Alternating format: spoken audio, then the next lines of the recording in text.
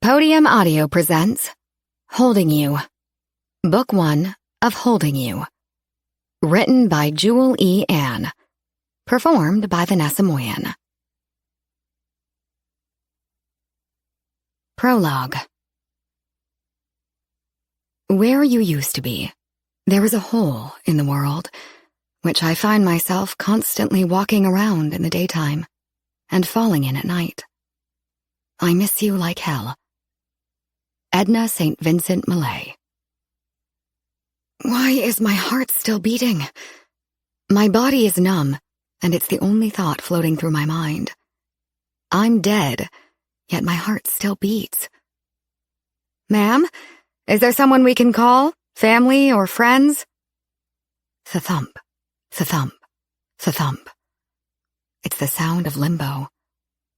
My soul is desperate to leave my body, but it doesn't know where to go.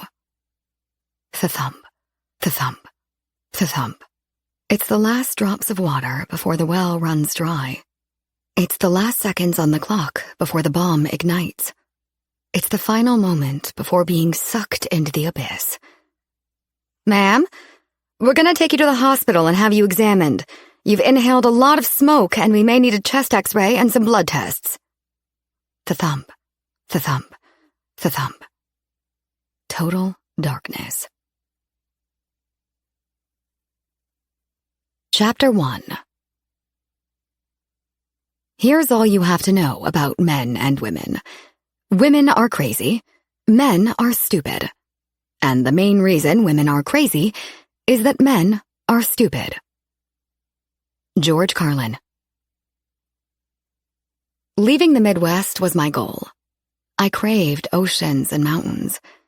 So, when I got my big chance to make my escape, I loaded up the moving truck and said goodbye to Chicago and hello to Milwaukee.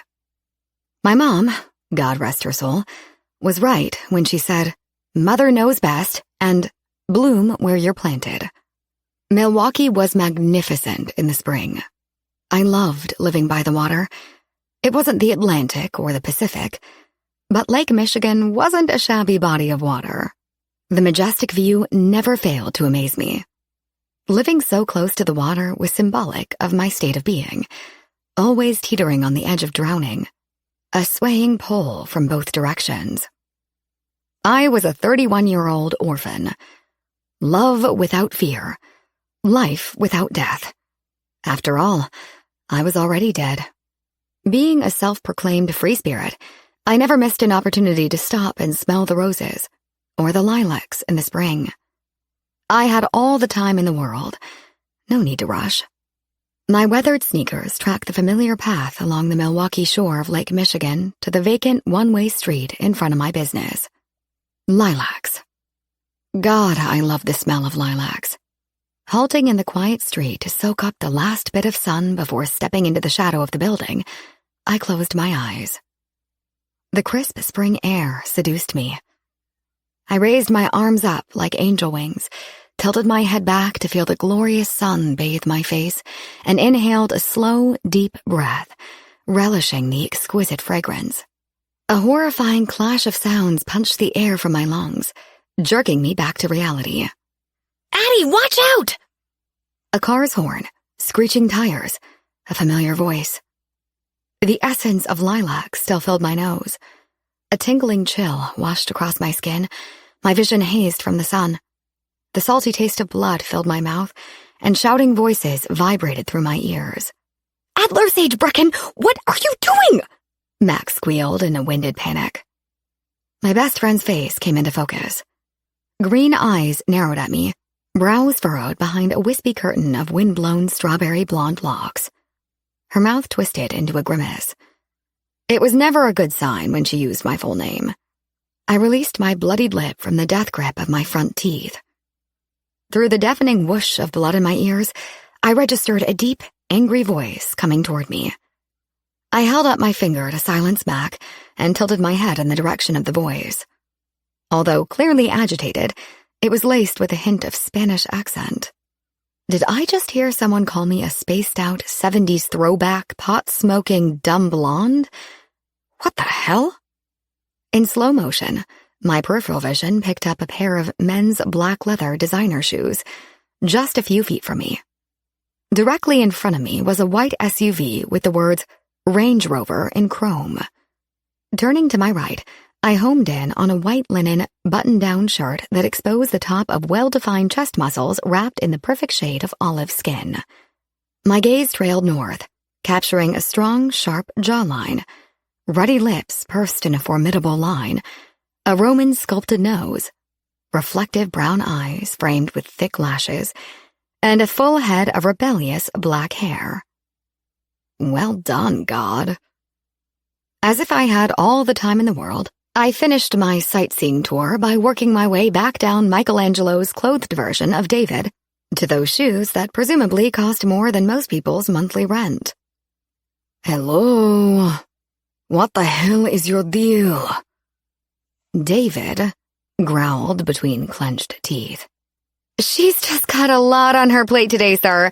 Sorry for the scare. You're good. She's good. Everyone is good. Come on, Addie. Mac huddled me to her side, looking over her shoulder at the almost accident while leading me toward the sidewalk. I jerked away from her grip and crossed over into David's personal space. My squinted eyes darted up to his, demanding his attention. First, I was not spaced out. I call it meditation. Second, my style is organic and earthy, not 70s throwback. Maybe modern hippie. Third, I don't smoke pot anymore. And finally, I may be blonde, but I am not dumb. What was that new smell? A new fragrance overpowered the lilacs, an unwelcome aphrodisiac. It had to be some ridiculously expensive cologne made from thousands of poisonous chemicals, and I cringed just thinking about the headache I would get from the toxic cocktail. However, in that moment, I wanted nothing more than to inhale it like a drug and live off the high. Everything about David was a heady combination, especially that damn sexy accent. Well, I about ran your organic, earthy, smart-mouthed, blonde, pigtailed, sexy ass over, Pippi. Each perfectly accented word tumbled from his lips, molded into an arrogant smirk. You're supposed to yield to pedestrians in the crosswalk, you egotistical, reckless maniac. A second later, my emotions regressed just long enough for my brain to catch up. Sexy ass? His eyebrows peaked as he gripped both of my arms and turned me around. The crosswalk is about 15 yards that way, Pippi.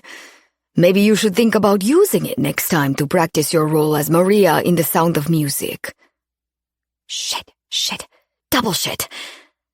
The morning sun reflected off the lake on one side, and my brick building stood on the other. Sure enough, the stoplight was another half a block up the street. Let's go, Mac. We're going to be late. I tilted my chin up, threw my shoulders back, and walked to my cafe, with its recessed entry framed by two large arched windows, green awnings, and Sage Leaf Cafe in white, with a light green sage leaf as the accent on cafe. After sneaking a glance back to look for Mac, I noticed Mr. Tall, Dark, and Hot as Hell slipping on his sunglasses while pulling away from the curb in his Feed a Small Country for a Day SUV. A rush of relief washed over my body. That was until Mac walked through the door and donned her Cheshire Cat grin. OMG, LMFAO. Maria in The Sound of Music, did you catch that? That is what you looked like out there, and the Pippi comment? Yeah, I get it. Whatever. And what's with all the acronyms? What are you, 12? I grumbled over my shoulder, walking toward the kitchen while flipping my braided pigtails over my shoulders.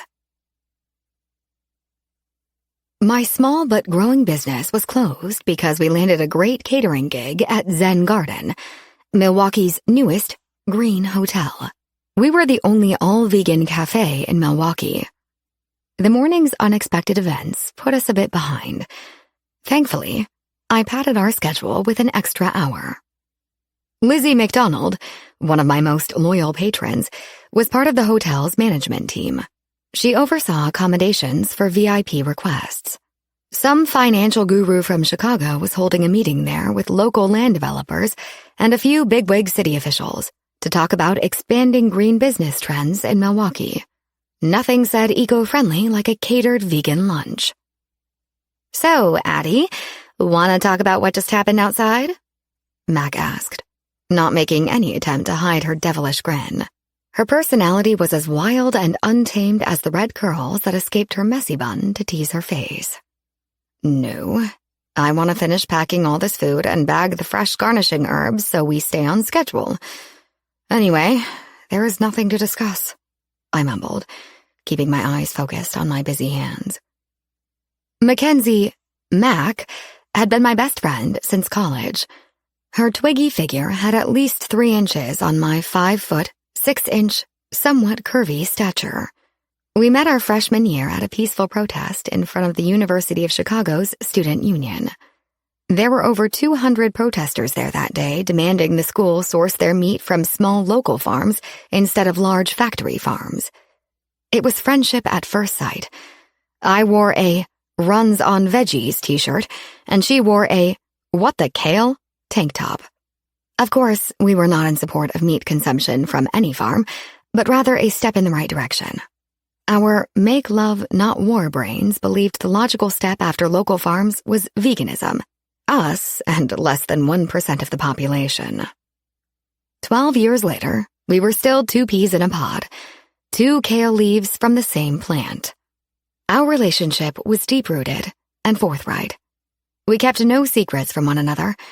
Therefore, lying to her was like lying to myself. "I guess it must have been my imagination that the fine, physical specimen you were inches away from in the street had your panties drenched and your nipples at full attention, huh?" "Oh my gosh, Mac, he about ran me over. I could have died this morning and you're trying to turn this into some smut novel you like to read." Some smut novel we like to read. Don't act like you don't have your iPad library filled with every smut novel published in the last 10 years. That's why you don't date. You know no man will ever satisfy you like sex script. First, I don't read that much. And second, you know that's not why I don't date. Just get the rest of those bags and let's go. I narrowed my eyes at her with an end-of-conversation finality, lips quivering to hide my grin. Our small crew arrived at Zen Garden Suites by 11:45. With the help of a few hotel staff, we had everything unloaded and into the kitchen by noon. Lunch for 20 was to be served in a small conference room with floor-to-ceiling windows overlooking Lake Michigan. I oversaw my staff planting the mixed garden greens salad with pickled beets, asparagus, and ginger fig dressing, while Mac assembled the roasted vegetable sandwiches. The hotel serving staff distributed the cucumber mint water and raw juice spritzers, while Lizzie McDonald paid a visit to the kitchen. "Listen up, everyone. Here are the rules of the luncheon." Rules of the luncheon? What the hell?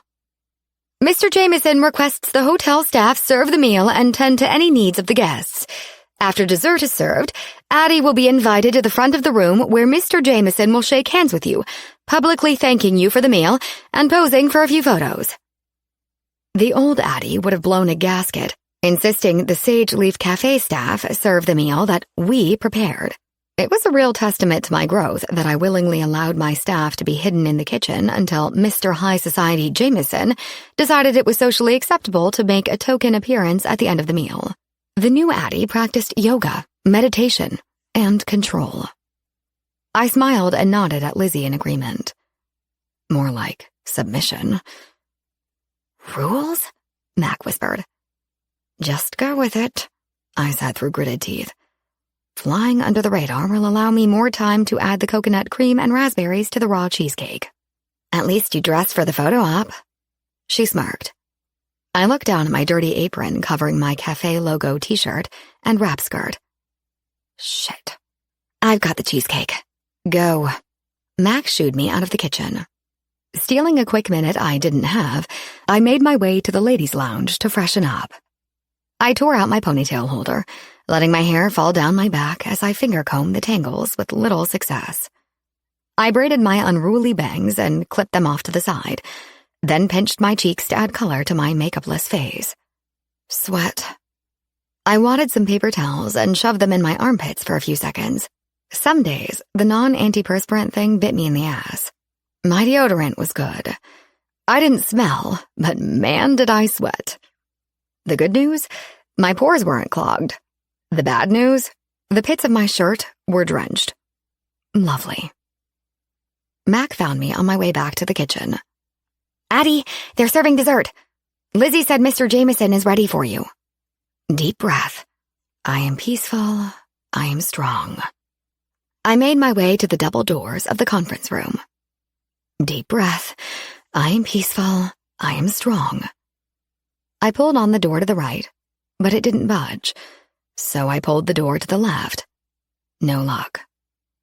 What is this? A top-secret meeting? What's with the locked doors?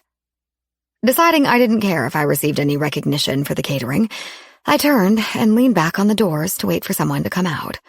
Before I could catch the weight of my body, I found myself falling into the conference room and landing flat on my ass. I closed my eyes. Push, Addie, not pull, you idiot. Deep breath. I am peaceful. I am strong. Just when I thought my 7 years of bad luck were over, the proverbial black cat crossed my path again. Well, well, you are just an accident waiting to happen, Pippi. An all-too-familiar deep voice filled my ears. Breathe, damn it. Peaceful, strong, peaceful, strong. It was an unwelcome moment of déjà vu as my eyes made the journey up Michelangelo's sculpture for the second time that day.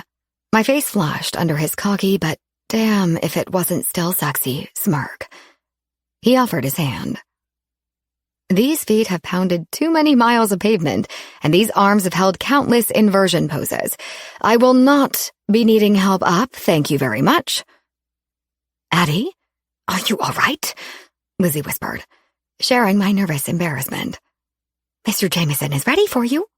After righting my clothing and pulling the stray hair away from my face, I once again threw my shoulders back, tilted my chin up, and walked toward the front of the room and away from David. Mr. Jameson started his introduction. I'd like to introduce the chef and owner of Sage Leaf Cafe, Ms. Adler Brecken.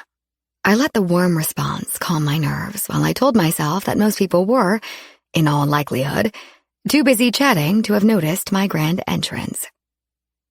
Ms. Brecken, you've outdone yourself with this superb lunch.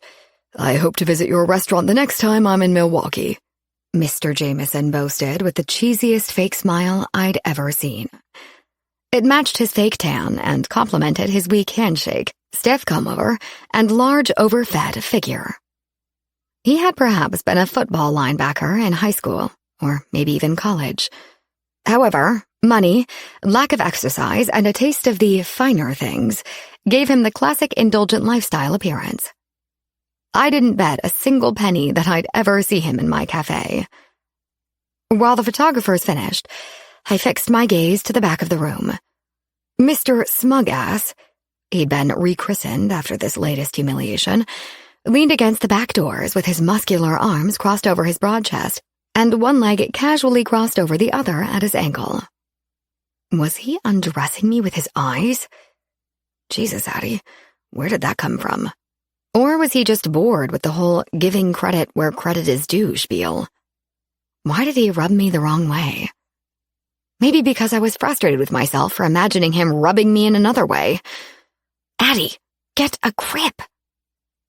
In a desperate attempt to exude confidence in my stride, I carefully navigated to the conference room exit. Why was he there? Cocky arrogance oozed from him as he stood by the other two guys who looked like some form of security or bodyguards.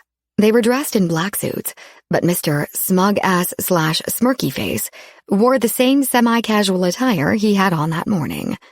The absence of a camera or notepad suggested he was not part of the press, and everything about him screamed money.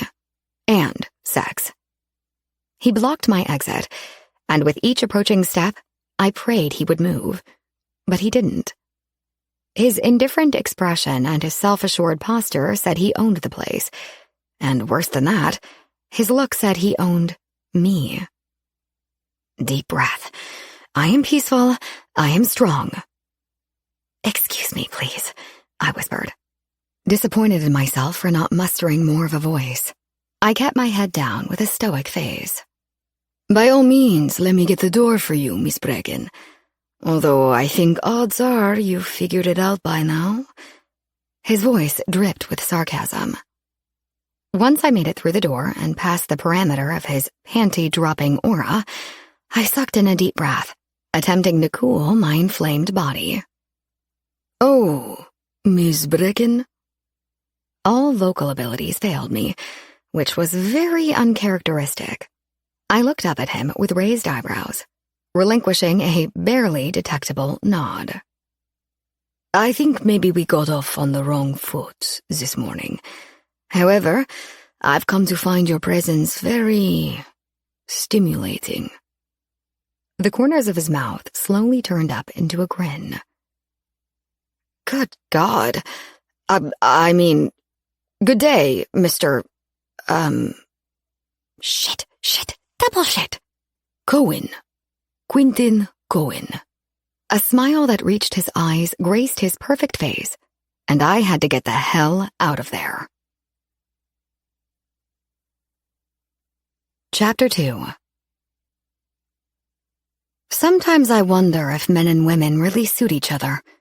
Perhaps they should live next door and just visit now and then. Katharine Hepburn. Early May in Milwaukee that year was a gift, as the unseasonably warm spring weather continued. The sun and the sounds of seagulls rained peace all around me. My off day 3 weeks earlier with the dark and dangerous Mr. Cohen sent my nerves into a tailspin, shaking my well-rehearsed carefree persona. Mac was on to me when I tried to brush it off as nerves from nearly being crushed by an SUV. It was absurd to even try that excuse with Mac, the one person who knew there was not a cell in my body that feared death. Losing nearly every reason to live had that effect on a person. Rounding the last curve of the path, I accepted Mother Nature's invitation to spend more time outside that morning.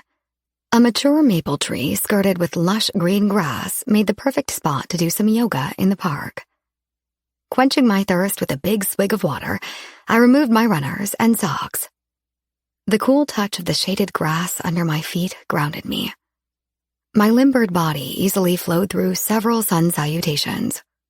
On my last down dog, I spotted an upside-down figure a few feet away, casually leaning against the massive maple trunk with one arm crossing his chest and the other resting at a 90-degree angle, holding a Starbucks cup inches from full, rosy lips, stood Mr. Cohen. I closed my eyes with an inhale and finished my sequence, ending in mountain pose.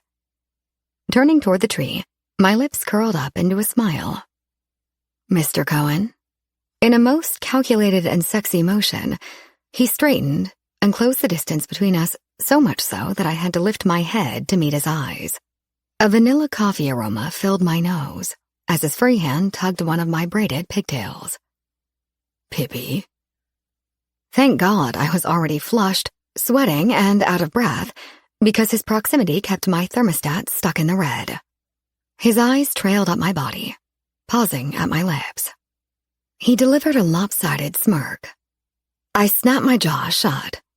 Even outdoors, his arrogance suffocated me. Or his sexiness sucked all the air from the atmosphere. No, definitely the former. Breaking the trance, I stepped back and bent down to grab my water. A long swig allowed me to catch my breath and buy a few extra seconds to formulate a comeback. You live near here, or is this just your new stalking ground? You think I look like a stalker? He tilted his head to the side. I think you act like a stalker. I was just observing the yoga class. He shrugged.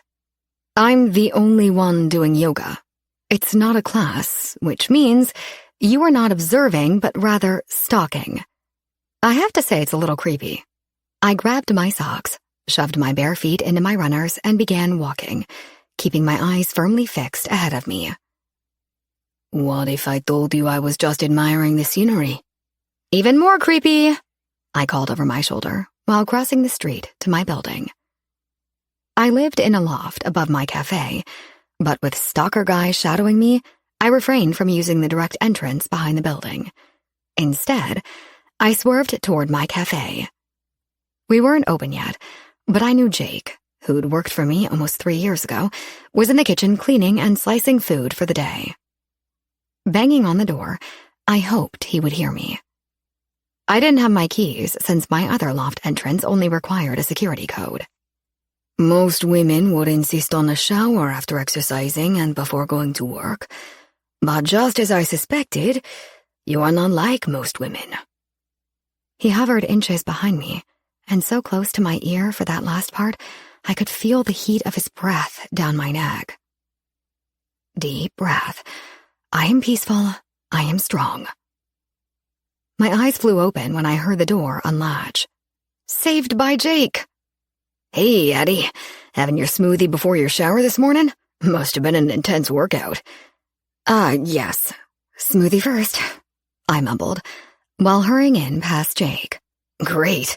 I'll juice you a shot of wheatgrass that's ready to go in the back. Is your friend having anything? My friend? In the rush of anxiety that propelled me through the door, I failed to notice Mr. Cohen follow me inside, uninvited. Jake locked the door behind us. Mr. Cohen perched his unwelcome, stalking ass on a bar stool at the juice bar. My eyes narrowed at him. I didn't want to like the tight-fitting charcoal t-shirt that hugged every one of his sculpted muscles, or the white cargo shorts that now hung low on his hips. Even his feet were sexy, clad in flip-flops propped up on the lower rung of the stool. Could feet even be sexy? As he bounced his legs, I caught myself taking in the flexing motion of his calf muscles for a little too long. Jake cleared his throat. My gaze cut to Mr. Arrogant. Jake, this is Mr. Cohen, and he's not my friend. In fact, I don't think he noticed our hours. I'm sure if he wants something, he can come back when we're open. Jake, please, call me Quinn. And Addie is being a little modest about us. We're definitely friends, so I'll have what she's having, please. Jake started to smile, but it quickly faded when he glanced at the scowl on my face. It was a shame. My 22-year-old employee had a ruggedly sexy smile to match his tatted Hulk body that looked ready to bust out of his cafe t-shirt. He was my apprentice by day and an underground fighter by night. So... Jake pointed toward the kitchen. I'll be right back with the wheatgrass shots. I nodded, feeling defeated that Mr. Cohen got his way. Wow, Mr. Cohen. Quinn. I'm trying to figure out the whole definitely friends part. I kept my eyes on him as I tossed fresh fruit and pitted dates into the blender. With raised eyebrows and a soft, close-lipped smile, I waited for an explanation. He seemed to ignore me, his eyes inspecting every inch of my cafe. The spacious interior had high ceilings with contemporary brushed steel fans and dark, wood-stained LED pendant lamps. The crisp white walls were tastefully decorated with environmental posters and quotes such as, "Let food be thy medicine, and medicine be thy food." Hippocrates. Nature does not hurry, yet everything is accomplished. Lao Tzu. And environmentalism is about right versus wrong, not right versus left. Russell the Leaf. Square tables made from dark-stained reclaimed wood with brushed steel pedestals filled the middle. The chairs were salvaged from another restaurant that went out of business. We painted the wood light green and they looked brand new. Each table had a living centerpiece of either herbs or wheatgrass, growing in a cubed glass container. I've seen your eyes peruse my body more than once. His eyes focused back on me, and I'd say what's going on in your pretty little head crosses the line of friends by a few lengths of a football field. But since I have no wish to embarrass you in front of your employee, I thought I'd downplay it. Cocky ass. How could one person make me so damn mad? I gritted my teeth, glaring at him as I flipped on the switch to the blender. Before I had time to react, the fruity concoction flew everywhere. It took me a moment in the fruit barrage to gather my senses enough to switch it off. The first thing I spied was the lid still on the counter. Brilliant. Then I wiped my face and surveyed the mess.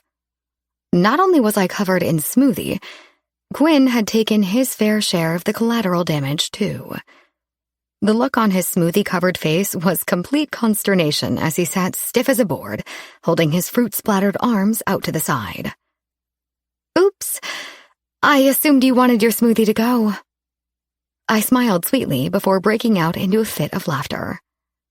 Wetting my pants was a real possibility if I didn't rein it in a little.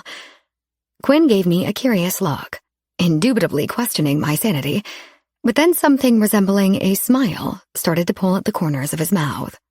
"Oh my gosh, I'm so sorry, but you should see the look on your face." I couldn't stop laughing.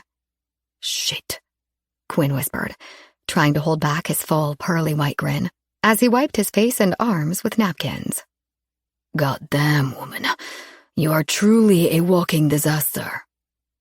"That she is," Jake agreed as he walked out with a tray of wheatgrass shots and orange wedges, shaking his head and sporting his own shit-eating grin. "I got this. Bottoms up with your shots, and then go get yourselves cleaned up." Still dripping with smoothie, I held up my shot glass in salute, downed it, sucked the juice of the orange wedge, and flashed Quinn my first genuine smile. He pressed his lips together and raised a skeptical brow. Maybe it was his first time doing wheatgrass shots. He hesitated for a moment, not moving his eyes from mine. I couldn't ease his apprehension by telling him it would taste like the nectar from the gods. Wheatgrass could range from tart to sweet, but there was no other way to describe its taste other than grassy. A moment later, his face softened. "Cheers," he saluted, then downed his shot with a grimace. I shoved the orange wedge in his mouth, my fingers grazing his lips as my tongue traced my own. "Jake, I'm going to take Quinn upstairs to clean up." My eyes didn't leave Quinn's. "Got it, Addie." The door to my loft was back near the kitchen. I entered the lock security code and turned to inspect Quinn a few steps behind. He crept along, being careful not to let any more of the smoothie drip. Taking complete inventory of the damage I did to him, I was relieved to see that his shorts were unscathed and a clean shirt would do the trick. When we reached my loft, I headed straight to the linen closet to get 2 bath towels. He took it, not looking at me. Just like downstairs, he didn't hide his thorough perusal of my place. My loft was my sanctuary. The view of the lake was nothing short of stunning when the iridescent reflection of the sun shimmered across the surface like dancing diamonds. Every detail, from the building materials to the interior design, was feng shuied. I spent many months checking the architectural salvage store for the perfect pieces to show up. Framed mirrors to dressers, coffee tables to coat trees, I was in search of something that told me a story. Since I'd become so busy with my cafe, I had to sweet-talk Connor, the assistant manager, into calling me whenever pieces of possible interest came in. Connor was a muscle-bound, heavily inked, sex-on-legs guy, roughly 10 years my junior, much like Jake, who had a bit of a crush on me, and a definite appetite for my gourmet vegan cuisine. As long as I showed up wearing something sexy and carrying a brown bag of food, I was in like Flynn. "I have 1 bathroom, and it's through there, so you can go ahead and get cleaned up while I grab you a new shirt." Quinn sauntered closer to me. I struggled to keep my breathing steady as he traced his finger from my cheek to the corner of my mouth. He placed his finger in his mouth and rolled his tongue over it, lapping up the fruity liquid. "There's not a part of your body that isn't dripping with smoothie. I do believe you should clean up first. I'll just take my shirt off and wait." I forced a hard swallow. In one swift motion, he removed his shirt and set it in the kitchen sink. No fat. The guy had no fat, just sex appeal. Maybe too much sex appeal. When he turned toward me, the air in my lungs evaporated. He was a perfect anatomy model, with every muscle being well-defined but not too bulky. Years of yoga gave my muscles definition, but maintaining a body like his had to be a full-time job. What kind of person had time to look perfect? Presentable. I went for presentable. My full-time job was food. I loved food, and I exercised for my health, and to keep my ass squeezed into my jeans. Quinn exercised to look like that. Perfect. Damn him! He raised his eyebrows. Yes, I stared. I was supposed to shower, but I didn't. I just stared. Wow, I stuttered. Excuse me?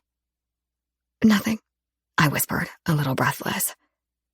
Before he had a chance to respond, gravity brought me back to Earth, and I made a dash for refuge in the bathroom. After making it to safety, my back collapsed against the door and I struggled to keep myself from sliding to the floor. Blood drained from my head, engorging my breasts and swelling my sacs. A blubbering, googly-eyed idiot took over my body. Someone needed to shut her down before all dignity evaporated. Deep breath. I am peaceful. I am strong. That was my mantra. It kept me focused, calm, and alive in the face of adversity. Allowing Quinn to wander my loft unattended for too long was not a good idea, so I took a shower in record-breaking time, even with a quick shave of my armpits and legs. Wrapped up in my towel, I slipped through the back sliding door of the bathroom that connected to my walk-in closet, snagging the essentials: panties, bra, green capris, and a white cafe tank. A fast comb through my tangled hair, and I was done. Quinn stood by my large windows overlooking the lake. His back was glorious. Yes, it deserved fame and honor, a sight of beauty. That assessment stayed locked in my mind with all other tongue-twisted, teenaged girl descriptions of the man who tried to kill me with his gas guzzler. That was something I needed to remember. I almost took my last breath as human roadkill beneath his fancy-pants SUV. His hands were shoved in his pockets, tugging down his cargos and exposing the gray waistband of his briefs. Jaw-dropping view, eh? His deep, gritty voice echoed. How did he know I was in the room and staring at him? I was just... The lake. You have a beautiful view of the lake. A fine smirk played across his face as he turned to witness my blushing skin. Yes, the lake. It's amazing. I'm done. The bathroom is all yours. I'll go get you a shirt while you clean up. Thanks, Addy. He made a quick inspection of me before leaving me to pant like a dog. Lack of sex was the most plausible explanation for my flustered behavior. As soon as I heard the water running, I scrambled to my bedroom and dug out a plain navy t-shirt that seemed large enough to fit Quinn. I had a whole drawer dedicated to freebie tees I received at different expos and trade shows. Most of the time, I used them as backup nightshirts. The warm breeze dried my damp hair while I waited on my deck for Quinn. When I sensed his presence, I took a moment to imagine him looking at me the way I had at him. My body hoped so, but my brain didn't. I turned and gasped at the sight of him in nothing but his cargos and wet black hair, a few rivulets of water still melting down his torso. Adonis may have been the Greek god of beauty and desire, but Quinn was unmistakably a Latin sex god. Refusing to feed his oversized ego with any more panting and drooling, I tossed him the shirt and cleared my throat. This should fit. He caught it, and without even looking at it, slipped it over his head, easing it the rest of the way down, no doubt putting on a show for me. How long have you been a vegan? His question was typical in the realm of answers I was willing to share. 12 years. I saw a documentary on slaughterhouses, and I could no longer physically or mentally handle consuming meat. I was a bit of a tree hugger anyway, and veganism is great for the environment, so it was a no-brainer. But please, no judgment. It's just how I choose to take care of my body. It's not a cult, and we don't all throw red paint on fur coats. I slipped on my flip-flops and headed back down to the cafe. You coming? The Q&A ended with my well-rehearsed spiel. My life wasn't an open book. It was more of a locked vault buried at the bottom of the ocean. But food I would talk about. I'm sorry again about your shirt. I'll get it washed and maybe you can stop in and pick it up sometime. I'll have it behind the counter in case I'm not here.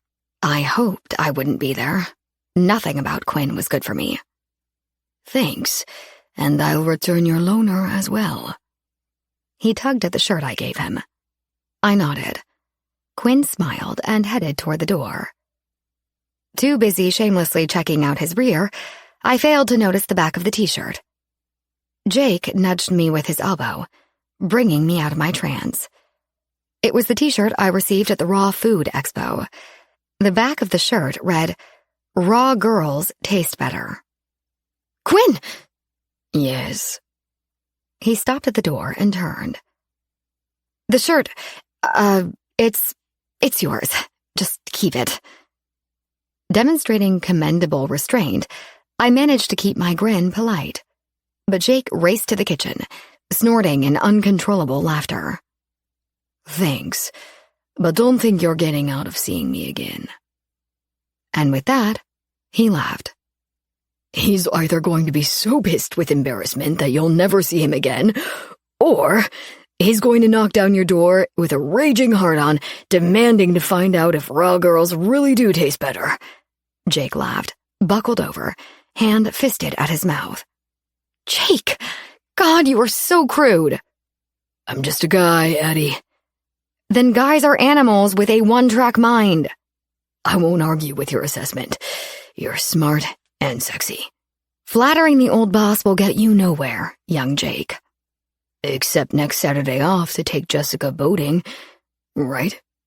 Yeah, except that. Now get to work. Jake was a flirt since day one, but I knew he was harmless and smitten with his girlfriend, Jessica. It had been 5 days since Quinn walked out of the cafe. Not that I was counting, but I had a hunch I wouldn't see him again. The t-shirt incident was not at all intentional. I thought of it as a happy accident. But 5 days later and no contact from him, I knew it was the pissed with embarrassment scenario. While I was on my way to the market, Mac called me. Hey, Mac. Sup? 80 degrees and gorgeous, that's what's up. Thought you'd come sailing with me and Evan today. Fifth wheel invite, and I'm on my way to market anyway. Thanks, but I'll pass. Adler Sage, don't you dare give me that fifth wheel crap.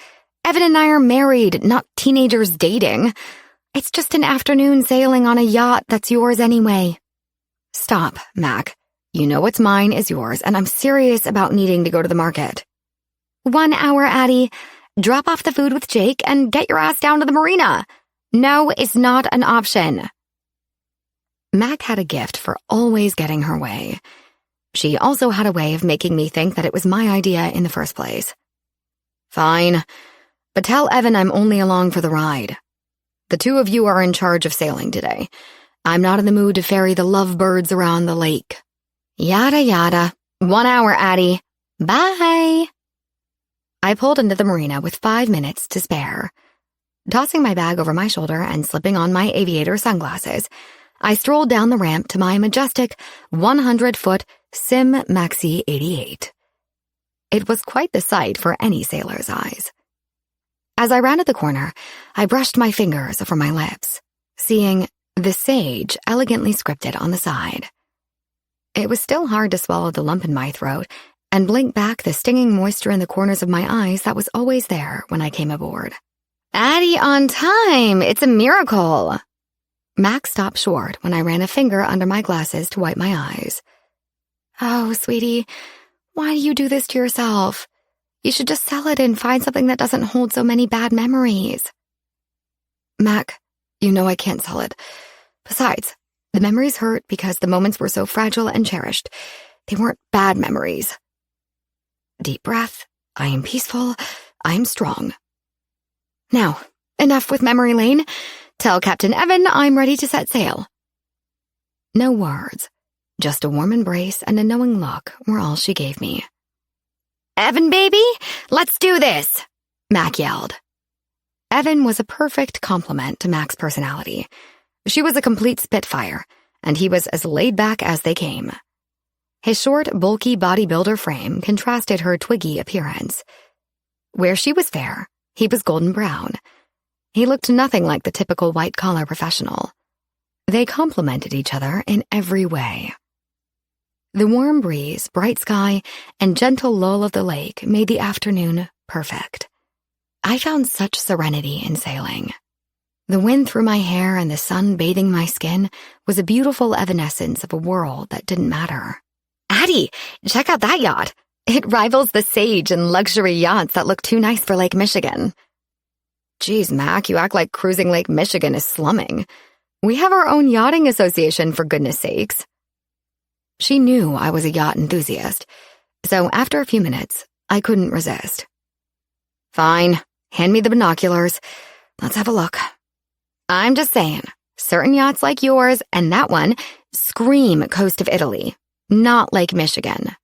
I tried to focus in while it was still a good 200 yards away. Sweet. Looks custom built.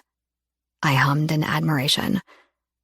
On the upper deck were two young kids, maybe 5 and 7, drinking what appeared to be juice boxes.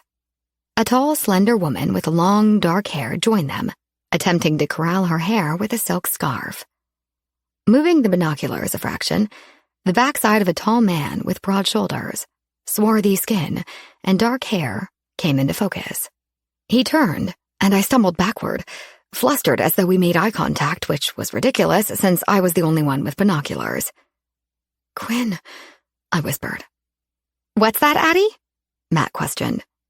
It's Quinn, and what appears to be his wife and 2 kids.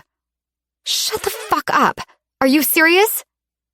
Remind me to give your mouth a good washing before we have kids, Evan added while shaking his head. Oh, you love my dirty mouth. Mac deposited a deep, wet kiss on his mouth. Well, that explains why I haven't seen him since the smoothie disaster. I'm amazed Cleopatra didn't cut off his nuts and bury them in my shirt. A shame. That was organic cotton, wasn't it, Addie? Yeah, it was. I laughed. But part of me felt punched in the gut. Why the letdown? I'd seen Quinn 3 times. The first, he insulted me after almost running me over. The second time, I fell on my ass in the most embarrassing fashion. And the third time, I drenched him in flying smoothie, like the walking disaster I was. But each time I'd been with him, I'd felt something other than the constant beat of my heart marking time. I tried to convince myself he was just a sexy distraction, which he was, but there was something else. The man flirted with me. He stalked me. Single Quinn was sexy and alluring. Married Quinn was scum of the worst kind. Pathetic piece of shit cheater. Kind of quiet, Addie. Ready to head in? Evan asked, as he applied more sun lotion to Mac's shoulders. Earth to Addie. Did you hear, Evan? I nodded and put the binoculars back. I knew Mac was onto me, but she wouldn't have brought it up in front of Evan, which was good because I didn't know what I would have said anyway. Chapter 3. Love is the answer, but while you're waiting for the answer, sex raises some pretty good questions. Woody Allen. Addie? Addie, can you see me? It's me, Mac. No, stop. You have to leave your oxygen mask on for a few more hours while they monitor you. Sniffle, sniffle. I'm sorry, sweetie. They're... Sniffle, sniffle. They didn't make it. They're gone. Thump, thump, thump. Eager to experience the beautiful essence of Lake Michigan at sunrise, I woke up at 5 every morning, except Sunday, and took a 30-minute jog on the lake path. Then, in my east-facing sunroom, I flowed through an hour of yoga and 15 minutes of meditation, followed by hot tea, a shower, then down to my cafe for wheatgrass shots, a green smoothie, and to open up shop. Self-pity liked to rear its ugly head in the evening. I kept busy concocting new recipes, updating the cafe's website and/or social media pages. The closest thing I had to a social life was live performance nights at the cafe on Fridays and Saturdays. We stayed open until 11 p.m. and usually ended up with only standing room by 10. The patrons varied in age from early 20s to late 50s, depending on the night's entertainment. By 10 o'clock Saturday night after the Quinn incident, we had a packed house with Supermoon, a popular local band, playing a great mix of alternative music. Jake, as I promised the week before, had the day off. The two new part-time girls I hired the month before busted their butts serving the customers, while Mac worked her magic behind the juice bar. Once the food requests slowed down, I grabbed an order pad and helped Mac. After tugging on my pigtails to tighten them a bit, I looked for a pen from under the counter. "What can I get ya?" I asked the next customer in line without glancing up. "Green Goddess, in a cup this time, please." Quinn. Deep breath. I am peaceful, I am strong. "Anything else, sir?" "Yes, I think you're holding a t-shirt for me somewhere behind the counter." "Sorry, sir. I wasn't sure who that old thing belonged to, so I donated it to a refugee family." "You what? That was a $250 shirt," he gritted between his teeth. "Sorry. Looked like a Target special to me." He placed both hands on the counter and leaned in closer. "Have I done something wrong? Because last I knew, I was the one wearing the Raw Girls Taste Better shirt to the market, bank, and, for the big reveal, to lunch with some buddies." "Well, sounds like a good thing it was drawn to your attention before your wife saw it. Here's your drink." "Next!" I willed myself to stay strong. When he leaned into the counter, my body started to perspire from the seductive scent of his woodsy, probably chemical-laden cologne. "Wife? What the hell are you talking about?" Don't you dare give me that line of shit." I pointed a stiff finger at him. "Addie, why don't you take this someplace else? The girls and I will close up. You're kind of making a scene." Mac pushed me toward my loft door. "You're right, Mac. I'm done. Make sure Mr. Cohen pays for his drink and finds his way out." I punched in my code and took the stairs 2 at a time. When I got to the top, I felt a large hand grip my arm, turning me around. I couldn't believe Mac let him follow me. Traitor. "What do you want? Is this about your stupid shirt? I'll buy you a new one, whatever, just leave. You have a family, what the hell is wrong with you? Go home." I went to pull my arm away, but he yanked my other one as well and pushed me against the wall. My breaths came so fast and heavy I could have passed out, if it hadn't been for the adrenaline running through my shaky body. "First, I don't give a fuck about the shirt. Second, I don't have a wife, and I saw you, her, them, your kids," I huffed. "On your yacht." He searched my eyes, but looked through them into someplace deeper, someplace he wasn't invited. I didn't see it, I felt it, and I didn't like it. The feeling made me nervous and scared. The unwelcome vulnerability shook me to the core. "Alexis is my sister." He moved his mouth to my ear without making contact and whispered, "And those were her kids." He loosened his grip on my wrists and feathered his fingers up my arms, leaving a trail of goosebumps in their wake. Cradling my jaw in his hands, he grazed his lips and nose across my cheek from my ear to my lips. He pulled back and rested his forehead on mine as he breathed out. "My God, you're so beautiful." Those simple words sounded like a plea, as if his assessment of my beauty somehow pained him. I closed my eyes and felt his thumb brush my bottom lip. My breath remained hostage in my chest. Gliding his mouth back to my ear, he sucked my earlobe into his mouth and grazed it with his teeth. Releasing it, he whispered, "Good night, Addie." Paralyzed, all I could do was watch him walk down the stairs. The door slammed shut. I sucked in a shaky breath and melted down the wall, resting my arms and head on my bent knees. Holy shit! The next morning brought little clarity to the out-of-body experience from the previous night. While sipping my rooibos tea, my phone chimed with a text from Mac. "What did you do to Quinn last night?" "Not following?" He came back down, grabbed a smoothie, winked at me, and tossed a Ben Franklin by the register before walking out. Must have done something for that kind of tip. WTF? He left $100 tip? Yep. Oh, and did I mention the huge smile he was wearing? Not what you are thinking. Call you later. You'd better. As I walk into the kitchen to get more tea, my door buzzed. Yes, I answered into the intercom. Delivery for Miss Brecken? I peeked out the back window.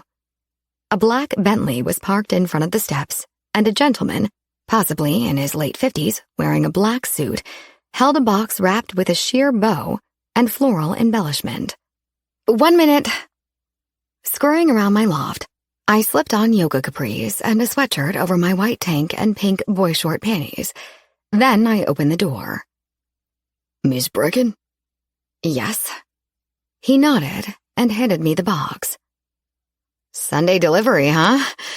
What company do you work for that sends their driver out in a $200,000 vehicle?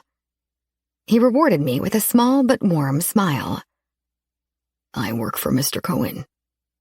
Note to self, spend more time finding out about Quinn's business ventures and less time drooling over his body.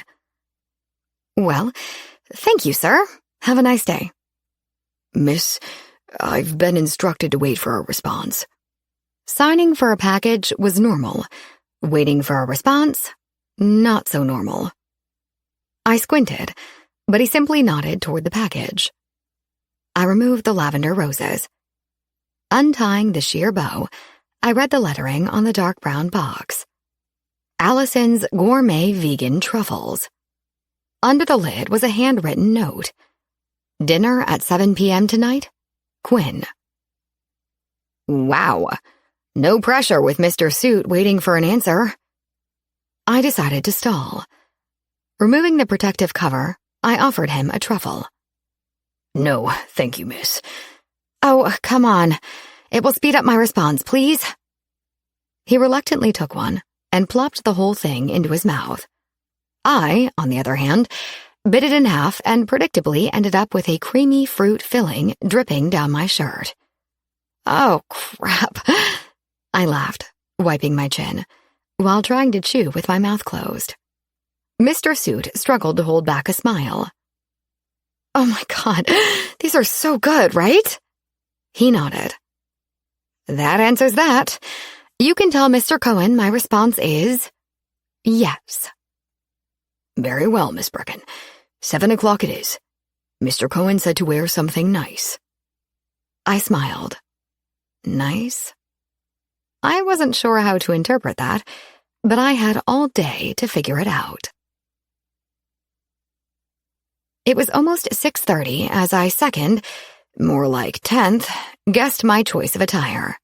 The winner was a basic black halter dress with a bodice that accentuated my 34B cup chest and a flared skirt that fell an inch above my knee. A plunge back revealed ample skin, which I initially covered with a sheer wrap, then decided to ditch at the last minute. The truth? I wasn't looking for a relationship. Sex? I needed sex. Could a woman use a guy for sex without being a whore or offering her heart? History put the odds of success in my favor. 31 and single. I could do whatever the hell I wanted, even if I hadn't done it in a while. As I buckled the wide black strap of my 4-inch wedge, open-toed Stella McCartney shoes around my ankle, the door buzzed. Stepping out the door, I expected to see Mr. Suit waiting by the black Bentley. But the man at the bottom of my stairs dressed in a platinum suit, pinstripe shirt, black tie, and sexy, perfect white smile was none other than my seductive new acquaintance. "Quinn," I breathed, but just barely to myself. A mixed cocktail of emotions warred in my head. Guilt, fear, anxiety, lust, desire, and need. The kind of need that was a physical craving. A craving to touch and be touched. Steadying my shaky legs, I took my first step. A step that felt like a gigantic leap. He watched me ease my way down the stairs, and everything in me screamed to run back inside, shut the door, and move to a remote village in China. My body, being the ultimate traitor, continued forward, pulled by something resembling a magnetic force. I grinned as his eyes moved like honey over my body. He didn't try to hide his pleasure one bit. "Cat got your tongue, Mr. Cohen?" He gave me a tight nod while wetting his lip. "I wanted to take you to dinner, but what you're wearing implies we should head back up those stairs." Flirting was a game I knew well. Bashful smiles, stolen glances, a giggle. Quinn didn't flirt. He fucked me with his eyes. A calm, calculated predator, stalking his nervous prey. "Your, driver, chauffeur, whatever, said to dress nice." Yes, well, I have to confess I had you pegged for nice being a sundress with flip-flops. This..." He walked in a complete circle around me, then shook his head, and held his breath for a moment. "This is distracting." "Well, enough ogling. Eyes up here, big guy." "Big guy, huh? We haven't even gotten to that part of the evening yet, but I can assure you I won't disappoint." "You're presumptuous." "Not at all. You're full of too many surprises." "Speaking of surprises, are we dumpster diving for dinner, or was I supposed to pack a granola bar? I don't see your car anywhere, but we can take mine." "No need to drive." He offered his arm, and I willingly accepted it. We walked to the front of the building and crossed the street to the lakefront. I stopped as the pier came into view. A sheer round tent with gold Chinese lanterns enveloped a single candlelit table, and two white fabric-wrapped chairs waited at the end of the wood-planked dock. I was in shock, but my heart knew better than to show it. "Oh, geez, same old private dinner on the pier date. You'd think guys these days would try to be a little more original." Quinn dropped his shoulders, head shaking. "Gonna make me work for every inch, aren't you?" I looked up at him through my black painted lashes and gave him my best innocent smile. After we made our way down to the tent, Quinn seated me in my chair, then feathered his index finger up my bare back to my halter tie. He took a shaky breath and exhaled with a moan as I felt his mouth ghost across the hair behind my ear, releasing a seductive whisper. "So distracting." It was about 70 degrees with a light breeze, and I couldn't blame the shiver that vibrated my whole body on the cool evening. I'm in way over my head. He took his seat just as a server appeared out of nowhere with 2 glasses of water garnished with spiraled lemons and a bottle of red wine. "Merlot, miss?" "Thank you." The server gestured the offer to Quinn, but he gave a slight shake of his head while keeping his eyes locked on mine. "Are you ready for your salads?" "Give us a few minutes." "Very well, sir." "You don't like red wine?" I asked. "I don't drink alcohol." "Then why did you have the server offer it?" "I thought you might enjoy some wine." "What made you think that?" He shook his head and let out a light laugh. "Just a shot in the dark, Addie. That's all it was." "Are you an alcoholic?" I didn't mean to pry. It just seemed like the next logical question. "No." "So why then?" "Are you originally from Milwaukee?" He countered. "I take it we're done discussing your reasons for abstaining from drinking?" "Correct."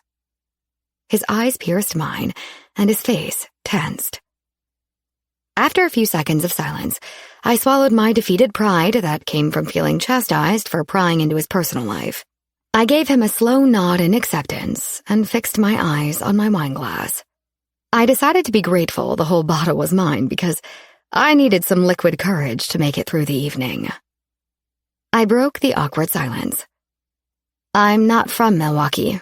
I'm from Chicago, born and raised. It was sex. We didn't have to divulge our darkest secrets. At least I'd hoped it would be sex. Quinn's face relaxed, and I again recognized the face that greeted me just minutes earlier. What brought you to Milwaukee? My pathetic attempt to rebel and leave the Midwest. My mother told me to bloom where I was planted, so the first chance I got, I rebelled and moved to Milwaukee. I sucked at rebelling. I also sucked at telling the whole truth. My fragile heart lacked the luxury of honesty. I wanted to stay on the lake and near a larger populace that could support a vegan cafe without the extreme chaos of Chicago. It sounded ridiculous, even to me, but I thought he'd let it fly for the moment. In a way, it was the truth, and it was much more mature than the rebel explanation. So is your family still in Chicago? I'm an only child and my parents are dead. God, I hated myself for sounding so callous. But dead said I'm fine, and died invited too much sympathy that I didn't want. I hoped the food would arrive soon. That line of questioning required a lot of wine, so I had to get some food in my stomach. Quinn looked pained, but not like he shared mine. It looked like his own. Addie, It's fine. I gave him a tight-lipped smile. How'd they die? I thought he'd take the hint. Most people did. Are you originally from Milwaukee? He gave me a knowing, close-lipped smile that matched mine, while he fiddled with his napkin on the table. Well played, Addie. I batted my eyelashes at him over the rim of my wine glass and took another sip. Saved by romaine, our salads arrived, and I was pleased to see they were void of cheese, meat, and eggs.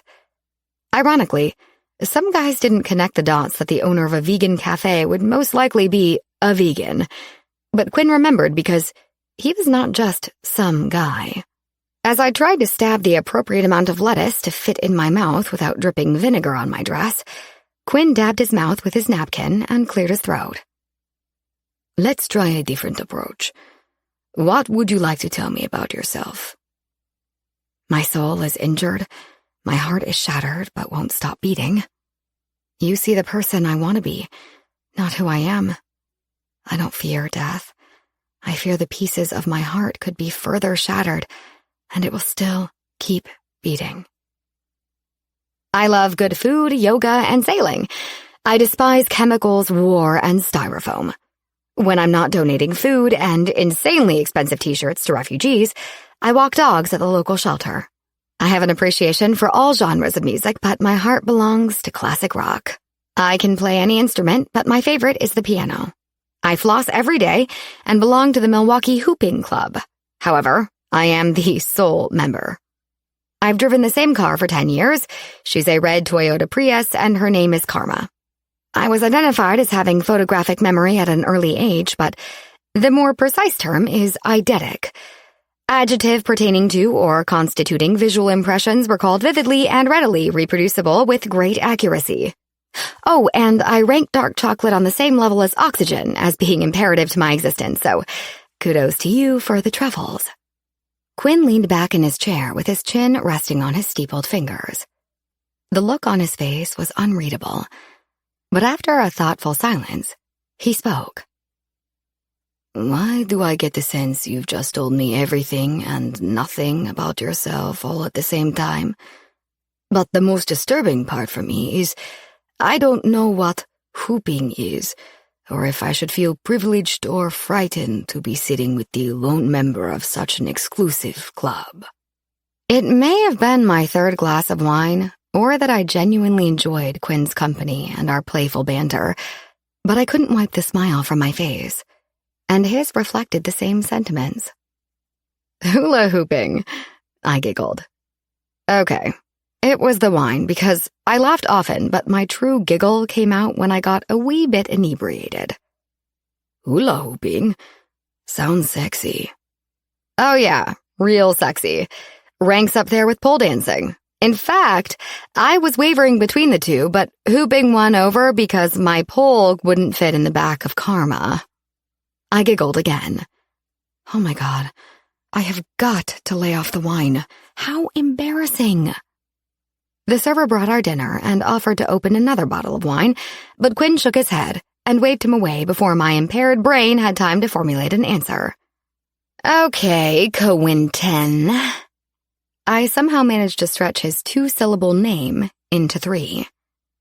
Quid pro quo. What's your 30-second summary? The intensity in his eyes burned into me, exposing a vulnerability that came only with my altered state. I squeezed my legs together to ward off the unwelcome pressure in the pit of my stomach and the hypersensitivity in my girly parts. He broke into his signature half-grin, like he knew precisely what he did to me. I am the oldest of 3. My mother is from Spain, my father is from Brazil. However, I was born and raised in New York.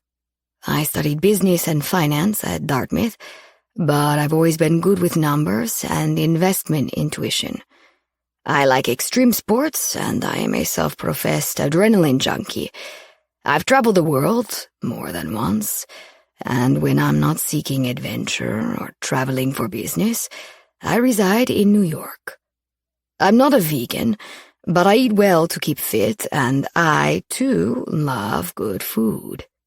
I enjoy beautiful women, but my longest relationship lasted 6 weeks, and I rarely get sidetracked in places like Milwaukee. You're sidetracked? Completely. His gaze fell to my lips. I said nothing, but slowly mouthed, "Wow." At a complete loss of what to do or say, I scooted back in my chair and stood. Where are you going? Quentin stood, reaching for my arm. Stupid, stupid, stupid. I should have stopped at 1 glass of wine, and while I wasn't drunk, I had trouble expressing what I felt. No, Addie, don't feel. Think. So I thought about smacking the smug SOB in the face, running like hell, or dragging his ass back to my loft.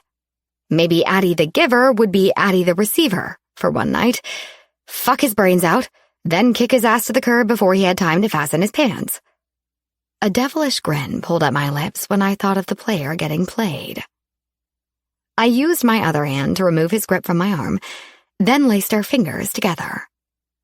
Without a word, I pulled him toward my loft. His narrowed eyes held uncertainty, yet he followed me without question. When we reached my loft, I left the lights off, but the blinds were up, and the streetlights provided some illumination. Quinn tracked my every move as I sat on the arm of my sofa and removed my shoes.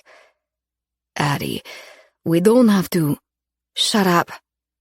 His eyes widened, and so did mine. I said those words, but not in a voice I recognized. Quinn did that to me, or years without the touch of a man did that to me. It's possible the alcohol played a part too. Whatever it was, I didn't want it to end. I just needed something physical, emotionless, mind-blowing. I grabbed his jacket and ripped it off his broad shoulders. His tie soon followed, and my shaky hands made the buttons of his shirt a bigger challenge than I expected. Impatient that the distraction of my fumbling hands would make me lose my nerve, I pulled at his shirt until the next 2 buttons popped off. He grabbed my wrists, halting my motions. I pushed up on my toes and crashed my lips to his, begging him to just let it happen. My heart raced like the wings of a hummingbird, making every movement even more frantic and desperate. He released my wrists and cupped my face, deepening our kiss. Our tongues met and explored each other in an erotic dance. My fidgety hands tugged at the button on his pants, but he broke our kiss and pulled back. Addie, slow down. He breathed hard. That wasn't what I wanted to hear. Slowing down gave my brain too much time to rethink my intentions. I just wanted to take Quinn on my terms. Fast, hard, and unattached. No. I finished unzipping his pants and gripped the waistband to pull them down. Quinn grabbed my wrists again and held them at my chest, this time with more force. Addie, stop. I froze, feeling rejected, embarrassed, and confused. The uneven tempo of our breaths permeated the silence. I sensed his dark eyes burning into me, but I refused to look at him. He stole my moment, and I just wanted him to leave. Look at me. His voice was softer, but still demanding. If I looked at him, he would see right through me, to a part of myself that I was not sharing with him or anyone, ever. All I could do was stare down at his hands holding my arms. I can't look at you. My voice shook, my body rigid, and tears threatened my eyes. We were silent for what felt like an eternity. Then don't. Just close your eyes. Don't think, just feel. With your body, not your heart. Close your eyes, just for tonight. Just for this moment. And just feel. His words were but a whisper, a command, a promise. He offered me one night, and maybe that was all I wanted. Maybe I just needed to be touched in a way I hadn't been in years. So I did. I closed my eyes and just felt. Quinn released my wrists and moved my hands back to his chest. The feel of his skin beneath my hands soothed me. With steadier fingers, I finished unbuttoning his shirt and eased it off his shoulders. My touch ghosted across his broad shoulders and down his chest, exploring and tracing every chiseled muscle. He stood still, his only movement the rise and fall of his chest, as though he knew what I needed and offered it to me without reservation. Appreciating the firm definition of his back as I inched my fingertips to his waist, I slipped my hand under the band of his briefs without hesitation and kneaded his firm butt. He shifted just enough that I felt his erection press against my abdomen. My lips whispered kisses over his chest and stopped to taste his nipple with the tip of my tongue. That was his undoing. Quinn's breath caught, and he moved his hands up my bare back with enough pressure to tell me he was tense and fighting his own battle to take it slow. He pulled the ties of my halter, letting the top of my dress fall. The fabric pooled at the top of my breasts, and the only thing holding it on my body was the contact of my chest to his stomach. He cupped my face with both hands and ran his thumb across my bottom lip. I flicked my tongue out to lick it, then drew the tip of it in my mouth, sucking and biting before releasing it. He moved both hands down my neck and over my chest, drifting to the top of my breasts. Pausing for a second before sliding them down the rest of my body, he pushed at the fabric until nothing held it up, and it fell to the floor at my feet. My heart pounded in my chest, but I felt it pulsing between my legs as well. Oh, God, I moaned, tilting my head up and arching my back, pushing my breasts further into his grasp. His mouth captured mine, absorbing my moan. His tongue deep in my mouth, mimicking the motion of his thumbs stimulating my nipples. Everything below my waist liquefied. I moved one of my hands from his backside, keeping it on the inside of his boxer briefs until I held his full, hard length in my hand. The moment I touched him, he broke our kiss again. Fuck, Addie. I did that to him, and that knowledge intensified my eagerness. He pushed himself into my hand until he couldn't take it anymore. God, you've got to stop. I'm going to lose it. He pulled my hand out and grabbed the other one, wrapping both around his neck. In one swift movement, he gripped my legs and pulled me up to him. As I wrapped my legs around his waist, he started a new assault on my mouth with his tongue, while walking us to my bedroom. The pulsing of his length, pushing at my entrance, separated only by the lace of my panties, obliterated all coherent thoughts. One goal. Quinn inside of me, ASAP. My legs clenched round his waist as my heels dug into his firm ass. It was simple. I was starving for sex and hungry for him. "Quinn," I panted. He laid me on my bed and had to peel me off him. I was so desperate I could have self-combusted. He stood. I panted. Pathetic? Absolutely. Did I care? Not one damn bit. He removed the rest of his clothes. I changed my mind. Quinn surpassed Michelangelo's David. How was it possible for a human to look so perfect? Every part of his anatomy was hard, defined, sculpted, and flawless. I would deal with his excessive perfection later, after I took full advantage of it. His eyes found mine, and he whispered, "Close your eyes, and remember, tonight, just feel." So I did. I closed my eyes and surrendered my body, telling my heart to disappear, just for one night. Sex. It was just sex. His hands moved along my feet, then drifted up my legs, his hot breath at my core, his lips ghosting across my lace panties. Hooking his fingers along the top, he pulled them at a painfully slow pace down my legs. The leisurely ascent of his mouth back up my legs, sucking, licking, and nibbling at my hypersensitive skin, nearly sent me over the edge. My knees trembled, but then his hands were on me, steadying them for a moment before spreading them wider. The rush of cool air sent a whole new flood of sensations to my sensitive flesh. His lips continued to burn a path up my inner thighs. My nerves were frayed, leaving me desperate to find some balance, some control.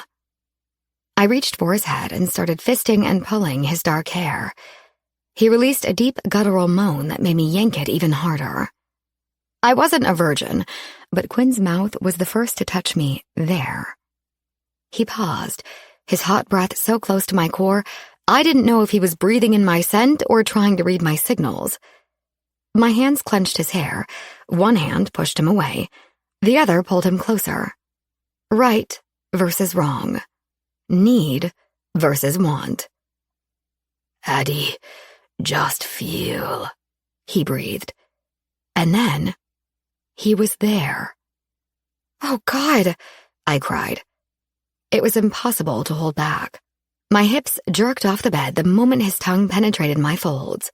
With one hand on my hip, he pushed me back down on the bed while the other traveled up my stomach, reaching for my breast, kneading it at first, then pinching my nipple. What felt like pain for an instant turned into a lightning sensation straight to my sex, causing me to uncontrollably buck my hips uncontrollably again. His tongue retreated. "No!" Before my protest found its voice, his fingers slipped into me, and I moaned in desperation. It was wrong for any woman to go this long without sex. Quinn, I'm going to, I was engorged, vibrating, and ready to burst. I couldn't take it anymore. "Let it go. Feel it. All of it." He moved his thumb and circled my clitoris once, and I exploded. I yelled his name in a mix of pleasure and embarrassment. What he did felt so wrong and yet so very, very right. The most incredible orgasm left me hovering above the earth. I couldn't even formulate a coherent thought.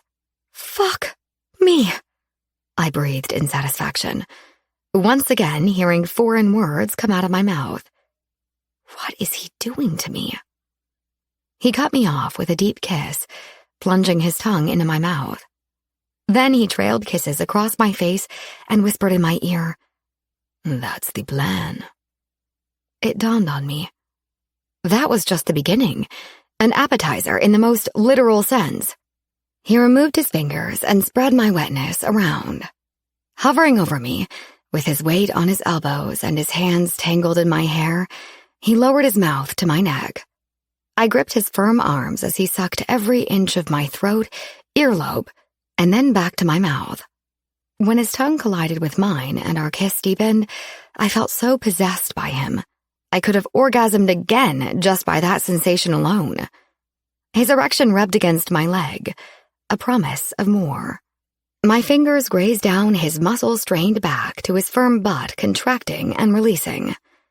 I brought my hand around and grasped him, using my thumb to rub circles over the wet tip of his cock, then stroking the entire length. Fuck, Addy, you're killing me. He kneeled in front of me, and I opened my eyes, just as he rolled on a condom. Over, he signaled, circling his finger. I hesitated for a moment. My experience with sex was missionary position and only missionary. I swallowed back my apprehension and rolled onto my stomach. Knees up.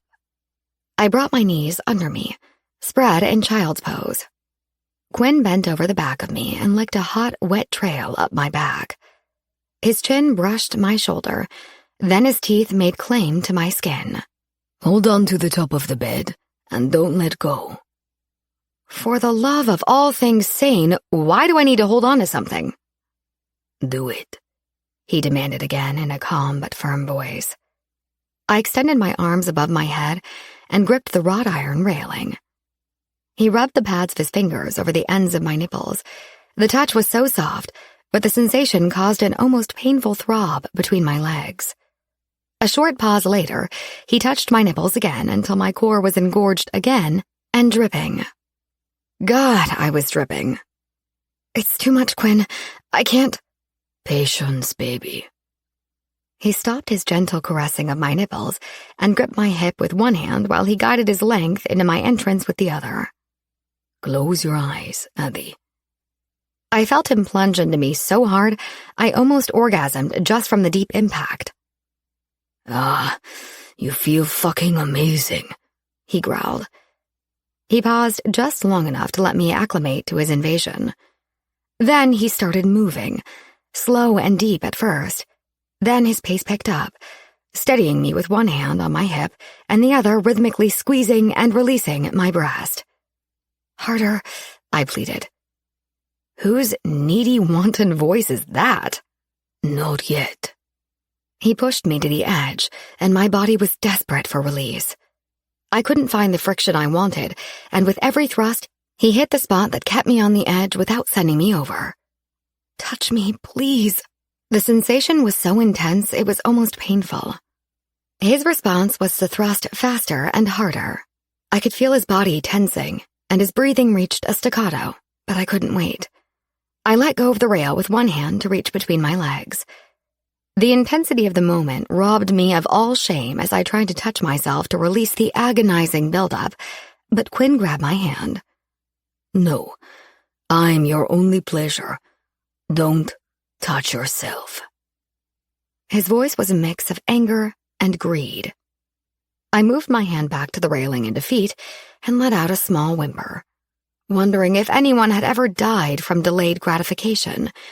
If not, I would be the first.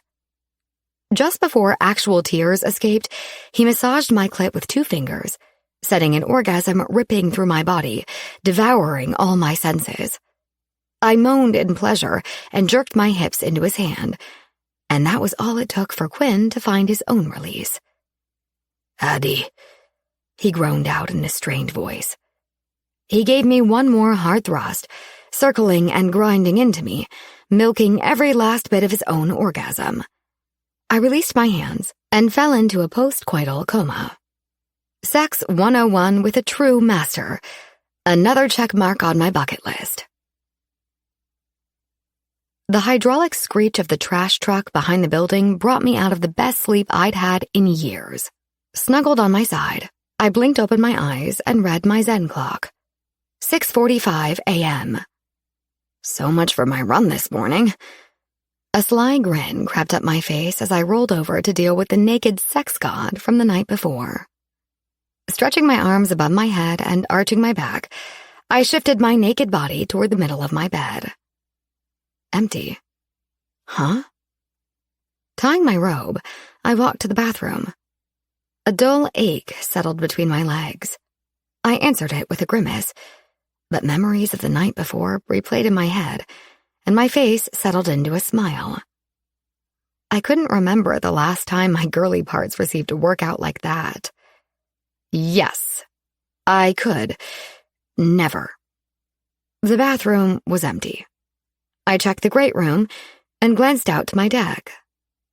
Quinn? No answer. Then I noticed a piece of paper on my kitchen counter with a pen on top, like a paperweight.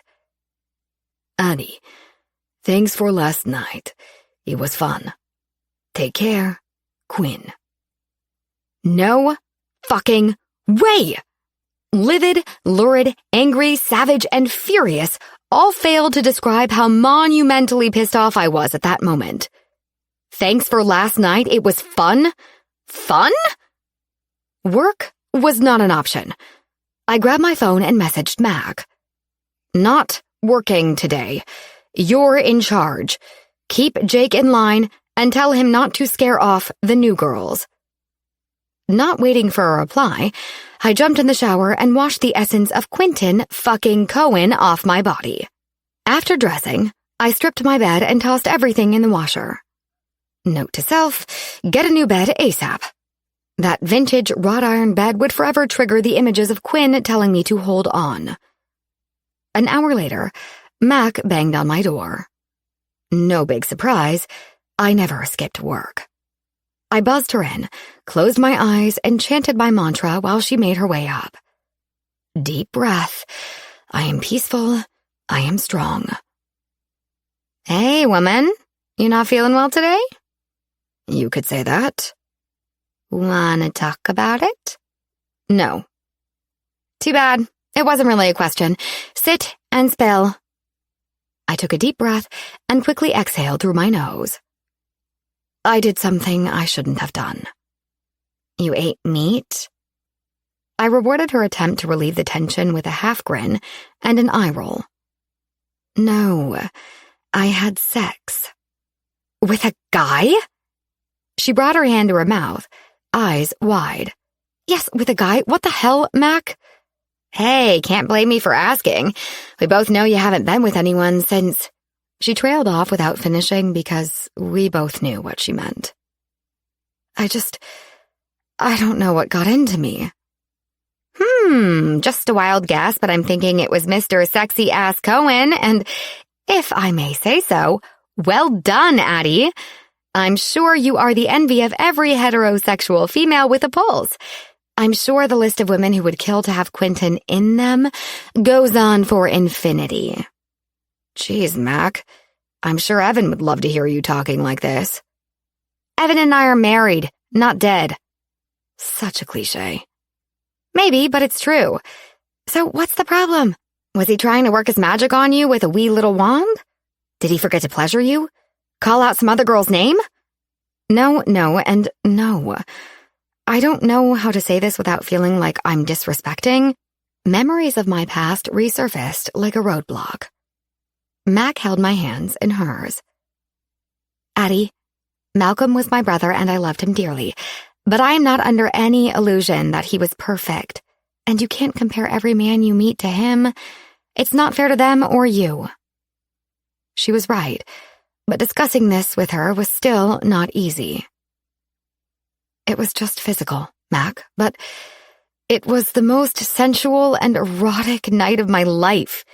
Gwyn did things to me that I've never experienced, ever.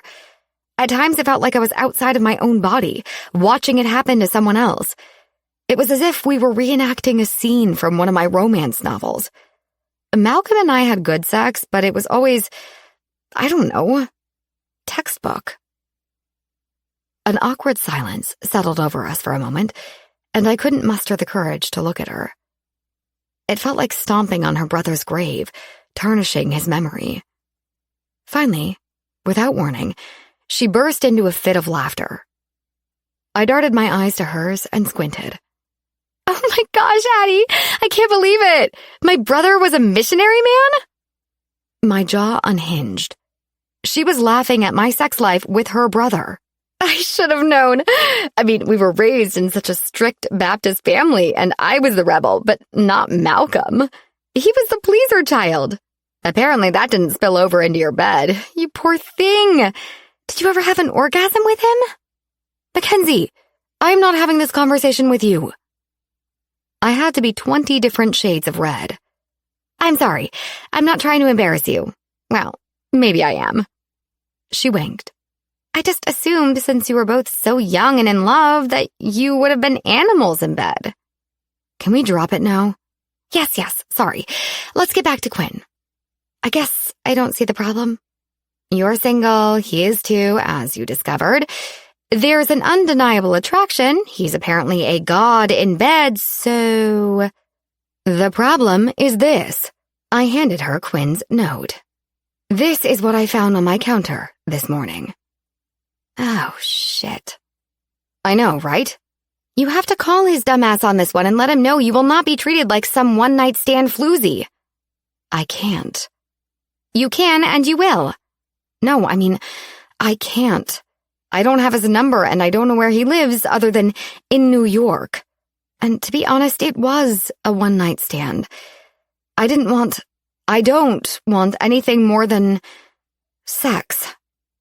I grimaced, looking at my friend, in all rights, my sister, and confessing my newfound inner slut was difficult. But you're pissed. Yes, I know. It sounds stupid. I just wanted a proper goodbye, not a goddamn note that makes me feel like some clinger. It's as if he was afraid I wouldn't let him go if he stayed to say goodbye. In all fairness, I bet he's had his fair share of clingers. And let's be honest, how many women are okay with one-night stands? Did you discuss the terms of your sexual encounter before it happened? I laughed. No. And he lives in New York? I nodded. What was he doing in Milwaukee? I'm not sure. Maybe something to do with work. You don't know? How can you not know? How many times did you see him? 3? 4? And this never came up? What the hell did you talk about? I cringed, picking at my fingernails. Looking at the situation under the light of Mac's questions, I wondered if maybe I got what I deserved. I think he may be connected somehow to Mr. Jameson, I murmured in a weak voice. Mr. Jameson? The financial dipshit from Chicago that spoke at the Zen Garden? I nodded. Why do you think that? Quinn was there, in the back of the room. We exchanged a few words. You exchanged a few words, huh? Mac nodded her head, but I knew she was internally shaking in disbelief. I don't suppose those words were, hey, what an odd coincidence. What are you doing here? Nope. I wrinkled my nose. Well, my dearest friend, I guess you'd better hope you did something to him last night that brings him back begging for more. Not likely, and I don't want anything more. Just a proper goodbye. Yes, a handshake. No more sex. Well, I grinned. I wouldn't exactly turn it down. I shook my head. But that's not the point. I don't care how good the sex is. His lack of manners is unforgivable. No, I wouldn't have seconds if he offered, which I doubt that he would. Oh, geez, Addie. You are so oblivious to just how hot and sexy you are. I've watched men ogle you for years, even with your pathetic attempts to look ordinary and unappealing. Pigtail girl. Hey, I like my pigtails. Yeah, well, men do too, but not for the reason you think. What's that supposed to mean? She released an exasperated sigh. Nothing. So, what makes you so sure Quinn won't be back? When we were at dinner last night, he said he enjoys beautiful women, but his longest relationship only lasted 6 weeks. And yet you still ended up in bed with him? Ugh, I know. I threw myself back onto the couch and pulled a pillow over my face. Because I just wanted to use him for sex. And you did. Yes, but he left me, not the other way around. So he used me. I don't think it would have made much sense for you to leave your own place. I laughed. Hard. It was all I could do. The ridiculousness of the situation flashed in neon. I could have sex without falling in love. That was easy. But my female genes didn't allow me to have it without any emotions. I was pissed over a stupid note. Well, look at it this way. You have some great visuals for lonely nights with Mr. Dilly-Do. I heaved the pillow at her. Shut up. We both laughed.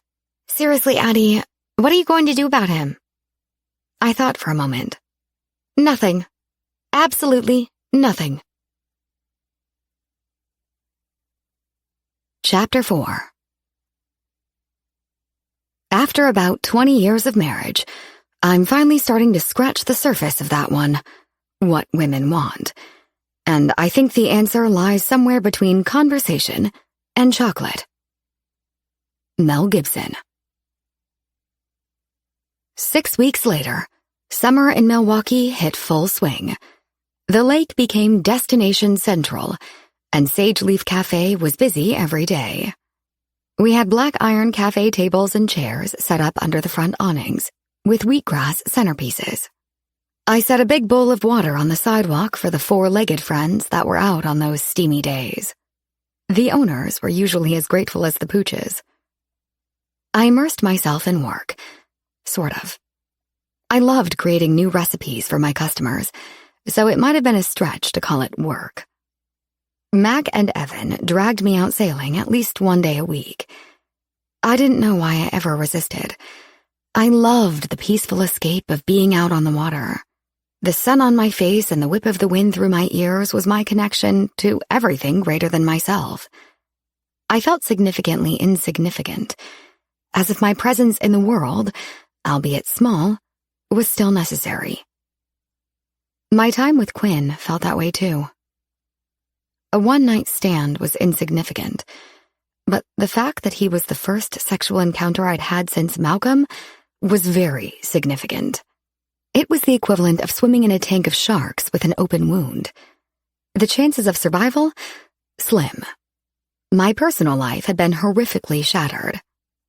Dinner outside of my cafe was a risk, but sex was jumping into the shark tank with my arm already severed. Yet, I survived. Significantly insignificant. Mac's parents celebrated their 40th wedding anniversary in Chicago that weekend, so we went home for a few days. It was bittersweet going back to what I thought of as my previous life, but I was a stronger person, and Mac assured me her parents wanted to see me. It had been a while since I'd seen them, and by a while, I mean not since Malcolm died. I severed ties with everyone and everything connected to that life, except Mac. Not that I didn't try, but she was persistent, to put it mildly. She followed a strict hug 'em into submission code. After Malcolm's funeral, I decided to take a year off from life. I packed my bags, went to the airport, and randomly picked a starting destination. I called it the Adler-Brecken Leave Me the Hell Alone tour. Mac showed up at the airport, bags in hand, and when I refused to let her come with me, she tackled me in the middle of the airport and wouldn't let me go until I agreed to let her come with me. We were gone 1 year, but it wasn't a bucket list tour of the 7 wonders. We went to the most remote and unappealing destinations and witnessed some unimaginable living conditions. We spent the last 3 months in Tibet, becoming learned in the practice of meditation. It wasn't a coincidence that we missed the anniversary of Malcolm's death. Our time away was about healing, and being there with Malcolm's parents would have ripped open old wounds that I'd spent too much time trying to sew shut. Mac's parents met us for an early lunch, which was a relief since I wanted to test the waters with them in a more casual environment before the black tie affair Friday night. We arrived at the restaurant a few minutes late, but overall we made pretty good time. The maitre d' escorted us to our table. Standing up, Gwen pulled Mac into a tight hug, while Richard and Evan shook hands and exchanged manly pats on the back. When Gwen released Mac, she gave me the most endearing smile and opened her inviting arms to me. I willingly accepted her warm embrace, knowing both of us were fighting back tears of emotion that had festered for years. Gwen was a nurse until she married Richard. She was tall and thin, with shoulder-length strawberry blonde hair like Mac. Green eyes weren't that common, but their family had plenty to go around since Mac and Malcolm had them too. Their devoted mother spent the previous 40 years raising their family, organizing church activities, volunteering at local nonprofit organizations, and golfing at the country club. I was very close to Gwen until Malcolm's death, but since essentially dropping off the face of the earth, I was uncertain if I ranked very high on her list. Mac insisted she was never upset with me, just hurt that I had refused to stay and grieve with her and let her comfort me. Addie, you look wonderful. It's been too long.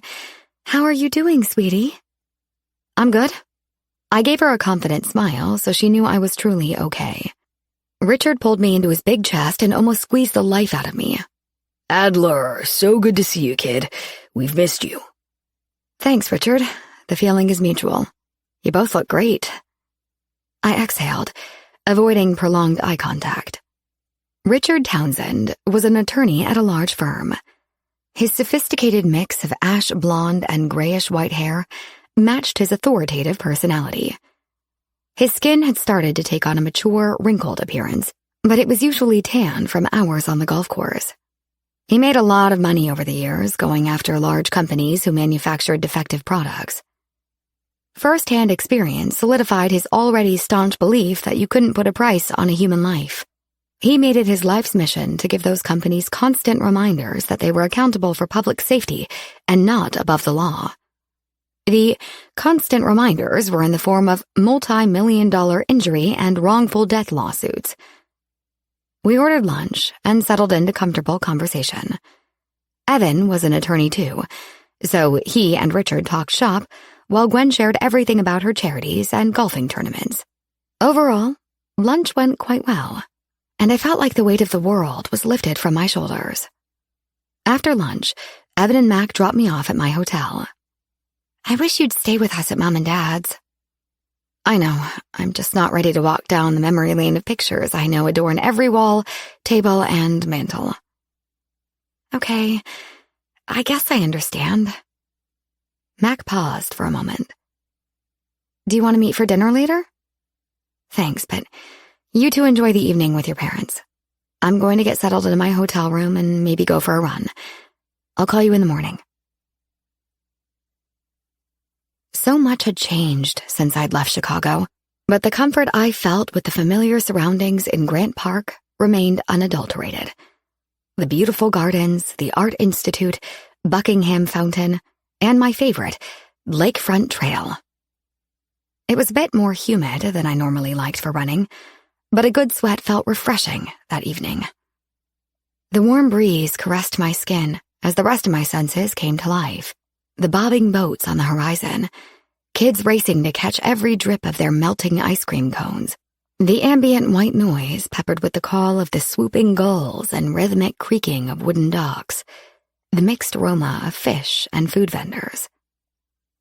As I stopped for a water break and made my way to the marina, an elegant custom yacht caught my attention. I immediately recognized it. Hola, hermosa. I froze at the unmistakable, sexy Latin American accent behind me. She's a beautiful vessel. See? I nodded once. It was all I could do. His voice felt like a gun to my back. Despite the sweat still glistening on my skin, I shivered as I felt him move closer. I couldn't turn around. I refused to look into those deep brown eyes. My emotions were all over the place. I felt trapped and desperate to flee, but my body forbade all efforts. He towered over me, so close that simply shifting my weight to my heels would have my back resting against his chest. I've missed you. His finger traced down my arm. Don't! I felt myself losing it, but my control couldn't keep up with my words. Jerking away from his touch, I turned toward him. Anger poisoned my veins, and I knew the anger was with myself, and that I let him elicit this reaction from me. A stupid note. Why couldn't I let it go? Fight or flight, I had to get out of there. Finding my feet, I brushed past him. Fuck you. You already did. His voice was smug. Like the reflex to a mosquito biting me, I whipped back around and smacked Quinn across the face so hard I felt like my hand was on fire. Holding his cheek, I expected a look of shock or anger, But I was the one in shock and further angered when he gave me a smile of satisfaction. You're mad. That's good. I wanted you angry. You're a sadistic, egotistical, self-centered son of a bitch. And just so you know, I'm not mad or angry at you because the truth is, I don't feel anything for you. You left me a note. You're either a coward or so full of yourself that you didn't think I'd let you go. Well, let me tell you something. I was going to kick your ass to the curb. I wasn't. I was going to have sex with him again, make him the best breakfast he'd ever had, and then part ways with a friendly handshake, maybe a chaste kiss on the cheek, but on my terms. God, I'm a mess. The energy coursing through me was like an electrical current, and precisely what I needed to propel my body away from Quinn as fast as possible. I ran hard and fast, fueled by a toxic mix of emotions. By the time I reached my hotel room, my body was a bowl of Jell-O. I collapsed on the bed and prayed for a reprieve from the burning sensation in my lungs. How dare he play me like that? He acted like an animal batting around its prey, waiting for its final attempt to escape, then going for the jugular. I was drained and in need of a shower, but my body required food first. Dragging my tired ass off the bed, I ordered dinner from a nearby Korean restaurant. Exhaustion won over while I waited for my food to arrive. A knock at the door startled me. Grabbing some cash on the way, I opened the door and my breath caught in my throat. Quinn. He held a paper bag in one hand, his other hand behind his back. Peace offering. You hijacked my dinner? Not at all. I bought you dinner. Semantics. I grabbed the bag and started to shut the door on him. Wait, aren't you going to invite me in? No, hijacking my dinner does not gain you access to my room. I attempted to shut the door again. Wait. I sighed. What? Quinn brought his other hand out from behind his back. In it was another bag. Vegan dark chocolate ice cream with peanut butter. The strong, sexy, godlike man gave me a look of an innocent young child, and I hated myself for being so easily tempted. It was just a note. And my ego.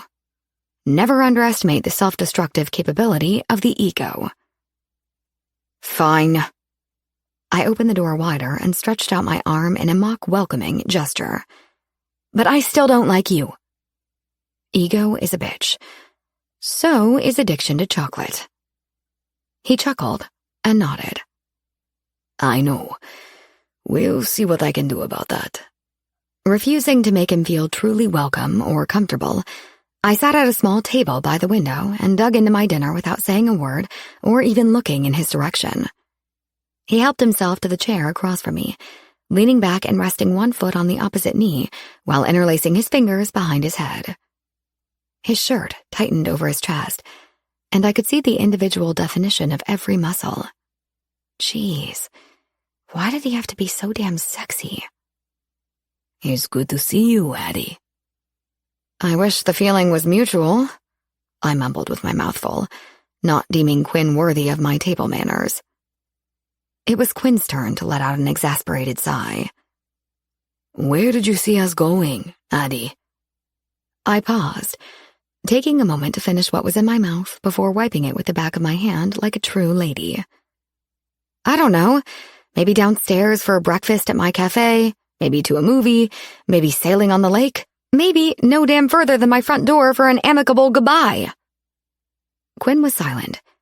He released his hands from behind his head and rubbed them over the top of his legs, his face lost in contemplation. The silence made me uncomfortable, so I opened the ice cream and shoved a big spoonful into my mouth. Oh, this is so good. Focus, Addie. What are you doing here, Quinn? You're a complete enigma to me. I don't know what you do for a living or why you were in Milwaukee, since you don't live there. I know you don't drink, but I don't know why. I know you think of women as conquests and have never had a relationship last longer than 6 weeks. And who says that? Who says that on a first date unless your only intention is to have a mutually consenting one-night stand, which is fine because that's all you were going to get anyway. But you can have a one-night stand without being an asshole. Thanks for last night. It was fun. My ego paraded around the room like a night at Mardi Gras. Not pretty. Deep breath. I am peaceful. I am strong. Quinn jumped to his feet, grabbed my arms, and pulled me up to him. I clenched a big spoonful of ice cream in my hand. What did you want me to say? That everything about you drives me crazy?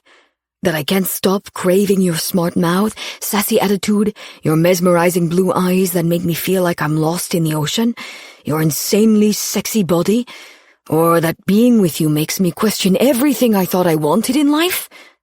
Whoa. Clearly he doesn't understand the definition of a one-night stand. Gloating ego. Even uglier. Holding my arms between our chests, with chocolate ice cream dripping from the spoon down my arm, Quinn leaned in and eased his tongue over the trail of chocolate up my arm, then put the rest of the spoon in his mouth, never once taking his eyes off mine. I pulled the spoon out of his mouth, then crashed my lips to his. There was nothing more intoxicating than the taste of Quinn and dark chocolate. He took the spoon from me while I grabbed his hair, pulling him in to deepen our kiss. As good as the ice cream was, all I thought about was devouring Quinn. My body craved his touch, his smell, the moans he made as we kissed. Our hands tore at each other's clothes, leaving them scattered on the floor. Clutching his large hands around my hips, he picked me up, and I wrapped my legs around him. He grabbed the container of ice cream and lumbered over to the love seat. He set me down. Lie back. What are you doing? I sucked in a breath. His eyes widened. A wicked smile danced along his lips as a dollop of ice cream melted down my breast, hardening my nipples. I'm going to cover you in ice cream, then lick you clean. Oh. Quinn's mouth descended to my chocolate-covered nipple. Oh. The Latin sex god knew more about my body than I did. His tongue did a whole tutorial entitled How to Make Addie Scream, Beg, and Orgasm. I'm not sure what was sexier, his body taking mine to sensory overload, or the look on his face after he devoured most of the ice cream along with 2 of my orgasms. Once my body started to regain a sense of control, he nipped at my hip bone and looked up at me with a huge grin. Like me now? Keeping a straight face, I dipped my finger into the remaining melted ice cream and sucked on it before pulling it out with a pop. You're okay? Okay. Just okay? I nodded, biting my top lip to keep from smiling. With a dark look that made my body quiver, he reached for his pants and retrieved a condom from his wallet. I tried not to focus on the reason why men carried condoms in their wallets like women carried lipstick or tampons in their purse. The euphoria of knowing what was to come, literally and figuratively, helped me overlook his preparedness. He had no doubt been a Boy Scout and still lived by the motto, "Be prepared." Grabbing my hips, he scooted me to the edge of the love seat so we were face to face. He tugged at the elastic bands of my pigtails. Do you have any idea how much the fuck me schoolgirl look turns me on? Twisting my pigtails around his hands, he used them to pull my mouth to his. When I was thoroughly kissed breathless, he released me for a gasp of air.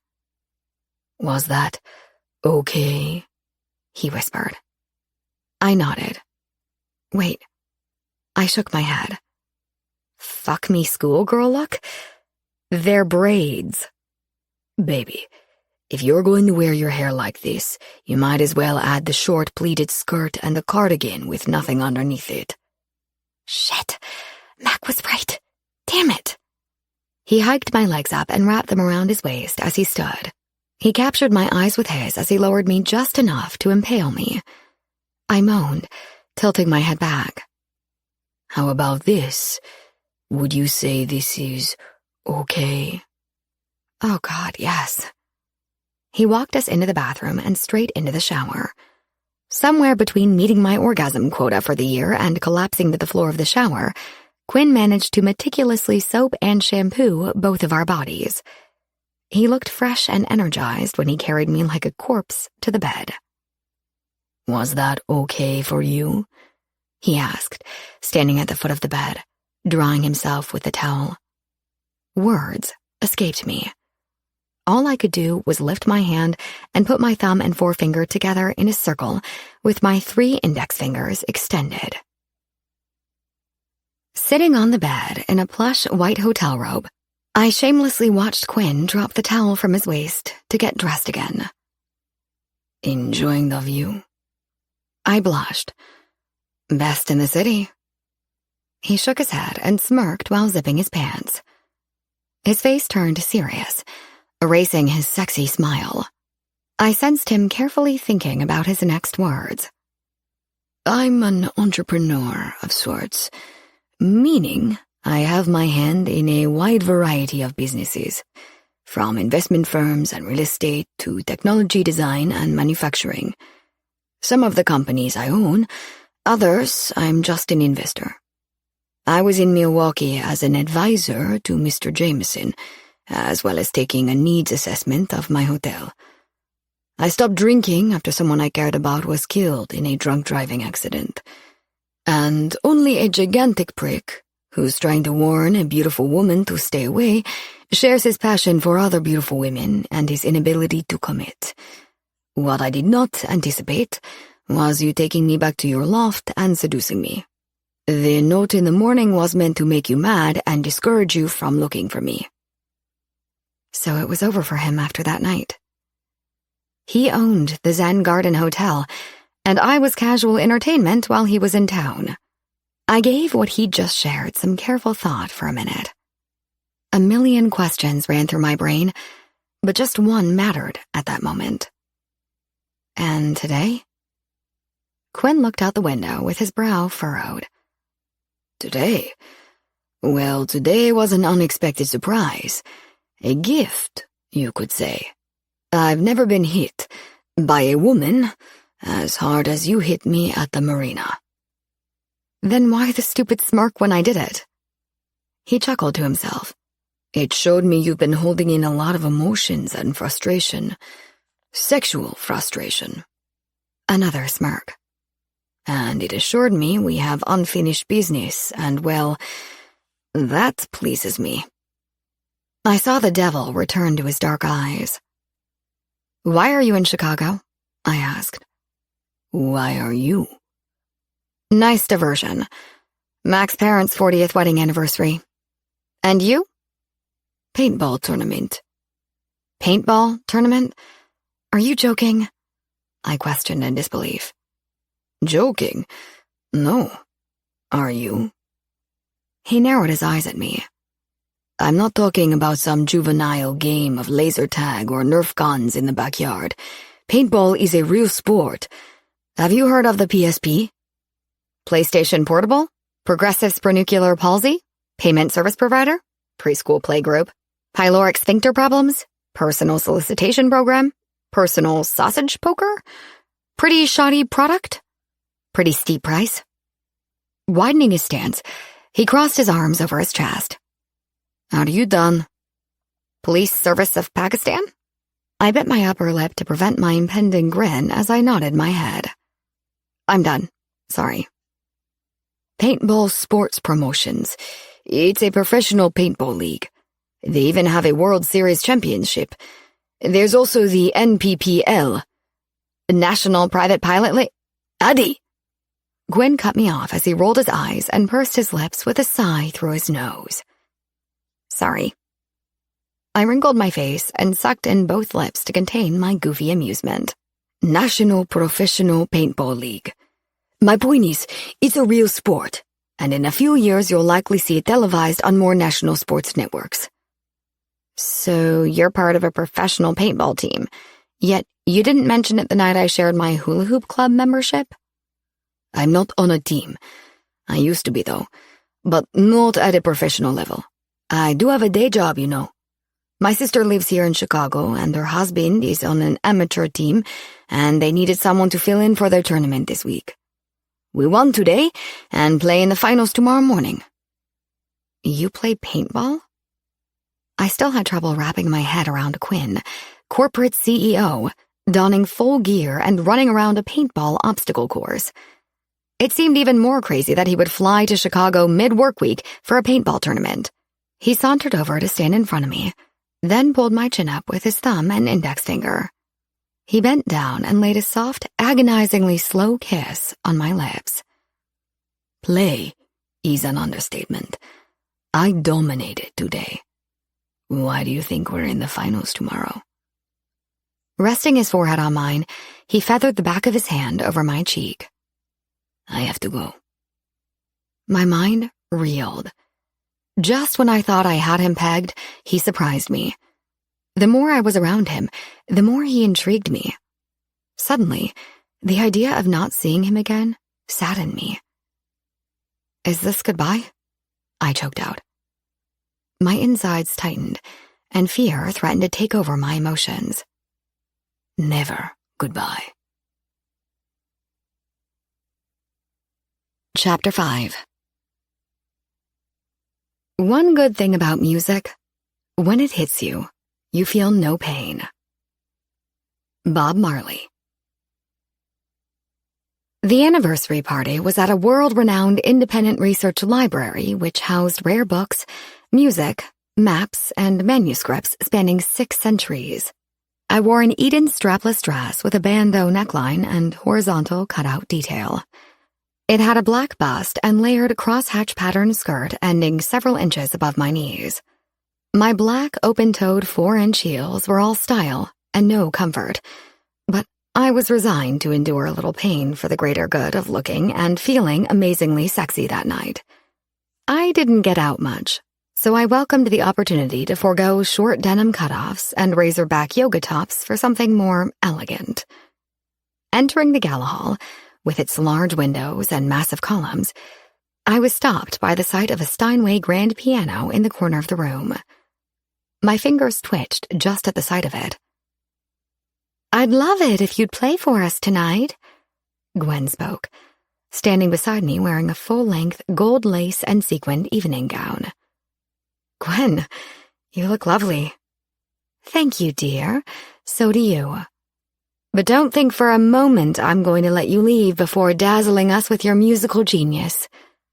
It's been a while since I played."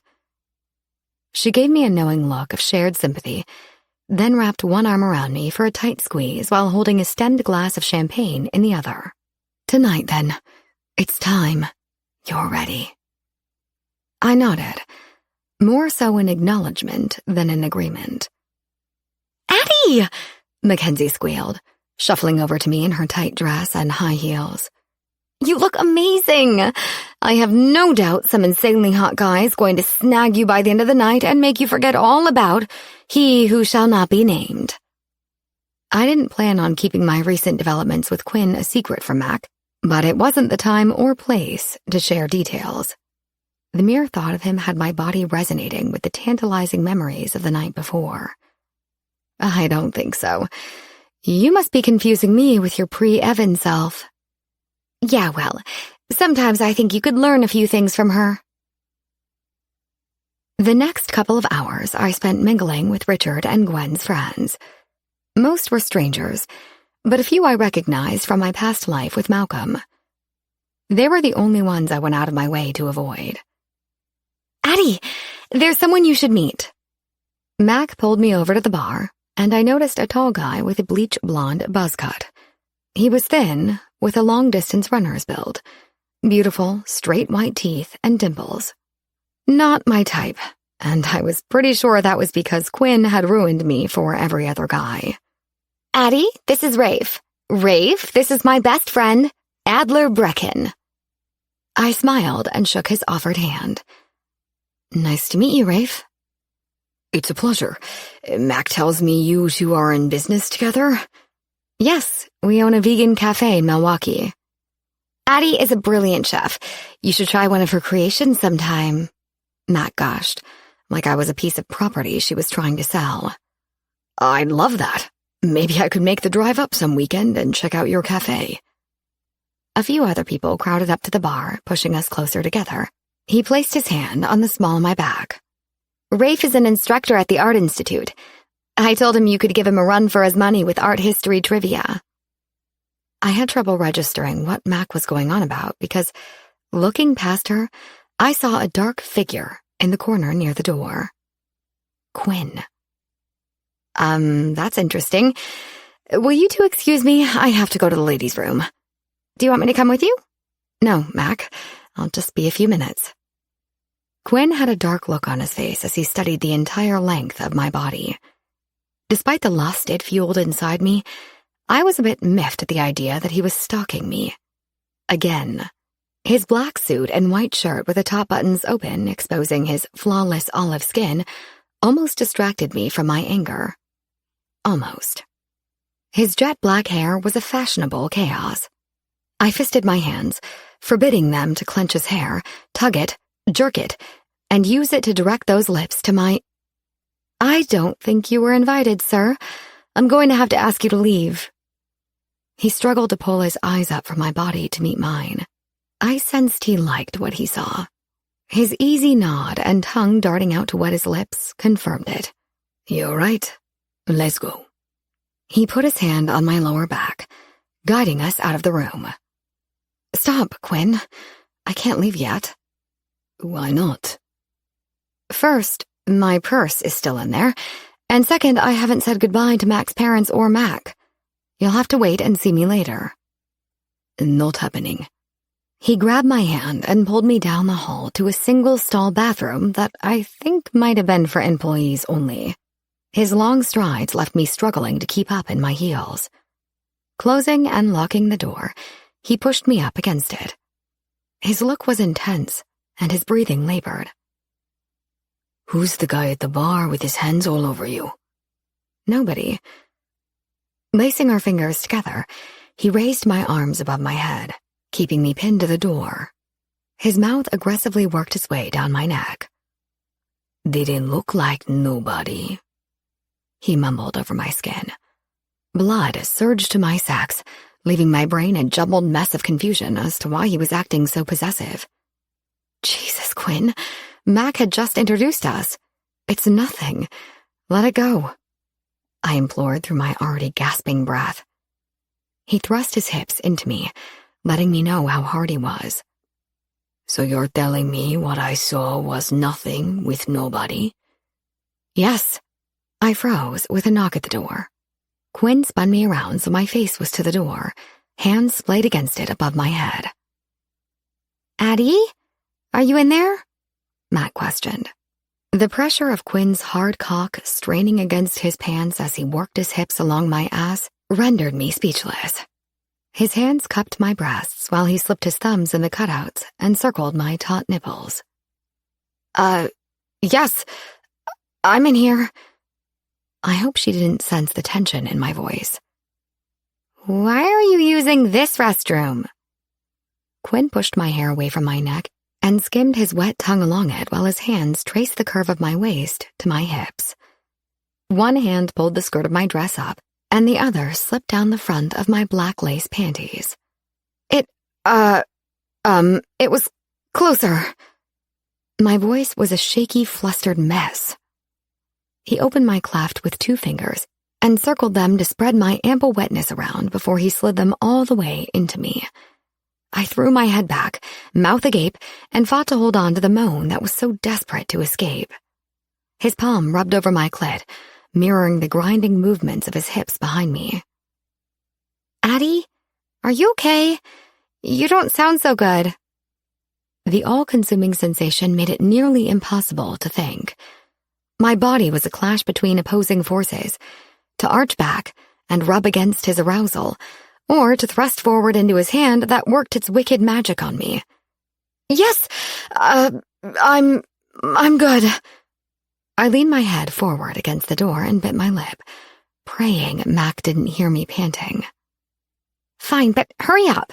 Rafe's wondering where you are. I think he might be into you. Mac's giggle faded into the distance. Quinn stopped.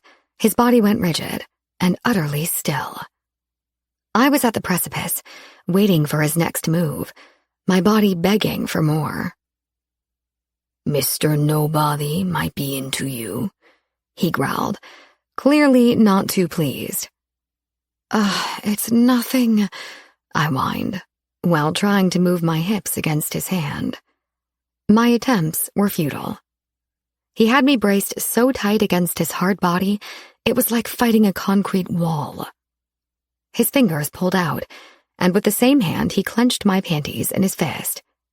With one swift yank, they were ripped off. What the hell, Quinn? I tried to turn to see him, but his hand was at my back, keeping me bent over toward the door. I heard him take a deep inhale through his nose. God, you smell so fucking good. Holy shit. Did he just smell my panties? My first thought was embarrassment at the thought of any man smelling my underwear and being so turned on by my scent. But Quinn doing it made me feel wanton. The next thing I heard was the sound of Quinn's zipper, followed by the rip of a condom packet. He pulled my dress up, exposing my bare backside while he reached around and rubbed his fingers between my thighs. Jesus, Addie, you're so wet. My hypersensitive body teetered on insanity. I nearly orgasmed the moment he touched me. Then he leaned over me with his head next to mine and removed his drenched fingers from me, bringing them close to his face so I could see them. He put them in his mouth and sucked. You taste as good as you smell. Oh, my God. His knee nudged against the inside of my leg, pushing out on it. Spread those long, sexy legs a little more. I felt his erection slide between my legs, my 4-inch heels putting me at the perfect height. When I pushed back toward him, he moved with me, rubbing the head of his erection around my opening, but denying me what I craved. He teased me over and over again, occasionally pushing past my opening to graze my clit, causing my body to buck and spasm in anticipation. His game was so agonizingly frustrating. Just because I'm not an only child doesn't mean I like to share. You know what I think? I think Mr. Nobody is more than into you. I think he wants in you. That's it. I shook my head in denial, and in an attempt to clear my mind of the drunk on Quinn sensation that clouded my judgment. Shoving him away, I pulled my dress back down into place. Sans panties. It was no longer seduction. He was attempting to rob me of my dignity. What the hell, Addie? Quinn yelled while trying to pull his briefs over his sheathed erection. Listen up, you jealous idiot. I'm not one of your brainless beauties you can fuck around and control by going all alpha male psycho on me. I don't appreciate being followed or stalked. And if I told you Rafe is nobody to me, then you damn sure better believe me. I haven't had anyone else in my bed since you walked out of my loft 6 weeks ago. Can you say the same? Can you look me in the eyes and tell me you haven't screwed some other woman since we were together? Initially, he looked angry, readying his comeback, until my last question. Then his eyes fell to the floor, lips in a straight, hard line. That's what I thought. I spun around and opened the door, then paused. With my chin to my chest and my eyes closed, I released a long, slow breath. I don't care. I shook my head. I don't care if you've been with other women since me. You're not my boyfriend, and Rafe isn't either. But he's also none of your damn business. I walked out the door and never looked back. Chatter and laughter seeped through the doors to the gala hall. Taking a moment before opening them, I fixed my hair and regained my composure. Max spied me as soon as I entered and excused herself from the table where she and Evan sat with Rafe and another couple. Geez, Addie, you look all flushed. Are you sure you're feeling okay? I'm fine. I've just had too much alcohol. You know what a lightweight I am.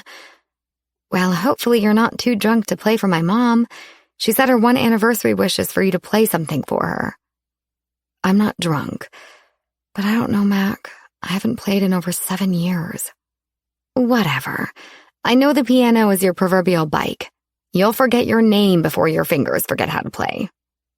I sighed. One song, then I'm going back to my hotel. Deal. I'll tell Mom. A Steinway grand piano was as good as it got. I feathered my fingers over the ivory keys without playing them. Mac was right. Sitting behind that beautiful instrument felt like home. There was no music to follow, but I never needed it. I could always just play. Gwen and Mac must have made their way around the room, directing everyone's attention to me sitting at the piano, because the room had fallen silent with just a few soft whispers. I rested my fingers on the keys and closed my eyes. A warm smile pulled at my lips as I thought of the last time I closed my eyes and just let my body feel. Quinn infiltrated my mind in a way that somehow brought every thought back to him. From the first note, my body entered a different dimension. I felt one with the piano, as if I had never stopped playing. The music was Clair de Lune, my favorite piano piece and one of the most beautiful pieces ever written. Each note transported me to my past, where I experienced what would always be my greatest pleasure and my greatest pain. The previous 7 years with Mac, in search of something resembling a life, seeped into my mind. I thought of Quinn and the exhilaration I felt with him, and the inevitable pain that would come with it. Emotions that couldn't find words danced on every note, coming to life, resurrected from the dead. The best of my life, the worst of my life. Every moment of pleasure, every moment of pain. When I finished, there was a moment of silence until I opened my eyes. Then the room filled with applause. Gwen and Richard beamed with what looked like parental pride. My lips turned up in a shy smile as I graciously nodded in appreciation. Addie, that was amazing. Thank you so much. You've made my whole night, sweetie. Gwen gushed as she hugged me. Thank you. It felt good to play again. Must suck being Adler, child prodigy, Mac teased. I was hardly a prodigy. Bullshit. Mackenzie, watch your language, Gwen scolded. Sorry, but she was. Addie's had an easy life.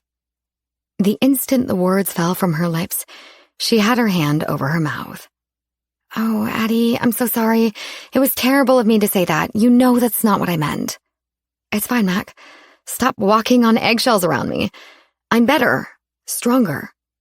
I'm good, okay? She offered a sad smile and hugged me, as if she didn't know what else to say.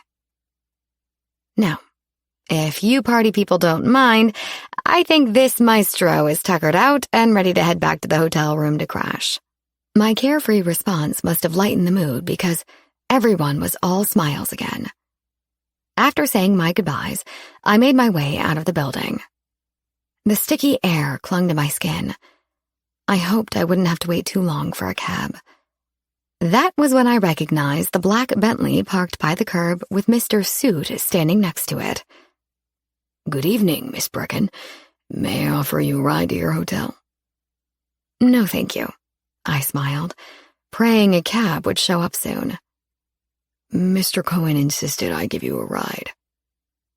My feet ached from the murderous shoes that held them hostage, but not enough to accept a ride with the ass. Sex god, but still an ass. The heavily tinted windows prevented me from seeing inside. Is he in there? No, miss. He opened the back door to prove it. Fine, but only to my hotel. No other stops. Agreed? Yes, Miss Brecken. It's Addie, remember? Yes, I remember. I slid in the car and immediately ripped off my shoes and rubbed my feet as the car pulled away from the curb. You said you work for Mr. Cohen? Yes, miss. But he doesn't live in Chicago? No, miss. So you drive here from New York City? No, miss. I live in Chicago. Do you have a name? Yes, it's Eddie. Well, Eddie, can you tell me what you do when Mr. Cohen is not in Chicago? I follow instructions he leaves for me. I sighed in defeat as we pulled up to my hotel. Thanks for leaving the water muddy, Eddie. He laughed. Have a good evening, Miss Brecken. I didn't bother shoving my throbbing feet back into my shoes. Instead, I looped the straps over my hand and headed into the hotel. When I reached my room, my key wouldn't work. After several failed attempts, I trudged back down to the front desk for a new key. May I help you this evening? The concierge asked. I need a new room key. This one wouldn't open the door when I swiped it. What is your room number? 418. He typed something into his computer. Ah, well, that's because you've been upgraded to the presidential suite for the remainder of your stay. Excuse me? There must be a mistake. No mistake. Here's your new key and the security code required for the elevators to reach the top floor. Your belongings have already been moved for your convenience. If you need anything else, just call down. I was so tired I couldn't even think to protest what was obviously a mistake, so I headed up to the top floor. There were 2 doors. Mine was the one to the right. Sliding the keycard through the lock, the light flickered green. I stopped before I even stepped in far enough to shut the door. The suite was twice the size of my loft. Floor-to-ceiling windows draped with elaborate fabric coverings lined an entire wall. What stopped me in my tracks were the glowing candles all around the room. There must have been 50 or more candles, and all the other surfaces were covered in lavender rose petals. Iron and Wine's Flightless Bird played over the surround sound. With hesitation, I walked into the living area. Surely I was not supposed to be there, but when I didn't see anyone, I proceeded into the master suite. It, too, was filled with lavender rose petals and lit solely by candles. The king-size 4-poster bed was adorned in a deep plum duvet cover and showered with lavender petals. A single long-stemmed lavender rose and a note lay in the middle of the bed. Forgive me? Holding the note, I sensed someone watching me. I turned to the door where Quinn stood with at least 24 lavender roses tied with a large white satin ribbon. I was an ass. He cautiously made his way to me. Yes, you were. How did you know where the anniversary party was? Were you stalking me? Having someone look into your whereabouts because I wanted to see you is not the same as stalking. You're right. It makes me feel so much better to know you had me followed because that's not creepy at all. Forgive me? Why should I? I crossed my arms over my chest. You probably shouldn't, but will you anyway? His pleading eyes held hope. I didn't answer. You are wrong about me. I continued to stare at him, waiting for further explanation. The 6 weeks we were apart, I wasn't with any other women. My dad died. That day, before our date, I received the call. I knew I would have to leave the next morning, but I meant it when I told you I didn't anticipate you taking me back to your loft and us, well, you know. As the words left his mouth, I remembered back to the look he had that night when I told him my parents were dead. The hurt in his eyes wasn't sympathy, it was empathy.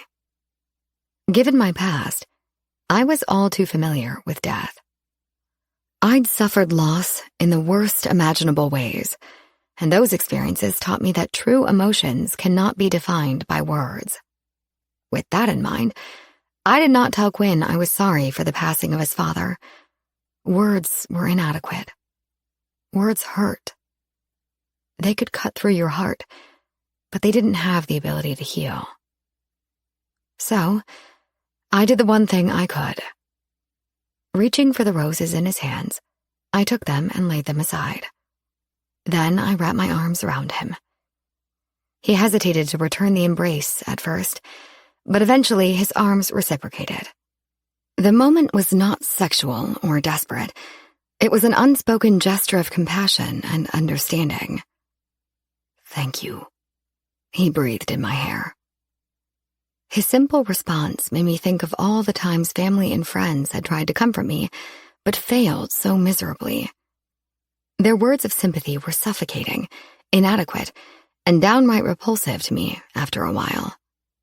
I refused to think something so awful was meant to be or God's plan. No God I could ever imagine would be so cruel. Predestined didn't coincide with free will. The truth for me was, shit happened. Life was not a fairy tale, and bad things happened to good people. End of story. My eyes filled with watery emotions, the floodgates opened, and I cried. Tears for Quinn. Tears for me. Tears just because the toxic pain had to be released.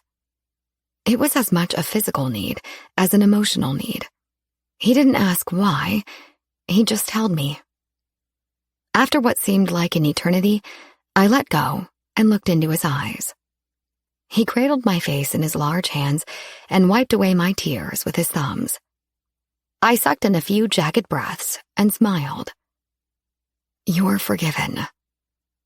Quinn flashed me his $1 million smile, then pressed a light kiss to my forehead, nose, one cheek, then the other cheek, both corners of my mouth, and finally, almost reverently, on my lips.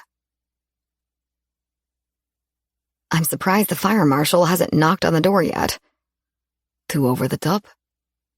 I held my thumb and index finger up, a few centimeters apart. A smidgen. And I'm not just talking about the candles. You like the roses? Honestly, I'm more of a lilac and daisy girl. But I meant this sweet. It's too much. After you ripped me a new one and left me with a serious case of blue balls, I knew it would take a grand gesture for you to ever speak to me again. I laughed at the thought of Quentin Cohen, Latin sex god, standing alone in that little bathroom with a raging heart-on and bruised ego. It wasn't funny. I about had to handjob it to get my pants zipped back up. No sympathy here, buddy. I had to go back to the party and sit center stage at a piano in this short dress without any underwear. My eyes narrowed. He sat on the edge of the bed, clenched my hips, and pulled me to stand between his legs. Rubbing up and down my bare legs, he released a groan from the back of his throat. Damn, I forgot you're not wearing any panties. His hands inched higher until they gripped my butt, kneading my muscles in flash. That skilled touch turned me on like a faucet. A very wet need for him pooled between my legs. Just as I started to pull away, maybe to find a wad of tissues to stop the leak, he shot me a naughty grin, pulling the front of my dress up to my waist, wholly exposing me. The soft kisses he pressed to the neatly waxed skin covering my pubis sent jolts of anticipation radiating to every inch of my body. He pulled me closer with the hand that was still on my butt, allowing his tongue to dip between my folds. Quinn, I whispered as my breath hitched. Hold your dress up. My knees trembled, so I held my dress up with one hand and put my other on his shoulder to steady myself.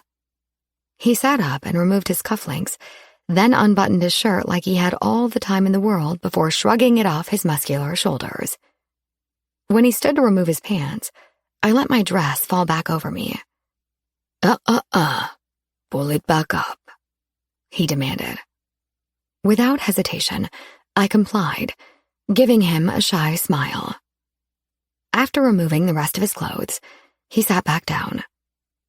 My heart raced as he moved his middle finger between my legs and slid it inside me. My hand grabbed his shoulder again. I closed my eyes for a brief moment, allowing my body to absorb the dizzying sensation. I opened them to Quinn stroking himself with his other hand. My whole body flushed. Quinn's uninhibited, confident sexuality pushed me out of my comfort zone. He encouraged my inner sex goddess to blossom. Each time we were together, he peeled away the layers of self-doubt I felt about myself. I no longer saw ordinary Addie through my eyes. I saw the extraordinary version of myself through his. A few moments later, he slid his finger out and rolled on a condom. Take your dress off. My knees locked into survival mode. I was ready to collapse. I can't. Yes, you can. Take it off. Releasing his shoulder, I reached around to unzip my dress while Quinn steadied my hips. I pulled it over my head and dropped it on the floor. Touch yourself. What? I didn't think you liked me touching myself. I distinctly remembered his reaction the night at my loft when I was desperate and tried to touch myself. How old was I? What kind of woman waited for a man to tell her what to do and when to do it? It's not for you. It's for me. His eyes were dark and hooded. Oh. My ambivalent thoughts gave me pause for a moment, but then I started to massage my breasts with the slow kneading motion. Fuck it. Nobody needed to know about my weakness, submitting to Alpha Quinn. What happened in the bedroom stayed in the bedroom. Your nipples, too. I pinched and rolled my nipples between my fingers, occasionally rubbing light circles on the very ends with my index fingers. The dark look on Quinn's face was the same look I imagined men at strip clubs having when their pants were about to get ready to bust open watching the dancers. I felt dirty, sexy, ashamed, and empowered all at the same time. Sex was the ultimate drug. His sheathed erection twitched. My eyes refused to look away from it as I placed silent bets with myself as to whether he would orgasm just watching me. Quinn squeezed my hips with his hands while he kept his lust-filled gaze glued to the show. Pulling me closer, he slipped his tongue between my slit again. Oh, God, I moaned. That time, he didn't stop. He literally fucked me with his tongue. Over and over, he thrust it into me. I let go of my breasts and grabbed for his hair, pushing my hips to him. Thoughts of romance, love, and commitment weren't even on my radar. Just sex. All I wanted to give him was my body because he played it like I played the piano. And oh, my God, could he make me sing? I yanked on his hair until his mouth broke from my center. Shoving him back on the bed, I crawled up beside him and straddled him facing backward. Gripping his length, I rubbed it around my wet entrance, then sank onto him until he filled me to the hilt. Dios mío, ustedes tan sexy. The erotic timbre of his voice was my undoing. I started riding him, hard. Quinn tried to slow the pace, but I selfishly insisted on setting it to my liking. My nails dug into his defined leg muscles for support. I leaned forward so the head of his erection hit my G-spot. Oh my God, right there, yes, right there, I whimpered, throwing all my dignity out the window. My impending orgasm was so close, and I sensed his was, too. Then, on the verge of a tantric orgasm, it happened. We both exploded at the same time into the most mind-blowing sensation ever. Jesus, Eddie, he growled. My body was so overcome with stimulation I couldn't even form words. Deep moans were all that escaped me. The sensations just didn't quit. A fireworks finale reigned inside of me. Quinn sat up, his front to my back, not breaking our connection. He finished riding out his orgasm, his arms wrapped around me, massaging my breasts and kissing the back of my neck. I arched my back, reaching my arms behind my head to grab his hair. I fisted and tugged at it while my body slowed its figure-8 motion, absorbing every last bit of my orgasm. Completely drained, we both collapsed with rose petals sticking to our sweaty bodies. I rolled, more like slid, off Quinn's chest, then turned to my side to face him. My fingers peeled the petals off his chest, occasionally pausing to trace the outline of his muscles. What was that? Quinn asked, out of breath. I don't know. I exhaled a huge, happy, thank you so damn much for that, sigh. You bring out a part of me I never knew existed. I don't know who that girl was or what she was doing. He laughed. Well, I like her. A lot. I think I may like her too. I giggled like I did when I'd been drinking, but I hadn't had much alcohol. I was drunk on Quinn. He was more intoxicating than anything I'd ever experienced. I continued to trace my fingers over his abs. So, here's what I'm thinking. I come to you with some serious emotional baggage that no one deserves to have dumped on them, and my instincts are that you do too. He stared at the ceiling, but nodded in agreement. You live in New York. I live in Milwaukee. I'm not looking for Mr. Right to sweep me off my feet, buy me a house, and give me 2.5 kids. You haven't had a relationship last longer than 6 weeks, presumably because you're not that good looking. And a bit of a bore in the sack. Quinn flipped over, pinning me to the bed. Then he bit my nipple. Ouch! Not that good looking and a bit of a bore in the sack, huh? I giggled, feigning innocence, and tried, in vain, to struggle out of his hold. So, here's what I'm thinking. I should tie you to this bed for the rest of the night and torture you with my tongue for hours and not let you come until you declare me to be the ultimate sex god. He sucked in the same nipple he just bit and soothed it with gentle strokes of his tongue. Okay, I'm just joking. Now back off, you didn't let me finish. Well, you'd better shed the wise-ass act, or this won't be the only thing I don't let you finish tonight. He playfully kissed the tip of my nose and rolled off me. Jeez, bossy. Last warning. Whatever. As I was saying, how would you feel about getting together for mind-blowing sex when our schedules mutually allow, maybe a great vegan meal from Milwaukee's hottest chef, and small talk about current events?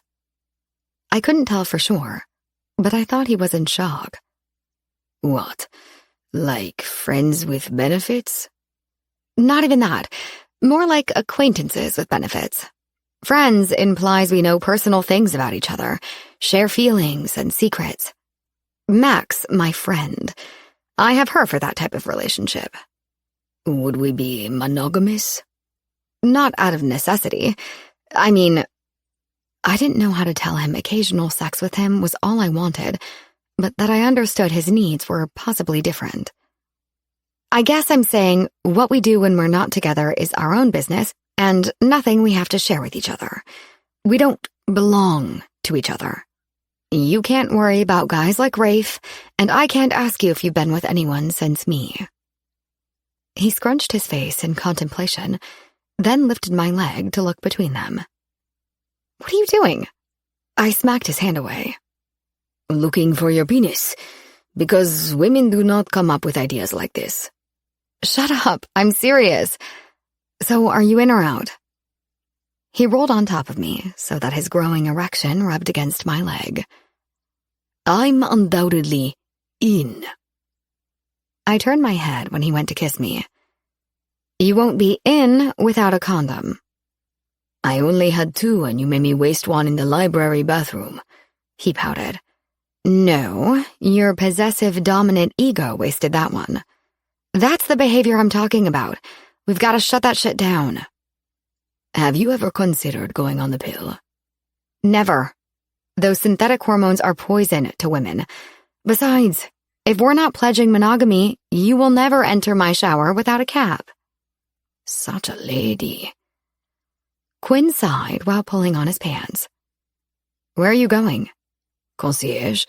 For $6,000 a night, they should throw in a box of condoms. $6,000 a night? I was certain my jaw hit the ground. Pennies, sweetheart. It's just pennies to me. Pennies, schmennies. There was no way I would stay in that room the next night. You don't have to get a whole box. You just said I don't have to spend half the night wooing you, so you can be damn sure I'm going to spend the whole night screwing you. Ah, you're such a poetic gentleman. Chapter 6. There are people in the world so hungry that God cannot appear to them except in the form of bread. Mahatma Gandhi. While Quinn made his condom run, I explored the massive suite. The marble bathroom was fit for royalty. I put a dip in the swimming pool-sized tub on my to-do list. Making my way into the main room again, I stopped in my tracks and held my breath. How'd I miss that earlier? A baby grand piano claimed the far corner by the windows. It called to me. They always called to me. I should have been concerned about walking around naked with the drapes open, but between the soft candlelight and knowing I was on the 47th floor, I shed all modesty. Sitting at the piano, I closed my eyes and let my body take me to another place. God, I loved that place. My fingers chose Rachmaninoff's Prelude in G major. After I played the last note, I opened my eyes to Quinn leaning against the doorway with candlelight shadows dancing across his smooth olive skin. Amazing. I smiled. The composition is amazing. I just play it. A 10-year-old at a piano recital just plays it. I watched you. You feel it. You live it. Those words were too intimate, too personal, so I quickly diverted. I see you're stocked up for the night. Quinn pulled a long strip of condoms out of the box. It'll get us started. I stayed at the piano while Quinn began separating the condoms. My friskiness surfaced, so I played a tune to get us in the mood. The moment he recognized it, he started laughing. Marvin Gaye. Good choice, since we will be getting it on very soon. Distracted by Quinn placing condoms around the suite like he was hiding Easter eggs, I stopped playing. What are you doing? Putting a condom on every surface where I plan to fuck you. Sweet Jesus. After making his way around the entire suite, Quinn moseyed up to me with one condom left and tossed it on the piano. He flashed me a devilish grin as he unbuttoned his pants. Will we do Harvey Keitel and Holly Hunter in the piano, or the Richard Gere and Julia Roberts in Pretty Woman? As it turned out, we reenacted both. Also, what I assumed was a 6-pack of condoms turned out to be a 12-pack, and we used every one. By the time we made it to the gigantic bathtub around 5 a.m., we were out of condoms. At least I thought we were out. Somewhere between his mouth on my body in places that both terrified me and exhilarated me, and a string of orgasms that he pulled out of me like a damn rabbit in a hat, I sort of lost count. I may have even lost consciousness. We both conceded that just washing the sex off each other and crashing might be best anyway. Quinn was good. Sex was good. Life was simple. Life was good. I woke to the faint sound of my cell phone ringing. Tossing the covers aside, I eased out of the bed with a slight ache between my legs. Quinn succeeded at leaving his mark on me. By the time I found my handbag in the other room, I'd already missed the call. It was Mac. I wasn't ready to explain everything to her yet, so I headed back into the bedroom. The clock by the bed read 11:30 a.m.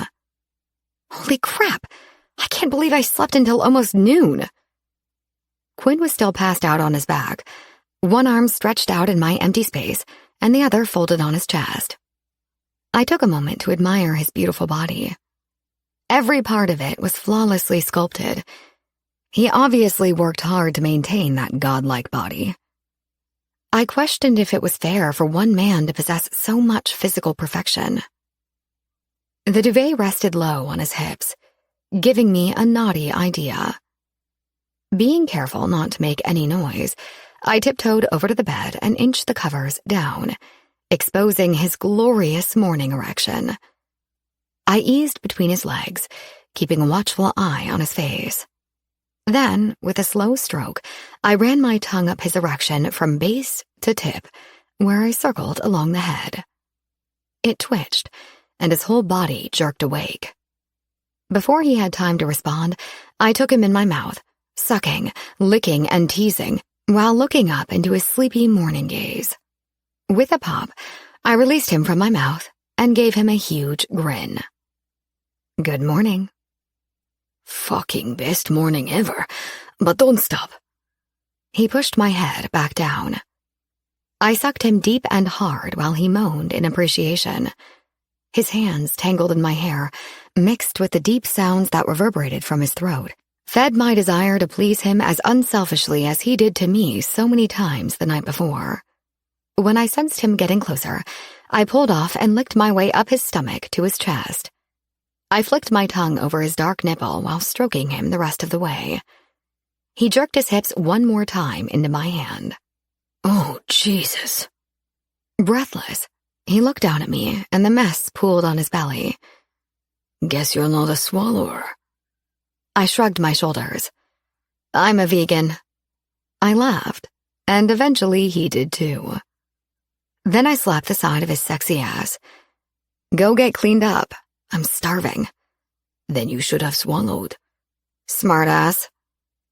I ordered room service since a full breakfast was complimentary with the $6,000 suite. While Quinn was still in the shower, I gave Mac a call. Why haven't you answered your phone? She scolded.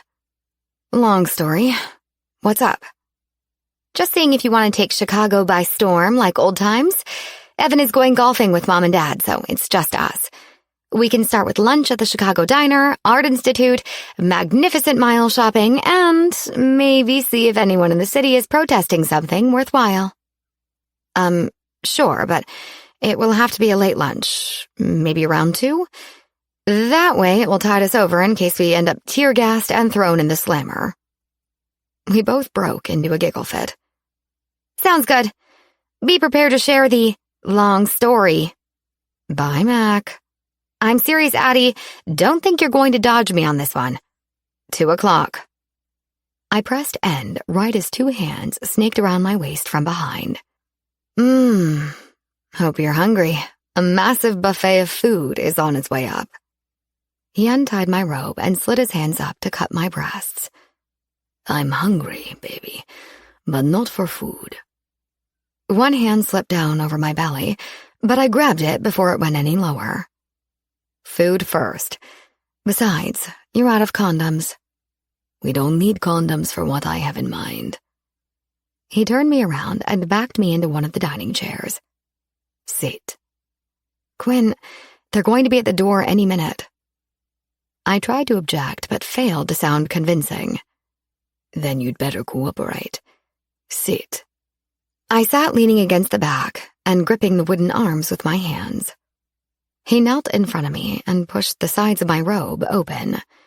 Grabbing my ankles, he put my feet on his shoulders. Dr. Cohen, are you doing a pelvic exam on me?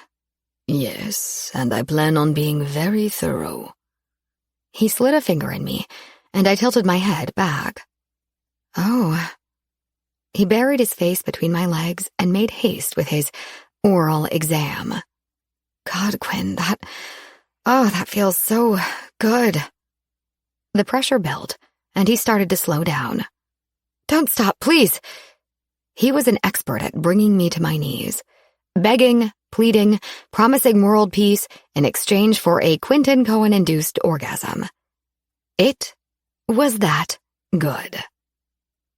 There was a knock at the door, and he started to pull away, but I grabbed his head and shamelessly pushed him back between my legs until he resumed. Don't. Just finish. I tilted my chin down, pinning him with a narrow-eyed look.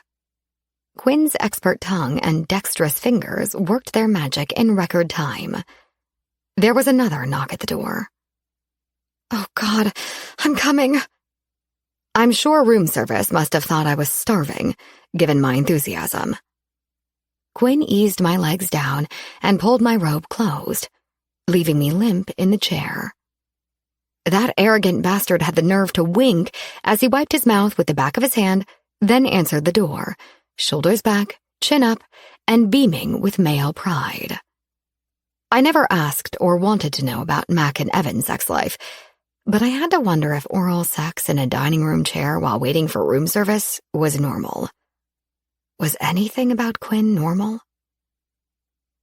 What's on the agenda today? Quinn asked between bites. I stared at his lips, those beautifully talented lips, then shook my head a bit. Well, my agenda includes a day on the town with Mac. I see. Well, I have a meeting this afternoon, then I'm heading back to New York. But I'm glad you'll have plenty of reminders of me when you walk around this big suite tonight all alone.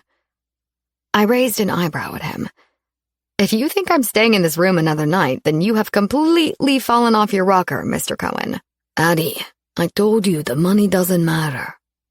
I hated when people who had money said that.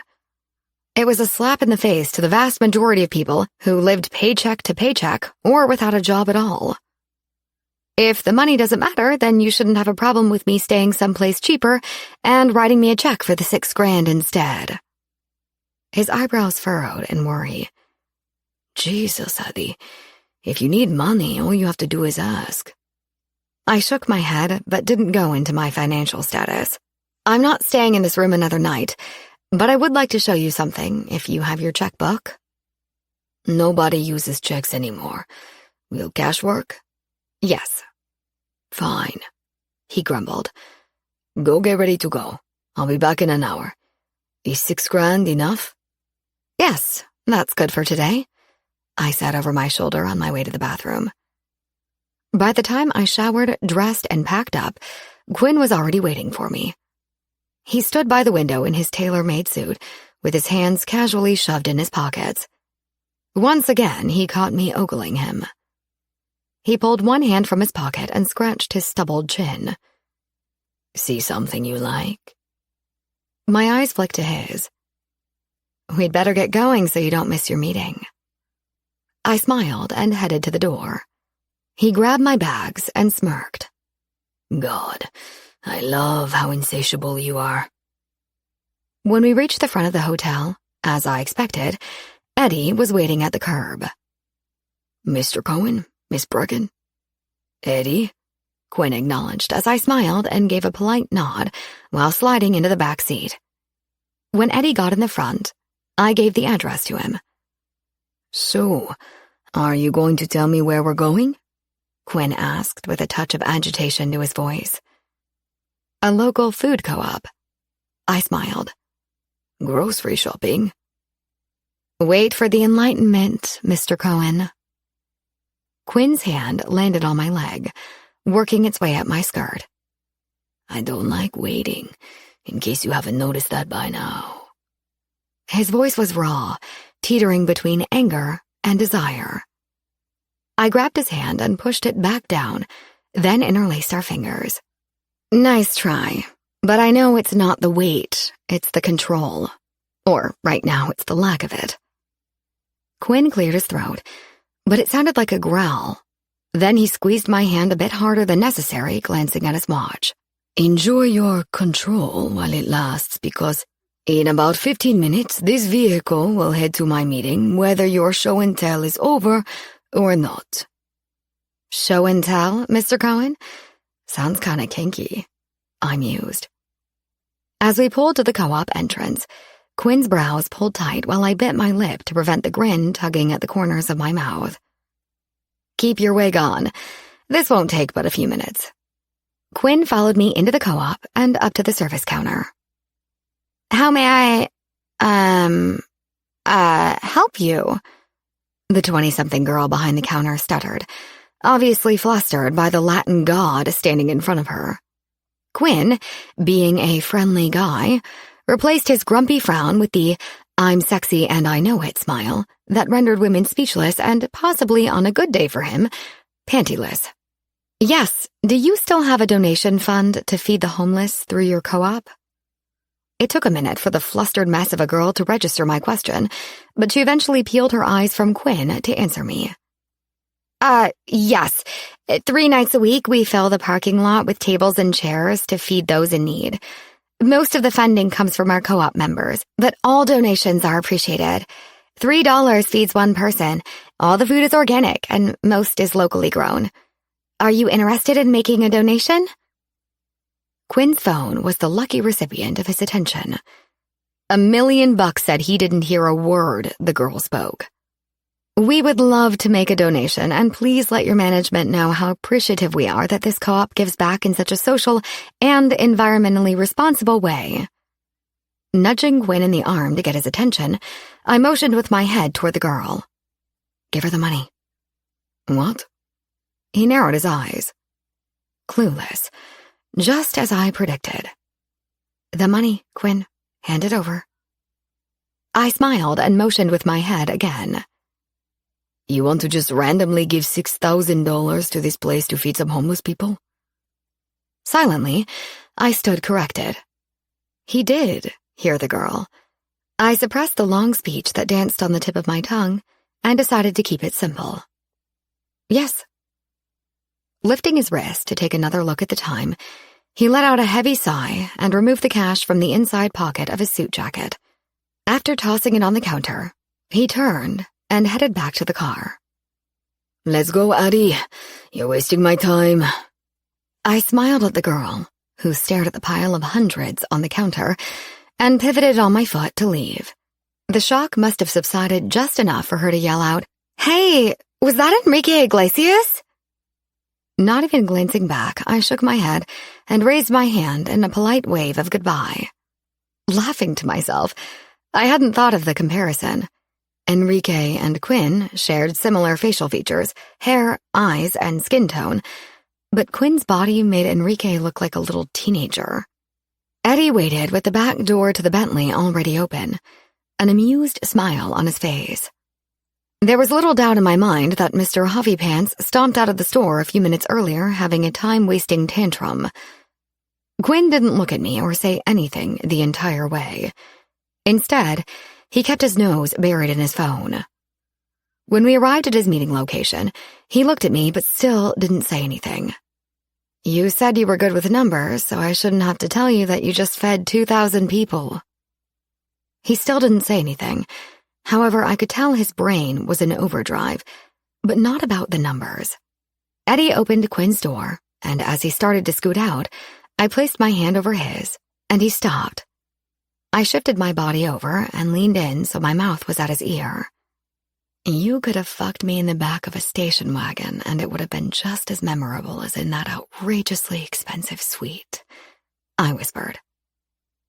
He pulled his hand out from under mine and grabbed my neck, pulling me into him, pressing my lips to his. Our tongues slid together, and I let out a soft moan. He took everything he could in that moment and left me breathless. Then, in one fluid motion, he stood from the car, straightened his jacket and tie, and walked away. Eddie drove me back to meet Mac for lunch. When I climbed out, he handed me a black business card with Quinn's name and a phone number, but nothing else, such as a business name or title on it. I stuck it in my handbag. Thanks for the ride, Eddie. My pleasure, Miss Brecken. Would you like me to wait and take you back to your hotel? That won't be necessary. Mac had already found a table and busied herself with studying the menu when I walked into the restaurant. Pretty fancy taxi that just dropped you off, she mumbled, not taking her eyes off the menu. I know, I think the driver thought I was some celebrity. And who am I to pass up a free ride? I guess they'll be pretty pissed when he's not waiting by the curb for them, huh? Cut the crap, Addie. You can't lie for shit. She tried to keep a serious face, but her mouth deceived her. Spill. You've been riding that Arabian horse again, haven't you? I laughed. Not the black stallion. After I shared the events of the last 2 days, Mac was speechless, which was a first for her. Ever. Mac? She nodded slowly, still at a loss for words. Come on, say something. Wow. Quinn and I have been screwing like bunnies for the past 24 hours, and we've agreed to have a non-monogamous, sex-only relationship, and all you can say is, wow? Addie, I don't know what to say. I mean, it takes a special person to stay emotionally detached to someone they're having regular sex with, and what? You don't think I'm special? I batted my eyes and plastered on my beauty queen smile. That's not what I'm saying. It's not a character flaw that you're not a slut who uses men for your own satisfaction, or worse, for money. then just drops them. I grimaced a bit. But Mac, that's sort of what I'm doing, minus the money part. I'm using him for my own selfish pleasure.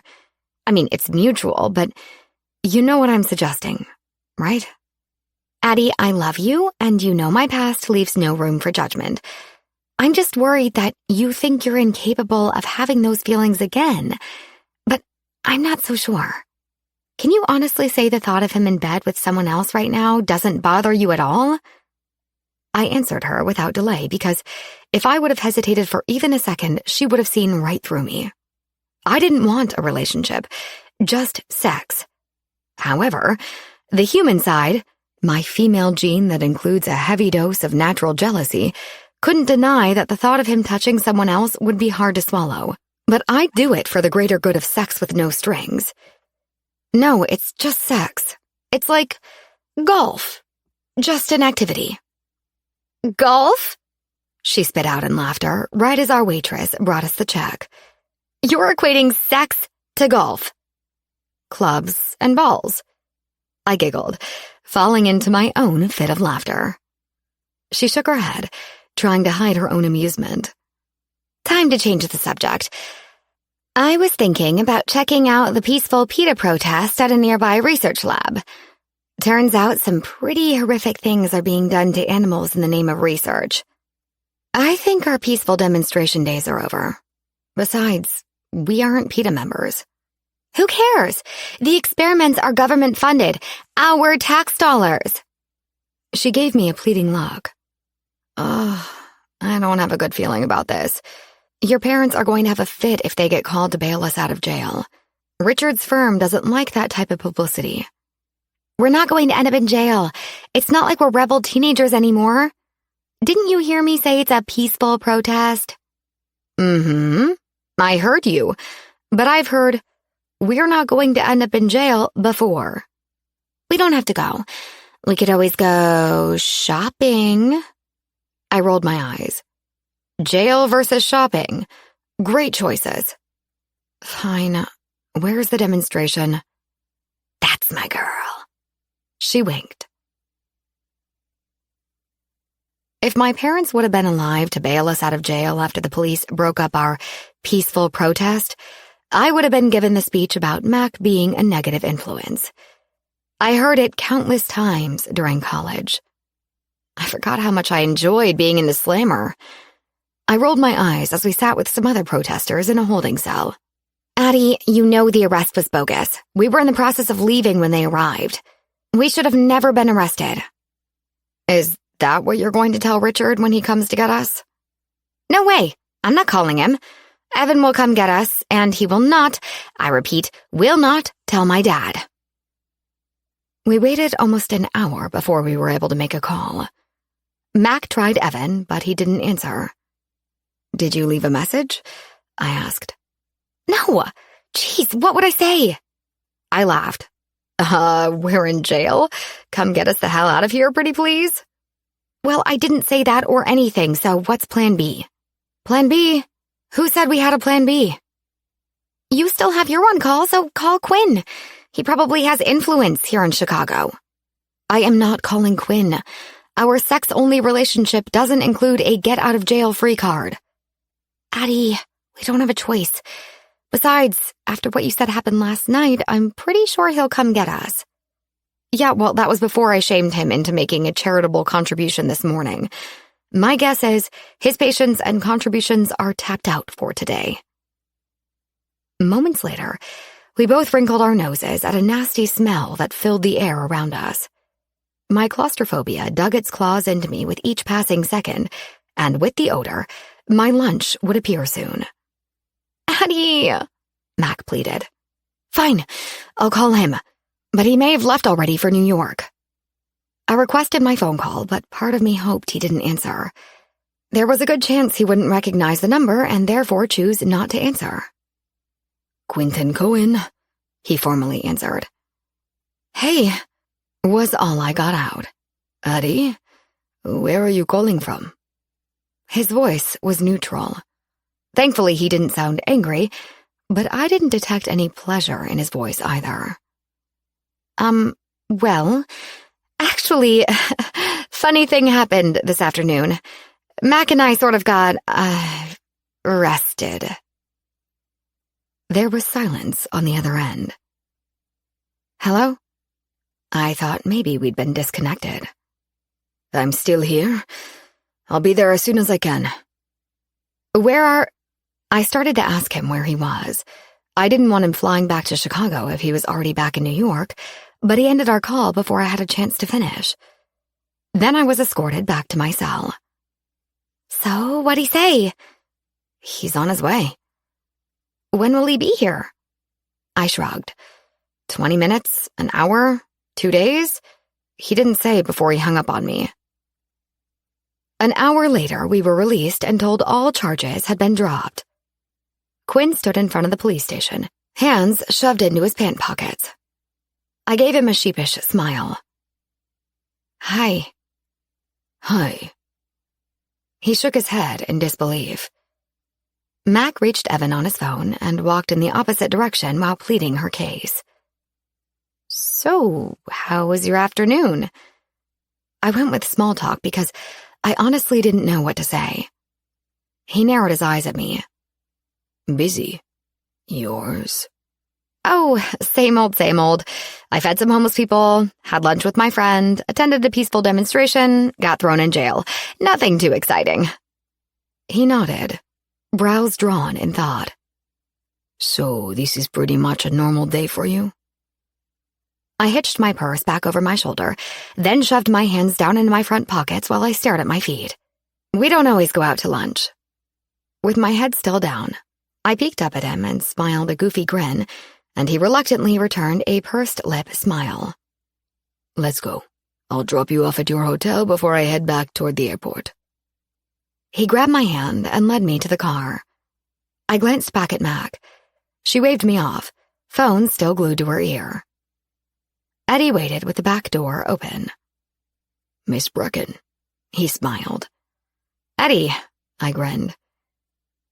We were silent for most of the short ride. Did you miss your flight because of me? I own my own plane, so I never miss my flight. He looked out the window but slid his hand over to grab mine. My whole body relaxed with his touch. Do you want to know why we were arrested?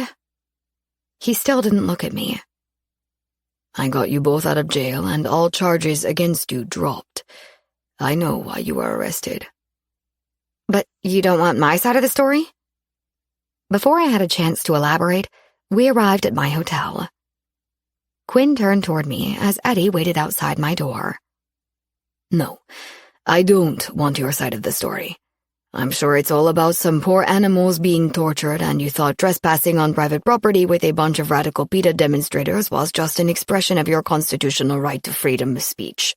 I won't lecture you any further on the matter if you don't try to convince me you didn't do anything wrong. Okay? No, not okay. Deep breath. I am peaceful. I am strong. I leaned in and gave him a quick kiss on the cheek. Sorry to have inconvenienced you. Thanks for the bailout. Eddie. I jumped out of the car and hustled into the hotel without looking back. Chapter 7. Sex is emotion in motion. Mae West. The calendar flipped 2 months, and no word from Quinn. I wondered if he was waiting on me to call since he had Eddie give me his number. Maybe he didn't have mine, but he was too resourceful to let that be his excuse. After all, he knew where I lived and worked. Our last day together replayed in my head more times than I cared to admit. As ridiculous as it seemed, he must have been quite upset about the donation. He himself said that kind of money was just pennies, so why the grumpy reaction? Then there was the whole jail mishap. But come on, I was honestly the first girl he bailed out of jail? Okay, probably. It wasn't like I'd been arrested for robbery or prostitution. What about that kiss before he got out of the car to go to his meeting? It didn't feel like a goodbye. It felt like a tide-me-over kiss, like a squirrel saving acorns for the long winter. How long could Quinn's winter last? Maybe I needed to be his groundhog and give him a sign of spring. Since it was just sex, I decided there was no reason to be so apprehensive about texting him and requesting a booty call. So, that was what I did. Me. Hey, stranger. I have a coupon for a value pack of Trojans. Any plans for Labor Day weekend? Quinn. Sorry, don't recognize the number. Who is this? Oh my God, what was I thinking? I should have called instead. Of course I wasn't the only woman texting him for sex. Before I had a chance to respond, my phone chimed with another text. Quinn. Kidding. Winky face. Might be able to squeeze you in. Most likely, though, it will be the other way around. I grinned. Me. Don't flatter yourself. Quinn. Too late. Holiday on Mun with fam. Can give you sat PM. Me. Coming to me? Quinn. Not without the damn Trojans. Me. Dumbass. Not in me. Quinn. LOL. Yes. I'll come to Milwaukee. I thoroughly cleaned my loft, not because I was a neat freak, just because I had to burn off some nervous energy. After all, we were going to rub our naked bodies all over it. As his ETA approached, anxiety had me fidgeting like a chain smoker. It was ridiculous, given the fact that he had seen every inch of my body in every possible position, more than once. After changing my outfit 5 times like some stupid schoolgirl, I settled for the most appropriate choice for the occasion. Nothing. The door connecting my loft to the cafe buzzed. Quinn must have thought I was there. It was nice of Jake to send him up. Having second thoughts about greeting him in the nude, I grabbed an apron from the kitchen, slipped it over my head, and quickly tied it in back.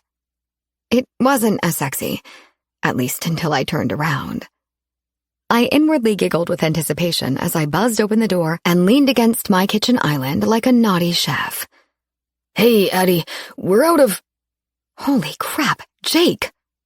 He paused at the top of the stairs, eyes narrowed at first, then wide with realization. I wasn't revealing anything, but my body was frozen in place. He swallowed hard. Rosemary, Max said you had some on your deck? Yes, my outside entrance door buzzed. Jake stared at me. His wide eyes roamed my body, making me turn red with embarrassment. He waited for me to move. Are you going to answer that? Yes, you get the Rosemary. I'll get the door. He nodded. It was the most awkward standoff.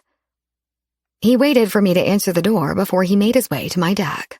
Without taking my eyes off him, I inched sideways toward the door. As soon as I started to move, he walked over to the deck. I crept backwards to the door, keeping my eyes on him the whole time. The door buzzed again. Jake took his sweet time getting the Rosemary. Addie? Quinn called. In desperation, I tried to find the perfect 45-degree angle to hide my bare ass from Jake and Quinn. I didn't want Quinn seeing my bare ass with Jake still there. Got it. You've got a ridiculous green thumb, Addie. This plant looks like it's on steroids.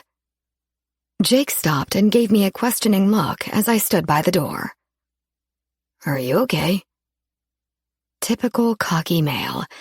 He knew I was not okay. Yes, fine. I narrowed my eyes and returned a tight-lipped smile.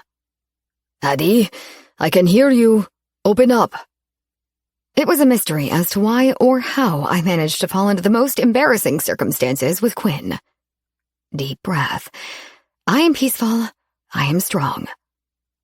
I opened the door, standing off to the side, angled away from Jake. It's about time. What took you? Quinn fell silent when he saw Jake, and then eyed me up and down. He squinted at me, then looked at Jake. Hey, Jake, right? Yeah, good to see you. Just getting some herbs. Jake held up the rosemary. Quinn focused in on me again, and while I knew he couldn't see my backside, he drew his brows together, pinning me with a "don't you dare move" look. Before I could find the right words, Quinn took it upon himself to dismiss Jake.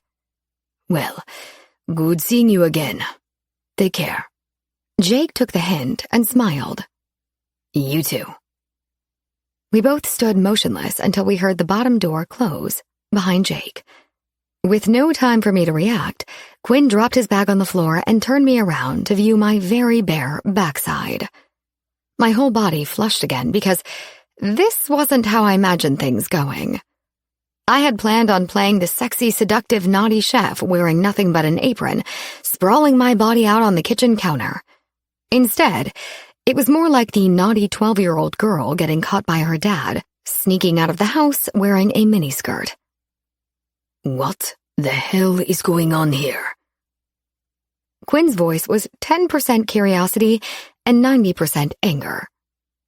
The fact was, I couldn't control how he acted, but I could control the way I reacted.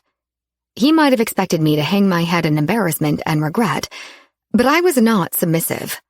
My chin was up, shoulders back, smile big. Why, whatever do you mean?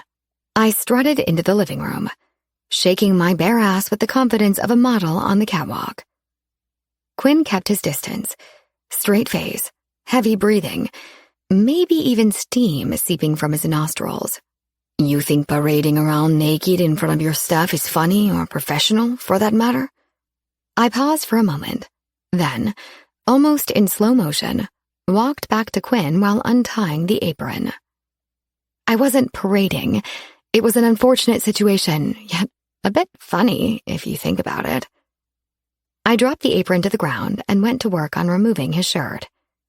However, I see you're having trouble finding the humor in it, and that's possibly because you're tense from your trip and need a little help relaxing.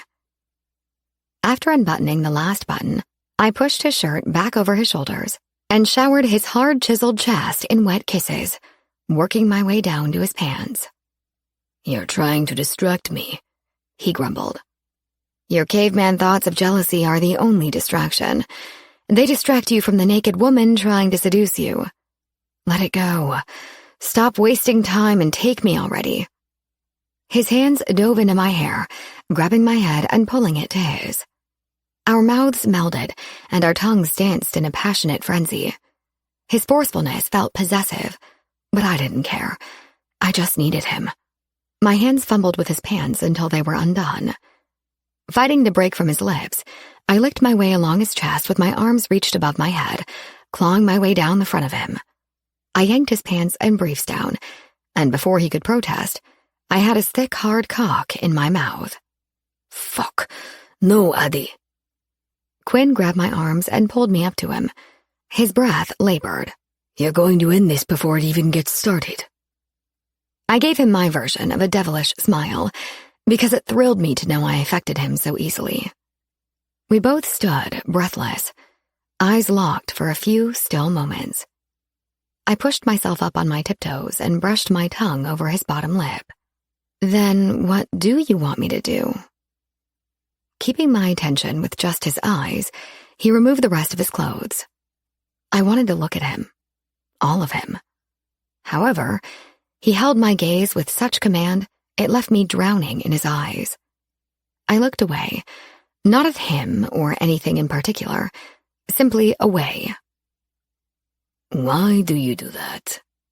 He asked with a tenderness to his voice. Do what? I whispered, still not looking at him. Using one finger, he tilted my chin up, demanding my eyes on him again. That. You look away like you're more insecure about me looking in your eyes than at your naked body. I put my palms flat on his chest, closed my eyes, and kissed his dark, taut skin. Sex, Quinn. Just sex. Okay? He nodded. After a few moments of standing still with me leaning against his chest, he pulled me back, capturing my mouth and igniting the fire that burned for his touch. He lowered his head, taking my breast in his mouth, tugging and rolling his tongue over my nipple while cupping my other breast. I let my head fall back, a million sensations surging through my body. "Oh, God," I moaned. Moving his hands to grip my hips, he fell to his knees. My lungs sucked in a sharp breath when he grabbed my ass with both hands and pulled my center to his face, inhaling my scent. "Jesus, Addie, you're my aphrodisiac," Quinn breathed, grabbing my right leg and hooking it over his shoulder. I wove my hands in his hair for support as his mouth covered me. "Ah, Quinn," I gasped. My standing leg bucked beneath me. His strong hands on my hips easily held my weight. I rocked into him, a silent plea for more. More of his hands gripping my ass. More of his tongue lapping a path through my folds. More of everything. Just sex. I added it to my list of mantras. I loved my body in his expert hands.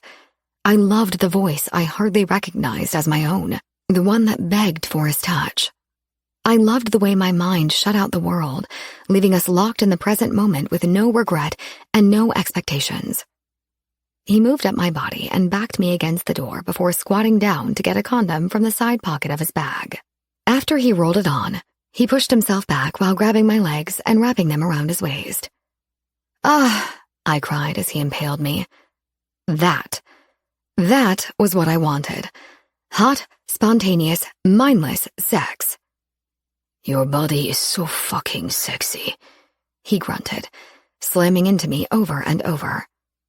Desiring every solid inch of him, I pushed my back into the door to grind my hips forward. "Harder," I pleaded. He dropped his head to my shoulder and fucked me. That's what it was. That's all it was.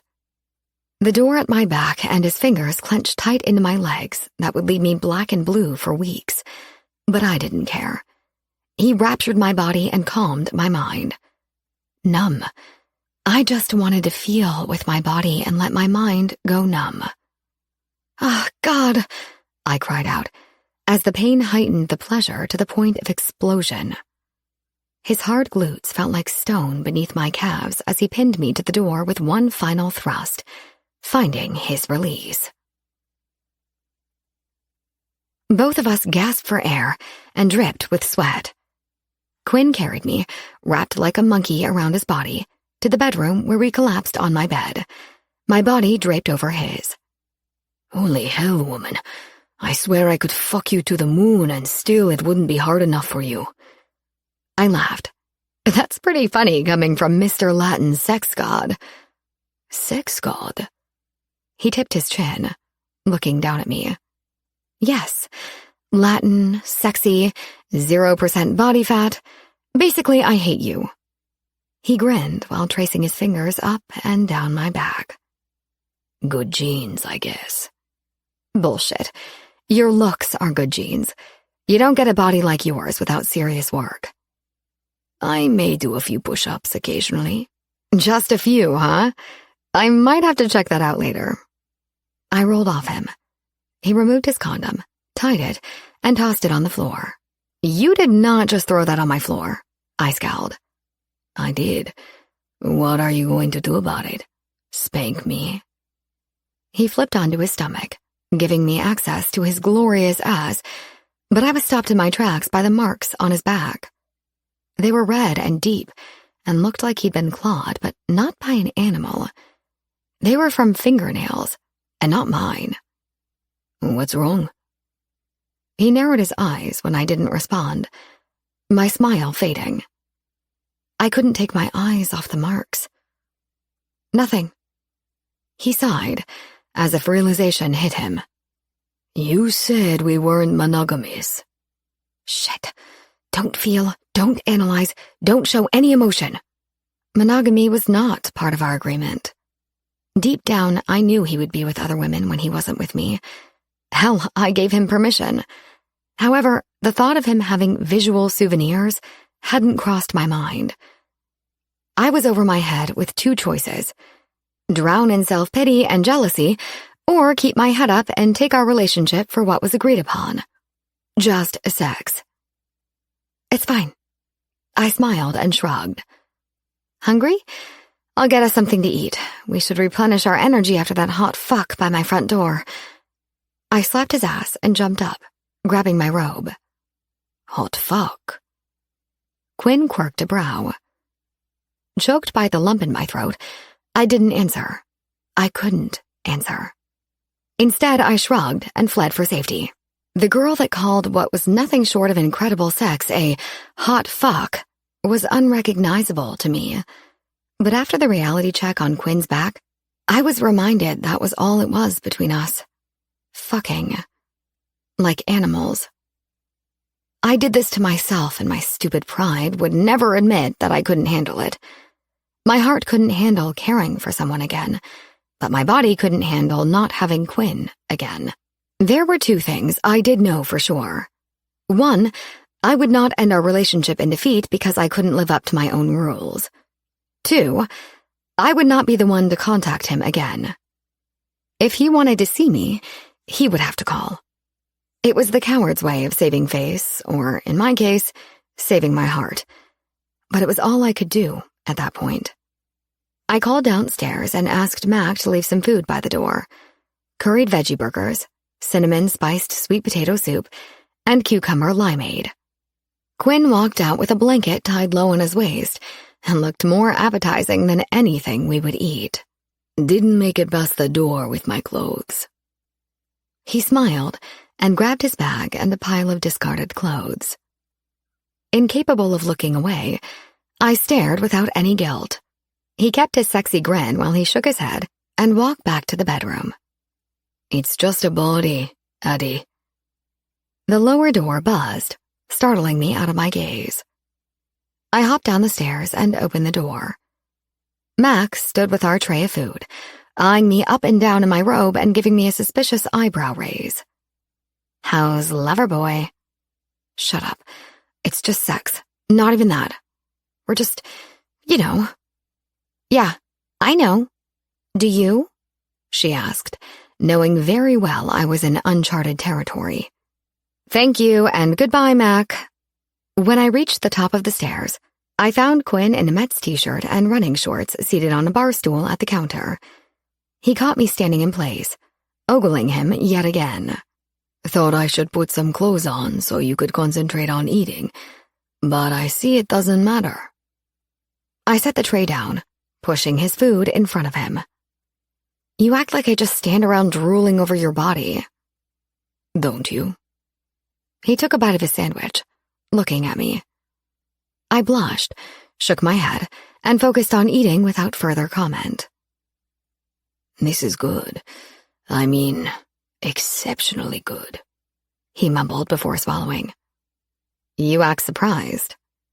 I am, but not that you created something so great, just that I think this tastes better than any hamburger I've ever eaten, and I've eaten at some of the finest restaurants in the world. Yeah, well, there's only so many things you can do to flavor up animal carcass. He coughed over his mouthful of food. Jeez, you make it sound like restaurants are serving roadkill.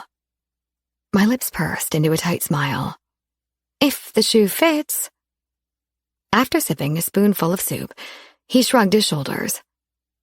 I don't even have a good rebuttal because this food tastes so amazing. I flashed him a smile of genuine gratitude. Thank you. His praise meant more than he could imagine. My culinary creations were my art. They were an expression of myself and how I felt about health, the environment, and patrons of my restaurant. You're welcome. He looked pleased, yet I sensed the neurotransmitters in his head working overtime. What? With a barely detectable shake of his head, he smiled. You're just not what I expected. Really? What did you expect? A clingy, narcissistic diva. Wow, so pretty much I'm the antonym to what you expected? So it would seem. I guess you needed something in your life to change. Such as? If you have to ask, then it must be something on a subconscious level that has switched off your clingy, narcissistic diva magnet. We often attract what we need in life, even if we don't consciously know we're doing it. Well, Dr. Brecken, what is it about you that I subconsciously need? Rolling my eyes to the ceiling, I tapped the pad of my index finger against my lips. You need to feel grounded, and I am grounded. Like a 747 that fell from the sky, but nonetheless grounded. Grounded? You don't think I'm grounded? Not so much. You don't just have money. You think you need it. Lots of it. I imagine you make charitable contributions, but mostly it's good for your reputation and a nice tax write-off. My intuition is you've never literally given the shirt off your back to another human unless she was in need of a makeshift robe after crawling out of your bed naked. You avoid committed relationships because it ensures you stay disconnected. From what? I'm not sure. Most likely a fear of either giving or receiving love. Don't you think you could have given me the sugar-coated version? That was. I smiled before sipping some water. Okay, so I'm a greedy, selfish, arrogant prick who's afraid of commitment. What does that say about you? What exactly do you need from me? That's what I've been trying to figure out. And what have you come up with so far? Shrugging my shoulders, I told him the truth, or at least the part of it my conscious brain willingly recognized. Sex. After dinner, we decided to go for a walk along the lake path. There was an intimacy in the way our fingers laced together as our arms swayed with each stab. Those simple yet tender moments made me more self-conscious and exposed than his tongue-licking chocolate ice cream off the most intimate parts of my body. The ugly face of insecurity mocked me. Did he hold the hand of the woman who marked his back the way he held mine? Eventually, I gave my monkey brain a rest and simply let myself be in the moment. We walked in silence for the most part. Agreeing not to talk about anything personal left us with very little to talk about. The silence wasn't awkward. It was soothing. With Quinn, words were not always necessary. The sun set in the horizon. A slight breeze brought cooler evening temperatures. Quinn pulled me into his side and rubbed my goosebump-covered arms. That night at the pier, you said you loved to sail. Do you rent a boat and go out very often? Once or twice a week, when it works out. He nodded. The last time I was in town, I saw this great sailboat. Yacht, actually. It was docked at the marina. Made me think of you. I tried to find out who owned it, but no one would give out a name. It was an odd statement, as if he was fishing, but I wasn't ready to bite. You looking into buying a sailboat? I gave him a quick sideways glance. Maybe. He shrugged. I should have just let it go, but I couldn't. The bait was too tempting. What about it made you think of me? Aside from the fact that it was a truly spectacular sailing vessel and you said you loved sailing. I nodded. The name. It's called The Sage. Have you seen it before? I can't imagine you could have missed it. I tried not to tense, knowing Quinn would notice since his arm was still wrapped around me, but I couldn't help it. Yeah, I know which one you're talking about. She looks yeah. Do you know the owner? What do you think, Addie? It's amazing, Mom. Your dad and I knew you'd love it. A beautiful yacht for a beautiful girl. Promise us you'll never sell her. I won't, Dad. I promise. Hello? Addie? What? Where'd you go? Quinn's brow wrinkled. Turning to face him, I slipped my hands up the back of his shirt and pulled him into me. You're leaving tomorrow, and I haven't had enough of my sex god fix. So, What do you say we head back and you warm me up with your hot body? I slid my fingers under the waist of his pants and squeezed his magnificent ass. He reciprocated by grabbing my backside and pulling me against his growing arousal. I'd say you're changing the subject, but I don't give a damn right now.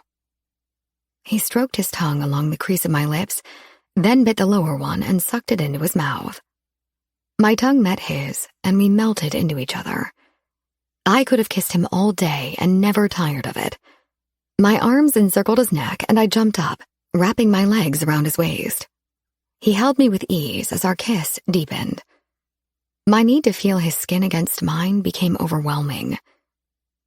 "Take me back," I whispered in his ear, sucking his lobe into my mouth, then running my tongue down his neck.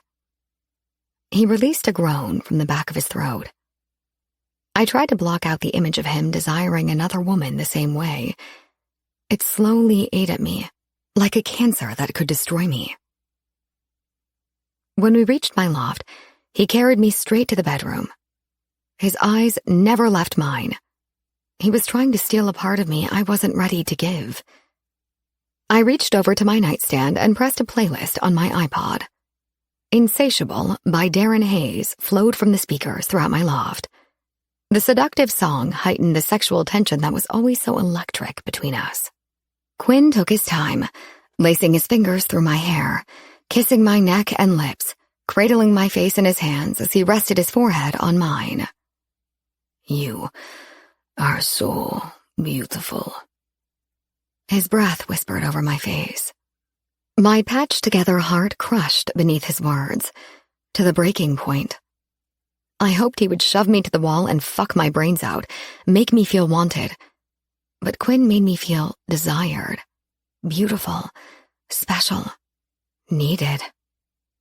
I had to step back as the moment overtook me. "I think I already made it clear that you're getting laid. Flattery is unnecessary."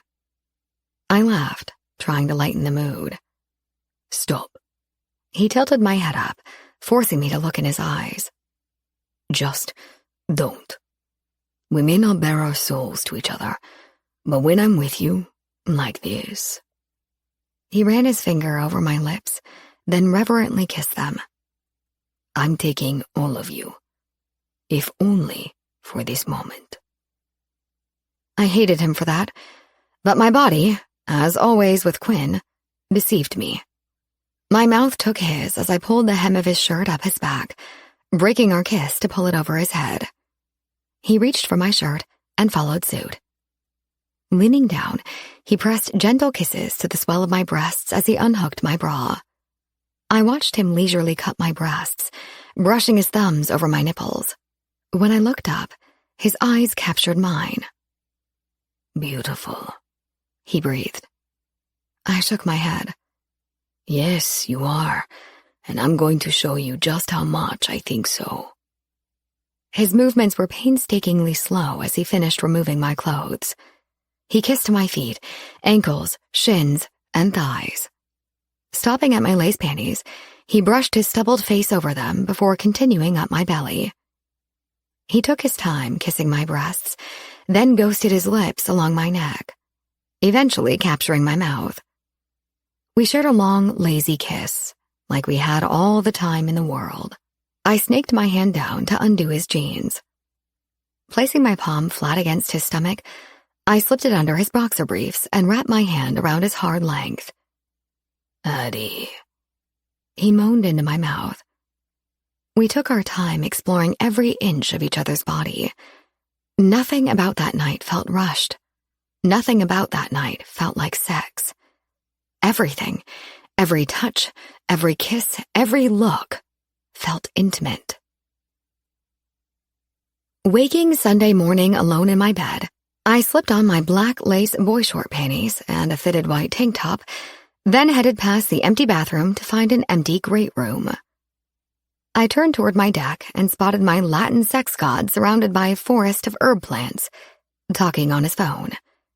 He wore nothing but a rugged 2-day shadow and black boxer briefs that hugged every inch of his sexy ass. Turning, he caught me, once again ogling him. His steely face looked serious. The polite reaction would have been to give him a few minutes of privacy, but my Quinn-addicted body vetoed that decision. Admittedly, the new brave, more like brazen, and confident version of Adler Brecken felt good in my skin. I edged my way closer to him, his face still serious, making a few yes, no, okay comments to whomever was on the other end. Walking my body into his chest, I kissed his pectoral muscles and ran my tongue and teeth along his nipple while moving my hands behind him. I pushed down just the backside of his briefs, exposing his perfect ass.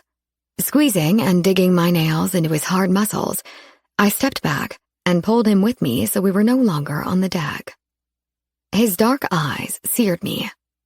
I chewed my lip for a split second in contemplation, then decided to go for it. Encouraged by his arousal for me pressing against my stomach, I moved my hands around his hips and pulled the front of his briefs down with the back. Sinking to my knees, I took his erection in my mouth and sucked it hard. He drew in a sharp breath through his teeth. I looked up at him, swirling my tongue around the head. Grabbing my hair with his free hand, he closed his eyes and urged my mouth back on him. Brett, I'll call you back. He tossed his phone on the couch and pulled out of my mouth, dragging me up to him. I think I have a naughty little temptress trying to distract me when I'm on the phone. Would I be right? He palmed my butt and walked us backwards until I bumped into the kitchen island. Reaching behind me, he ran his hand over the smooth surface, scattered with multiple specks of browns and golds, with some scattered cobalt blue chips. Recycled glass? I nodded, not interested in discussing my countertops. Cool to the touch. I nodded. He pulled my tank top over my head, then yanked down my panties. Gripping my waist, he set my bare ass on the cold countertop. I took in a quick breath. He smirked. Lie back. I eased my back onto the counter. The cool glass sent chills through my body. Feet up. I put my feet on the counter, and he pushed them back so my heels touched my butt. Don't move. He disappeared to the bedroom, then returned a few moments later, grabbing 2 dish towels that were by the sink. I balled my hands as he bound my wrist to my ankle. Holy shit, I've never been tied up. After securing one side, he went to work on my other side. Relax, Addie. Just remember, you started this. Was I being punished? What did I start? My head spun as my heart raced from the claustrophobic anxiety of being tied up. Don't panic. Don't panic. Close your eyes and breathe, baby. He parted my knees wider, wholly exposing me. I searched for deep calming breaths as I closed my eyes. He waited until my breathing evened out. Are you going to distract me again when I'm on the phone? No, I whispered. His tongue ran up my center. My body jerked, pulling at my ankles and wrists. What's that, baby? I didn't hear you. He inserted a finger in me. No, I breathed out a little louder. Sliding another finger in, he flicked his tongue over my clit, causing my body to spasm again. Oh God, no! I tried to bring my knees together, but he had his hands on them, keeping me spread wide. No what, baby? No, I won't do it again. Good girl. He began moving his fingers in and out, causing all the blood in my body to converge between my legs. The pressure was unbearable. Oh God, Quinn! Yes, baby. I can't take it anymore. I was a panting mess. I heard the soft rip of a foil condom wrapper, and then his fingers slid out of me, instantly replaced with his mouth. I moaned in appreciation, wanting to move my hips into him, but he still held me down. Untie me, please, I begged. He stroked my sex with greater pressure, using the tip of his tongue to relentlessly flick my clit. Then, just when I was so close, He moved both of his hands up and pinched my erect nipples. The most explosive orgasm ripped through my body in long waves. He untied me while keeping his mouth on my core, lapping up every last bit of my orgasm. All too soon, he brought me out of the blissful aftermath by picking me up and easing me onto his erection. The exquisite fullness ignited my body again. He walked us over to the plush rug in front of the couch and knelt. We had sex, I think. Quinn defined mind-blowing, and my IQ dropped 10 points or more when his cock took up residence inside me. After he came with a violent grunt, I breathed in relief, wondering what that was really all about. "Do you have a secretary?" He turned his head and gave me a puzzled look. "I have a personal assistant." "Female?" "Yes. Why?" "Just wondering if that's how you react every time she disrupts a phone conversation of yours." He laughed. "First, she knows better than to interrupt me unless it's an emergency. And second, if and when she does, she just says, 'Excuse me, Mr. Cohen.' She doesn't wrap her mouth around my dick." I chuckled. Might make the workday better if she did. Maybe. He looked up at the ceiling with his hands folded on his chest. Whoa, what was that supposed to mean? Something was deliriously wrong with me for ever guiding the conversation in that direction. "Breakfast?" I asked, trying to focus on something other than Quinn's assistant, literally giving him lip service. He nodded, but still didn't look at me. A few minutes later, he stood in silence and headed for the bathroom. I heard the shower running, so I slipped my panties and tank top back on, then grabbed some clothes for the day. Def Leppard's Hysteria played through the speakers while I flipped banana oat pancakes on the stove. When Quinn came out, he was clean-shaven, had a wet head, and was dressed in faded jeans and a fitted white tee. He set his bag by the door. I flashed him a quick smile before turning back around to finish the pancakes. He sat on a bar stool with no words yet to share. When the pancakes were done, I arranged them on our plates fanned in a circle with sliced strawberries and chopped pecans garnishing the top. Then I drizzled warm maple syrup over them. I set Quinn's plate in front of him and poured us small glasses of fresh squeezed orange juice. "Thank you." He stared at his decoratively arranged breakfast. "Always the chef, huh?" "Food should please the eyes before the palate." I shrugged. He took a bite. "Well, you've succeeded at both." His comment was friendly, or maybe courteous. It felt like small talk he would make with a waitress at a restaurant. Something was wrong or off, but I wasn't sure what. Maybe it was my comment about his personal assistant. It was a joke. Thoughts of whether to say something or not quarreled. With a mental flip of a coin, I decided to just keep polite conversation. "Thanks. I make pancakes every Sunday morning, overindulge, skip lunch, then eat a light dinner." He nodded, keeping his eyes on his plate while he continued eating. After he finished his juice, he grabbed his phone from the couch and walked to the door. The moment was immensely uncomfortable. I could hardly believe an hour earlier I had been tied up and exposed on my counter. I followed him to the door, pursing my lips while I chewed the inside of my cheek. He bent down and picked up his bag. Then, with his back to me, he let out an exasperated breath. "Why did you make such a big deal about a $6,000 a night hotel room and drag me to some grocery store to make a huge production about feeding the less fortunate when you're the sole owner of a yacht that's worth well over $1 million? That curveball punched me in the gut.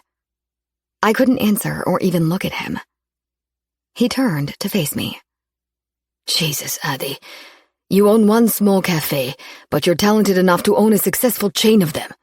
You live in this dinky loft filled with mismatched furnishings and drive a car that's 10 years old. You refuse to indulge in anything luxurious, but you have a fucking $1 million yacht docked at the marina. Most women I meet want me for a shopping spree on Fifth Avenue and have dreams of a big diamond from Tiffany's. But you... He ran his fingers through his hair in frustration. You go out of your way to feed the homeless and are willing to be arrested just to voice your objection about something that offends you. Don't you get it? I'd lay the fucking world at your feet if you just asked me. But not you, Addie. You just want sex, with no strings attached. My heart and my brain were at war. I felt lost. I didn't want him to walk out that door because I knew I would never see him again. But I also knew I had offered all I had to give. Quinn wanted to piece me together like a puzzle, but too many of my pieces were gone. I was forever incomplete. Silence filled the space between us as he waited for my response. I had nothing. Is that all you got? Christ, Addie, can you at least look at me? It took everything I had to lift my head. Just as my eyes met his angry, dark glare, they spilled over with tears. Like blood oozing from a lifeless body, I stood motionless. Not one sob, not one sniffle, only tears. Quinn's brows knitted together. Pity? Pain? Confusion? He leaned into me and kissed the stream of tears on both of my cheeks, then rested his forehead on mine. It had become a common gesture between us. Maybe symbolic of an unspoken understanding, or maybe it was his way of trying to read my mind. Goodbye, Quinn. I closed my eyes to fortify my courage. He rocked his forehead side to side against mine. Never goodbye, he whispered. A sharp click resounded in my ears. The door was shut. I opened my eyes to the void before me. Like waking from a beautiful dream, I smiled thinking about the memories. Then it slowly faded, as the disappointing pang of reality reminded me that it was, in fact, just a dream. He left and, once again, I was alone. Chapter 8. Birthdays are good for you. Statistics show that the people who have the most live the longest. Larry Lorenzoni. Deep breath. I am peaceful. I am strong. It had been 1 month since Quinn walked out my door. It had been 1 month since my past came back to haunt my present and robbed a piece of my future. I'd found balance in my life. It was a grueling journey, but I'd made it.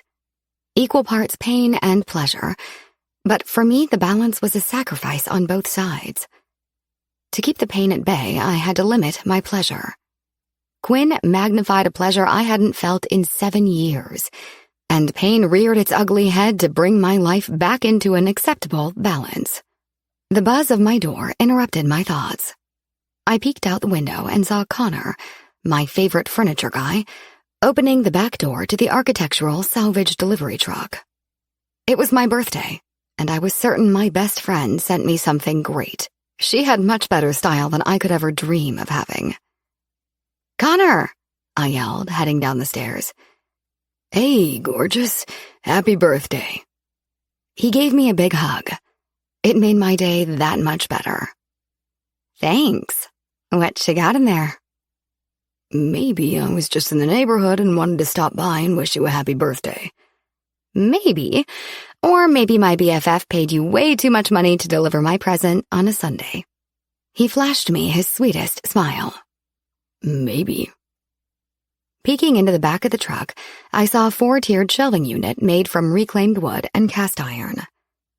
Oh my gosh, it's amazing. I was taken aback because the piece undoubtedly cost between $3,000 and $4,000. She has good taste, he commented while sliding it forward. Too good. I don't deserve her. Well, you might not say that once I inform you she said you'd use your freakishly strong little body to help me carry it up these stairs. He looked me over. His perked brow questioned my physical ability. Tip it forward. I'll take the top. His gaze lingered on me for a few more seconds. Okay, but if you drop it, remember, it's one of a kind. Yeah, let's do this. We made it up the stairs, but it was a heavy son of a buck. However, I think I left Connor with a new respect for his favorite little chef. I grabbed my phone and instant messaged Mac. Me. Love it! Way too expensive, but I'm keeping it anyway. Smiley face. Thank you, dear friend of mine. Mac. Happy birthday, sweetie. You are very welcome. Can't wait to see you for dinner tonight. Your cake looks so yummy, if I may say so myself. Me. Mac's awesome carrot cake. My favorite. See you soon. Later that afternoon, while getting ready for my birthday dinner with Mac and Evan, my door buzzed again. A quick peek out the window revealed a floral delivery van. Who's sending me flowers? I opened the door. Adler Brecken? Yes? Hope you have some empty counter space. Excuse me? I have 32 floral bouquets for you. What? Who are they from? Not sure. I think one of the bouquets has a card. Where would you like them? The kitchen island and that empty shelving unit, I guess. I stood at the doorway, stunned, watching him bring in 31 bouquets of pink daisies and lilacs. The 32nd and final bouquet was a dozen lavender roses with a card. Without reading it, I knew who had sent them.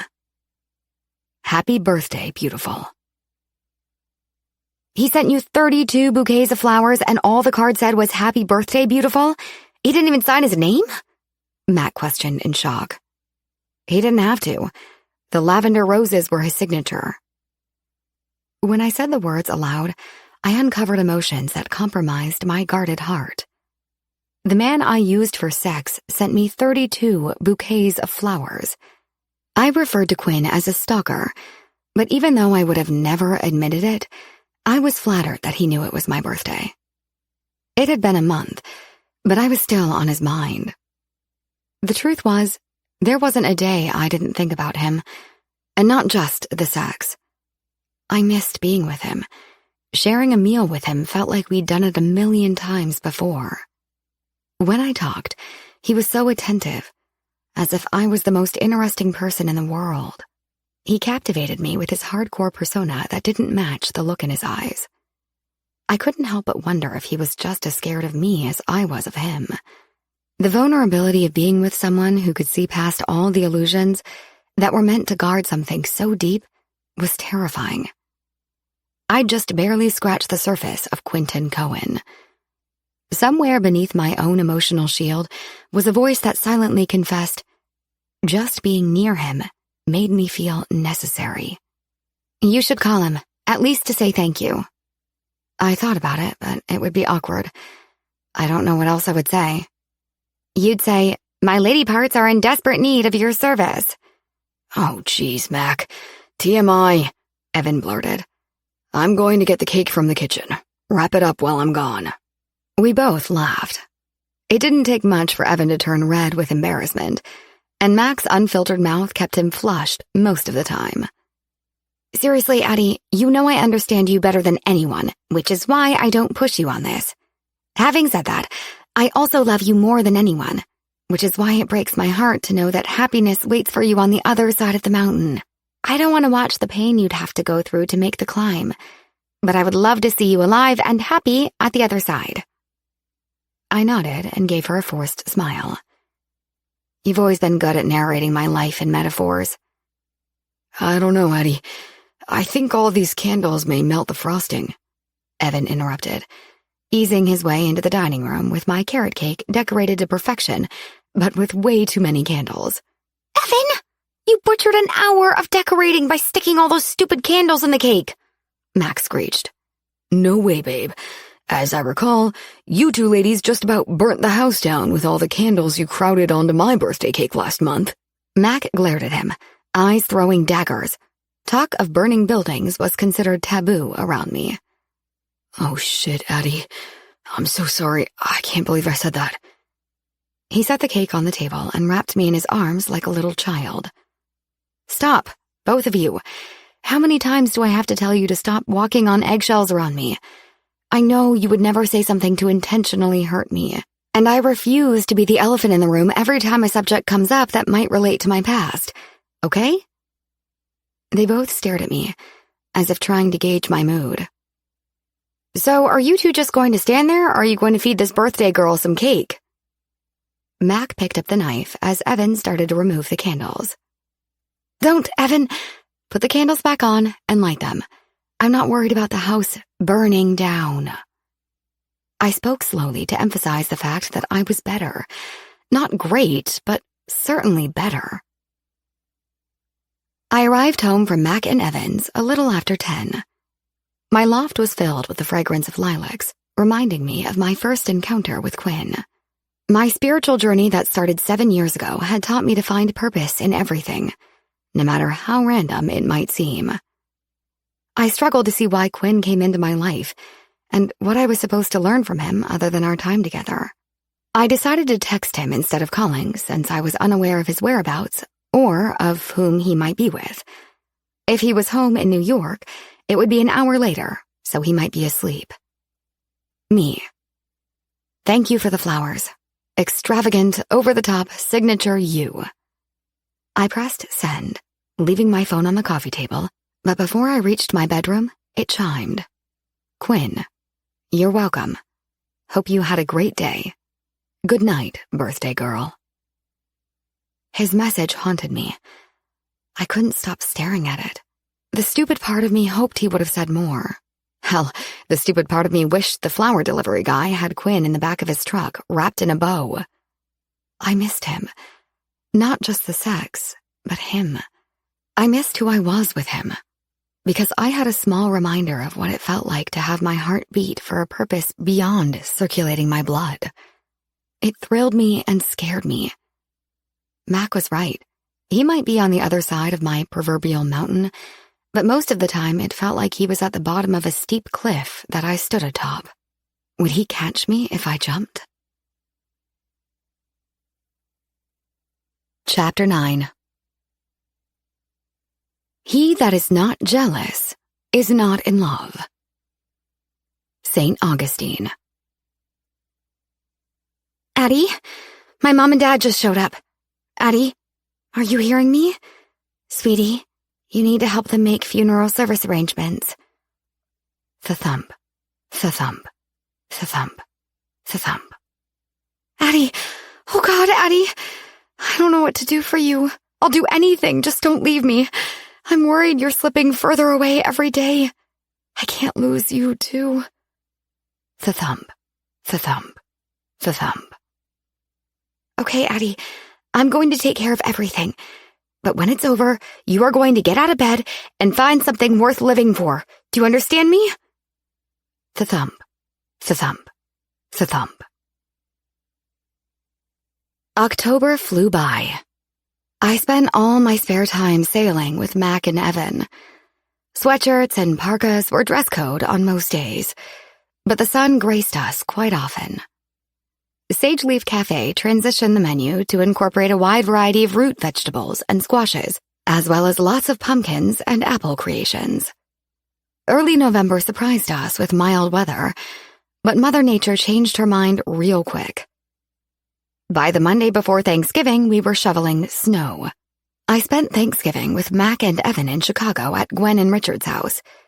It took hours of meditation, repeated mantras, and Mackenzie pep talks for me to agree to go back to their house. I think Mac talked to Gwen beforehand because there was only one picture from my past that I saw. It was a family photo taken a few months before Malcolm died. Seeing it still cut me open, but not as deep. When we returned from Thanksgiving, I prepared for my next trip. Mac had so very kindly volunteered my expertise at a culinary institute in New York. An instructor from there visited the cafe in November and gave my menu rave reviews, then inquired as to where I'd received my training. Mac told her the University of Chicago, which elicited the normal lost look. Then she proceeded to tell her I was self-taught and rarely ever used recipes. If I ever needed an agent to sing my praises, Mac would have been it. Ironically, my lack of formal training impressed the instructor just that much more, and she insisted I come to New York in December. Eventually, against my better judgment, I agreed. The day before I left, Matt came over to help me pack. "You're going to love New York in December. Rockefeller Center decorated for the holidays is worth the trip all by itself." "You've told me 100 times already." I rolled my eyes as I sat on my suitcase, trying to zip it shut. "Well, if the lights don't do it for you, there's always the optional booty call." Dream on. We haven't had any sort of contact since my birthday. That was 2 months ago. 3 since I've seen him, in case you've lost track. So, if he wanted to see me, he would have called by now. Besides, I'm quite certain Quentin Cohen does not have to make a trip to Milwaukee to have his sexual needs met. I doubt he has to leave his house. They're probably lined up at his door. Honestly, the thought made me sick to my stomach. However, a part of me, the pathetic part, was secretly excited about being closer to Quinn. Although it was ridiculous since I had no idea if he was even in New York, and I highly doubted I would get up the nerve to call him. "Addie, just promise me you'll enjoy yourself. Do some Christmas shopping, maybe even spoil yourself a little. Good food that you don't have to make, a spa day, maybe take in a Broadway show. Just make the most of your time there, okay?" I pulled her in for a big hug. "I'll try." New York during the holidays was picturesque.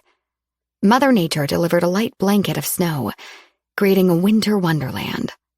Exquisite holiday window displays adorn the stores along Fifth Avenue. Ice skaters glided along the skating rink at Rockefeller Center under the massive tree that glowed beneath the skyline. I decided to immerse myself in the city and take it all in. After arriving Monday evening, I checked into my hotel and ordered in dinner while I planned out my week. I was scheduled to speak and do demonstrations at the Culinary Institute Tuesday and Thursday from 1 to 4. Friday morning, the students were to make their own plant-based creations, and I was asked to judge their work. I purchased tickets to 2 Broadway shows that week, The Book of Mormon and Houdini. Broadway shows were not a cheap endeavor, but I had promised Mac that I'd live it up while in New York. Tuesday morning, I grabbed breakfast, which turned out to be easy since New York City is quite vegan-friendly. Shopping, my least favorite activity, was next on my list, since I had to find some dressier items for the shows because my wardrobe at home was inadequate for Broadway. Over $3,000 later, I had 2 new dresses and coordinating shoes, but vowed to sell them on eBay when I arrived back home and donate the money to a worthy cause. The sales associate at the boutiques assured me I got a bargain compared to other Fifth Avenue stores. However, bargain would not have been my description. My wallet was kidnapped and beaten, but not raped. That was the more accurate description. The Culinary Institute was more enjoyable than I had anticipated. The students were gracious and eager to learn, and the 3 hours there flew by. When I arrived back at my hotel, I changed into a non-Broadway dress for dinner and headed out to a raw vegan restaurant the instructor at the Culinary Institute suggested. She said it was a bit pricey, but the atmosphere was intimate, and I might get a secluded table where I wouldn't feel so self-conscious about eating alone. She also told me their wine list was incredible, but I had no intention of getting tipsy by myself in the middle of Manhattan. Max spent the previous 2 days texting me, demanding a play-by-play of everything I did. When I told her where I was headed for dinner, she freaked out. "Mac.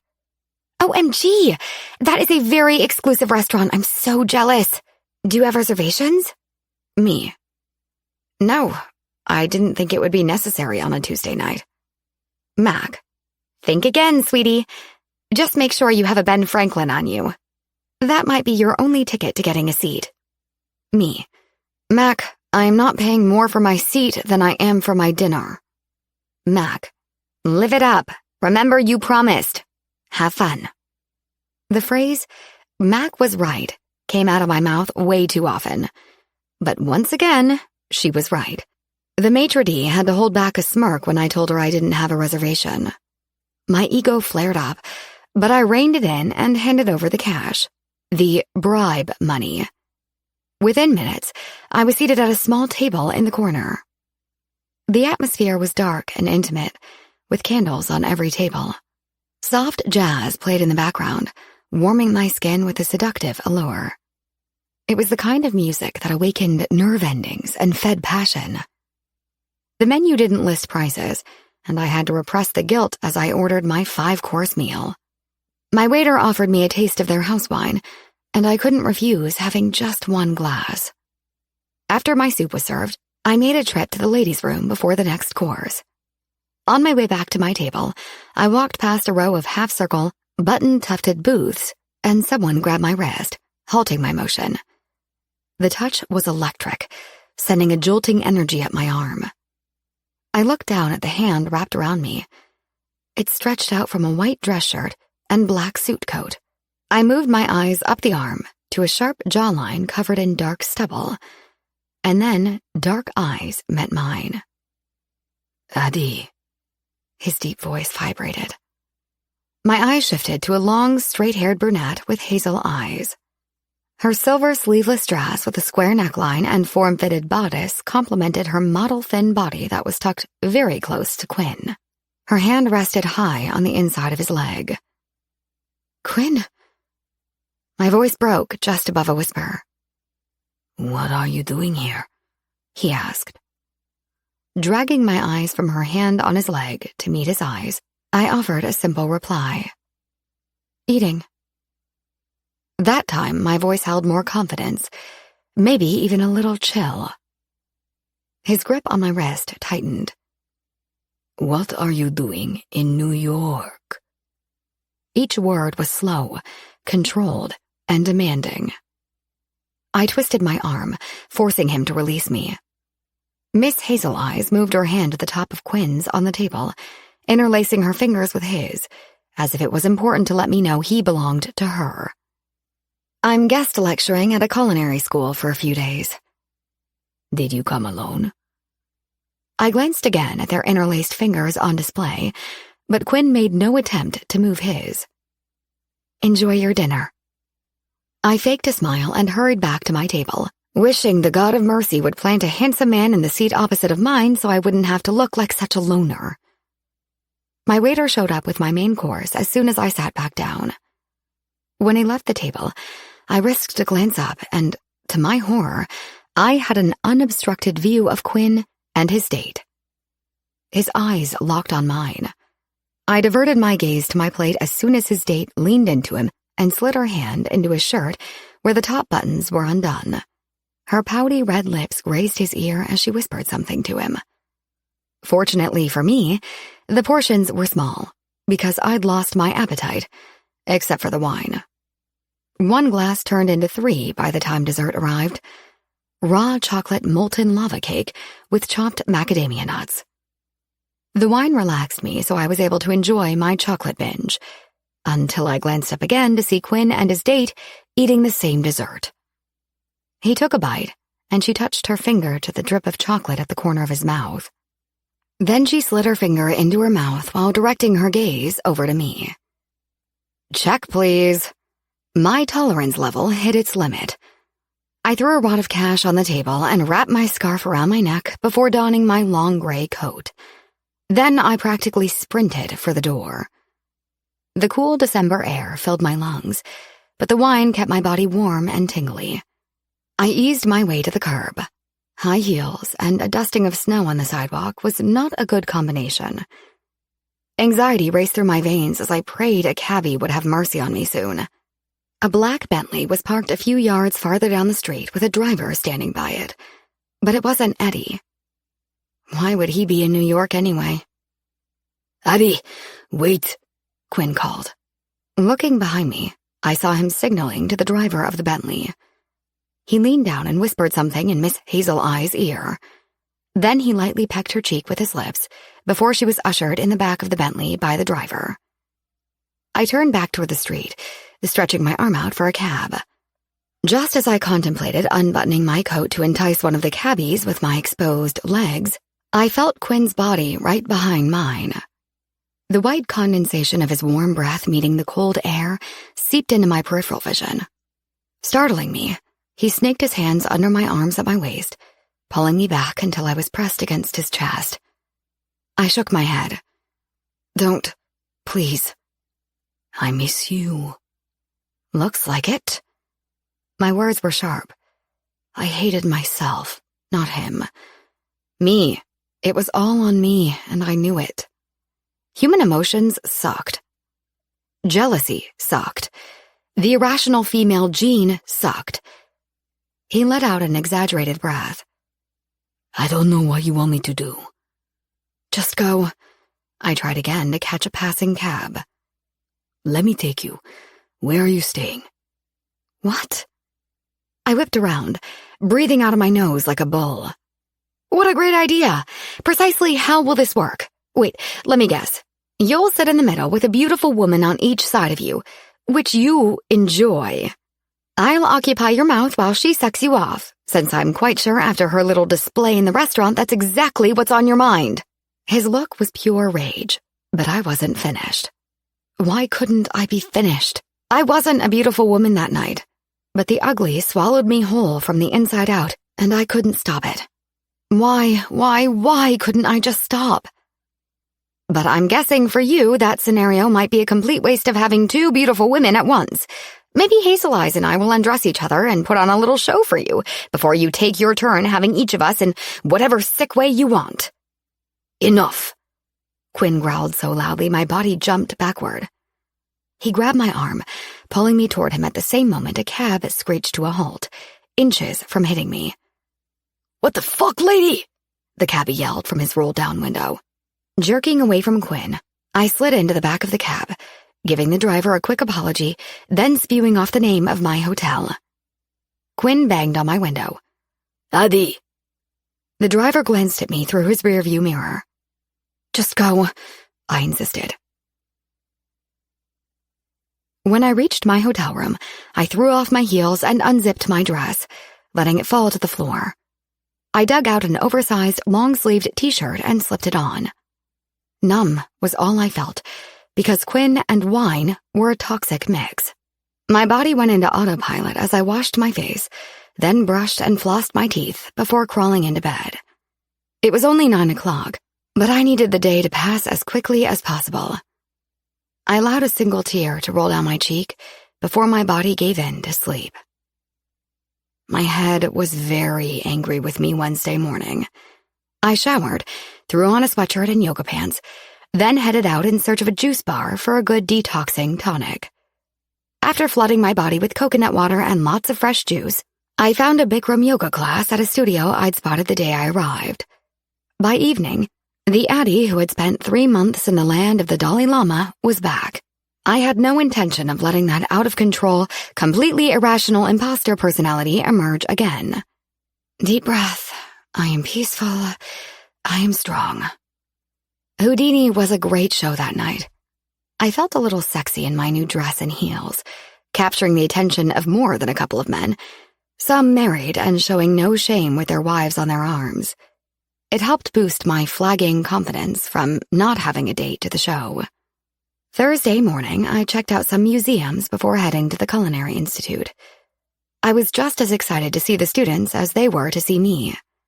Once again, the afternoon flew by, and I decided to have a low-key evening. I grabbed some dinner at a nearby cafe before heading back to my hotel to get out of the cold. In the elevator on my way up to my room, my phone chimed with a text from Quinn. Still in NYC? I chose not to respond right away. Thinking was my new requirement before responding. What good could come from acknowledging him? None. I ignored his text. An hour later, my phone rang. I didn't recognize the number, however. The area code was local to New York, so I answered it, thinking it could be someone from the Culinary Institute. Hello? Why are you ignoring my text? I couldn't see the relevance in the question, so I didn't waste my time responding. There was silence on the line. I wasn't even sure he heard me, or if we were even still connected. Where are you? He asked. What does it matter? Jesus, Adi, just answer me. His voice was strained with exasperation. I'm at my hotel. Yes, in New York City. Again, what's the relevance? I have to see you. He sounded calmer, even hesitant, as if he didn't want those words to come out, but they did anyway. Look, I overreacted. It was my fault. I apologize, and it won't happen again. Yes, I'd practice that line over and over like a new mantra. I'm busy tomorrow, and I'm doing some Christmas shopping Saturday, then leaving Sunday. So if you have something to say, just say it. Have dinner with me tomorrow night. Can't. I have plans. Saturday, then. I sighed, trying to stay calm since he simply wouldn't take no for an answer.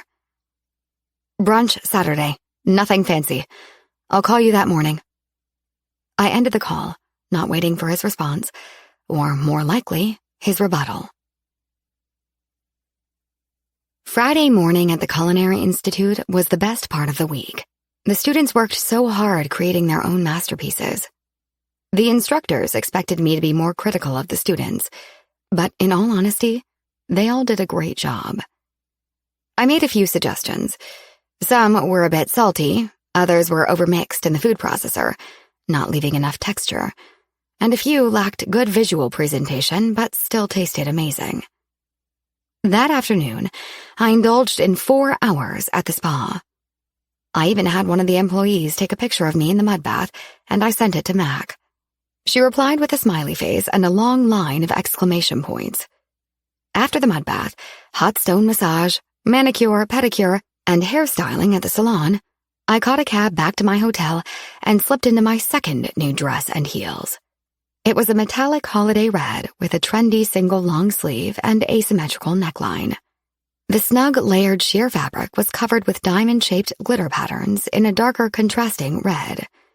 It hid above my knees as a form-fitting mini dress. For some reason, it felt shorter than I'd remembered at the store. I made a mental note to keep my legs closed tight while sitting. My long hair was swept to the side with curls cascading down my sleeved shoulder, leaving my neck completely exposed on the sleeveless side.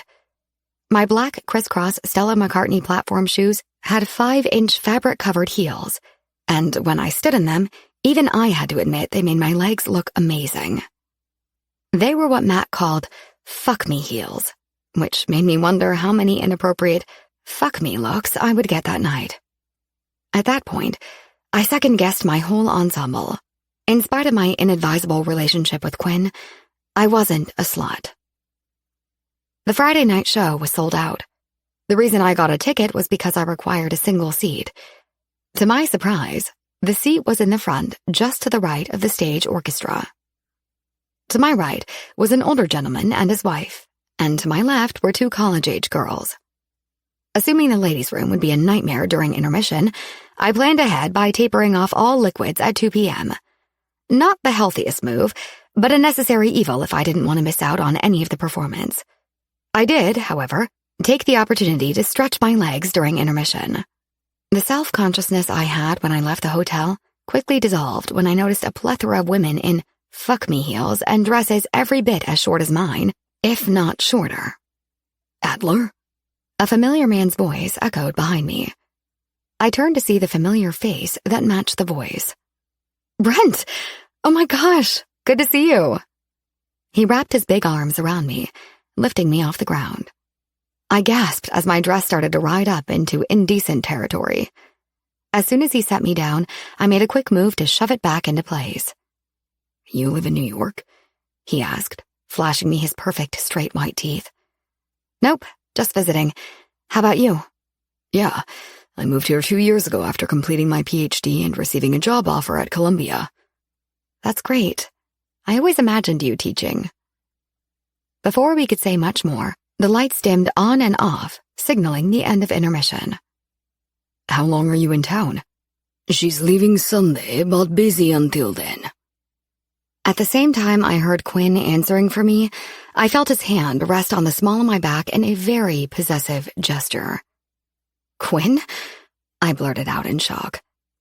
I looked up at him standing right next to me, but his eyes were rigidly fixed on Brent. Oblivious to the tension between us, Brent offered his hand. Hi, I'm Brent. Quinn accepted his hand, giving him a very firm shake. Quentin Cohen. How do you know Addie? We went to college together, Brent responded, unaware that he was in the middle of an interrogation. I see. And where was that? University of Chicago. Brent looked confused. I'm sure he wondered why some guy who seemed close to me didn't know something so basic as where I went to college. As I started to suggest we all take our seats, Brent decided to elaborate. Adler graduated top of the class, summa cum laude, which was no surprise since she had her pick of colleges.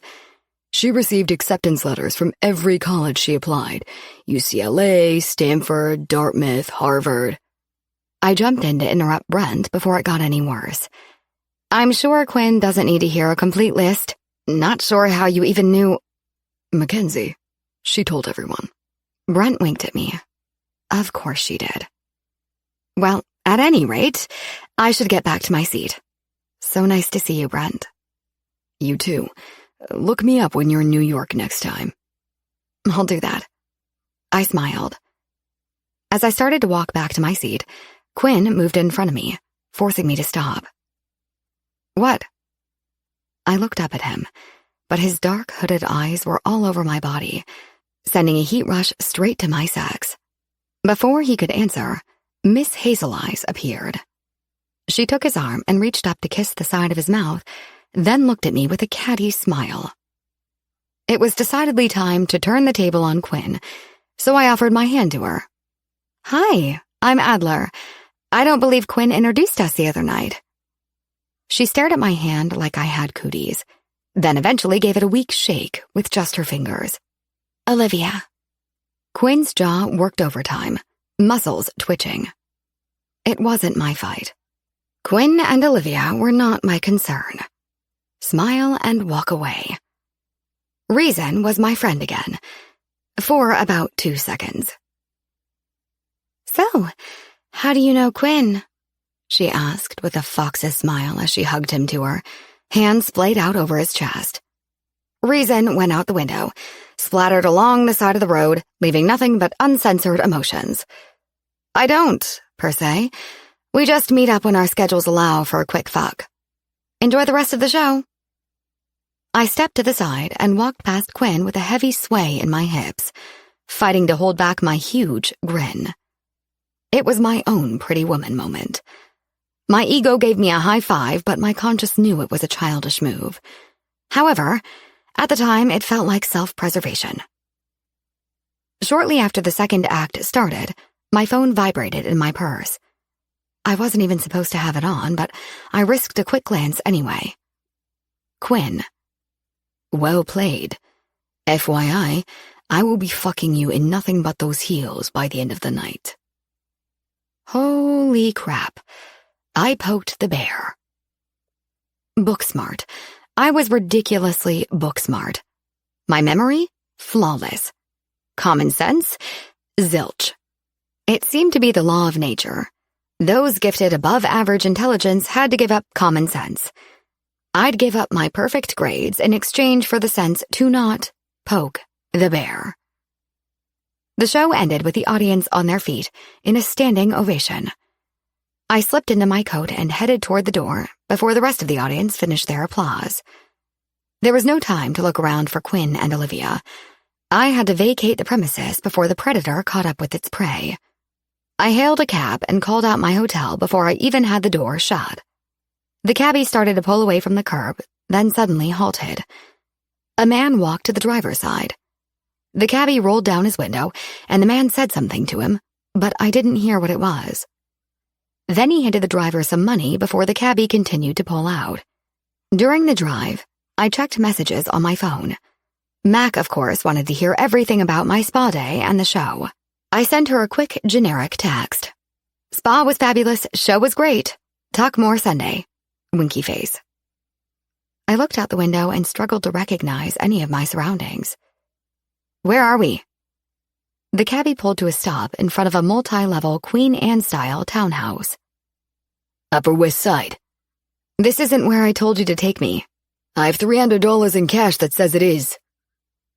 And then there were the people who had no conscience, the ones who could be bought. Who lives here? Beats me, but from the looks of things, someone pretty wealthy. Logic would have told me Quinn, but the building I looked at said wealthy family, several kids, maybe a dog. It was definitely not a bachelor pad. My curiosity got the best of me, so I opened the door and eased out of the cab onto the curb. Thank you. My pleasure, miss. The cab disappeared into the exhaust-filled air of the cool winter night. Creeping up the stairs, I gripped the rail so my Stella McCartneys wouldn't send me to the ER with a sprained ankle, or worse. My gloved finger pressed the doorbell. No answer. I proceeded to use the large metal knocker. No answer. Crap. Since someone went to so much work to ensure I got there, I decided to be bold and simply see if the door would open. Bingo. I peeked around the door. Hello? Nothing. I stepped inside, gently shutting the door behind me. The lighting was dim, mostly incandescent picture lights and hanging track lights illuminating the various art pieces adorning the walls. Soft music played in the background. That was the lone sound I heard until I noticed a shadowy movement in the corner. At first, all I saw was the outline of a dark figure, but I knew it was Quinn. He stepped into the light. His white dress shirt was partially unbuttoned and untucked from his black dress pants, tie loosened, his sleeves rolled up to his elbows, exposing the vein-laced muscles of his forearms. Addie, 10 years earlier in that situation, would have been shaking like a leaf and staring at the floor. It no longer took much effort to embrace the confident woman I'd become over the past few months. After setting my purse on the entry table, I untied my coat and eased it off my shoulders, letting it fall to my feet. Quinn's eyes were just as they were at the show, hooded and almost black. Keeping my eyes locked on his, I stepped a few feet closer, while inching the zipper of my dress down with one hand. His eyes followed my every move as I pulled my arm out of the sleeve side, then used both hands to push my dress over my hips, letting it pool at my feet. Quinn's mouth opened, and he ran his tongue over his lower lip while his eyes perused my body. I tucked my thumbs under the waistband of my lace thong and pushed it down to meet my dress, before stepping out 1 foot at a time and another step closer to Quinn. Finally, I removed my hairpins and combed my fingers through the messy waves. My part was done. It might have been a threat, or it might have been a promise, but it didn't matter. He had me just how he wanted me, standing before him in nothing but my fuck-me heels. Common sense be damned. I just wanted the man before me. I just wanted to feel, because no man had ever made me feel so much. Olivia? Their relationship? Our sex-only relationship? I'd just figure it all out later. Bloodstream by Stateless flowed from the speakers. Quinn took one more step toward me as he unbuttoned his shirt, then tossed it on the floor. He removed a condom from his pocket and held the edge of the wrapper with his teeth as he removed his pants. After rolling on the condom, he went from slow and calculated to animalistic in a matter of moments. He pushed me against the wall and smashed his lips to mine as his tongue began its impetuous exploration. With his hands braced against the wall on either side of my head, he used only his torso and his mouth to hold me in place. I gripped his firm biceps to steady myself, then fisted my hands in his hair when he grabbed my leg and hiked it up to his hip. His other hand aggressively kneaded my breast before navigating to my sex. Slipping 2 fingers between my slit, he barely grazed my clit before I felt his fingers glide into my wet channel. I moaned, closing my eyes. Quinn pulled his fingers out and replaced them with his hard cock. He slammed into me, then stilled for a brief moment before he pulled back and repeated. His fingers dug into my leg, which he held firm to his hip. The calf of my standing leg burned as it supported my weight and absorbed the jarring impact every time he surged into me. His pace was fast and urgent. It felt like a race to the finish. Quinn took the checkered flag just seconds before I crossed the finish line. Neither one of us had spoken a word since I arrived. All that came out of our mouths were labored pants and deep moans. Completely exhausted, I dropped my head and bit his shoulder as my body came down from its intense orgasm. After a few moments of standing still, clenched to each other, he relaxed his hold on my leg and eased my foot to the ground. I ghosted my nails over his back while he brushed a soft kiss over my swollen lips. His forehead pressed to mine. "Hi," he whispered, offering the first spoken word since I'd arrived. "Hi," I breathed back. I wanted to cry. I wanted to scream. He infiltrated my chest, gunning for my heart. How could I be so stupid to think it was just sex? I was the fool. He didn't play me. I played myself. He lowered to his knees, sitting back on his heels, and unfastened my shoes one at a time, rubbing each foot after slipping them off. "You're like my favorite dessert," I confessed. He looked up at me, confused, while he worked his magic on my sore feet. "I crave you constantly. Borderline addiction. But I fear the consequences of overindulging." I stuck with the food metaphor. It seemed safer than just handing him my heart. Quinn stilled for a moment, still looking down at my feet. Nodding, he pushed his body off his heels, straight up on his knees. He wrapped his arms around me and rested the side of his face on my abdomen. I combed my fingers through his hair, momentarily caught up in the tender moment. A few minutes later, he stood and pulled his boxer briefs back on, then slid his white dress shirt on me, buttoning just the bottom 3 buttons. He reached for my hand and guided me up the stairs to a bedroom. Tossing back the duvet, he lay on his back, pulling me with him so I was sprawled across his torso. My ear was against his chest, and as I focused on his heartbeat, I let my mind drift back to a time where the sound of that rhythmic pulse haunted me. Quinn pressed his lips to the top of my head, bringing me back to the moment. "Whose house is this?" "Why do you ask?" "Because I don't think it's yours." He chuckled. "What makes you think it's not mine?" "Everything. The location, the Queen Anne architectural design, the warm interior design, the wall art. I could go on forever. This is a family home. I expect a couple of kids to run and jump in bed with us at any moment." He didn't respond.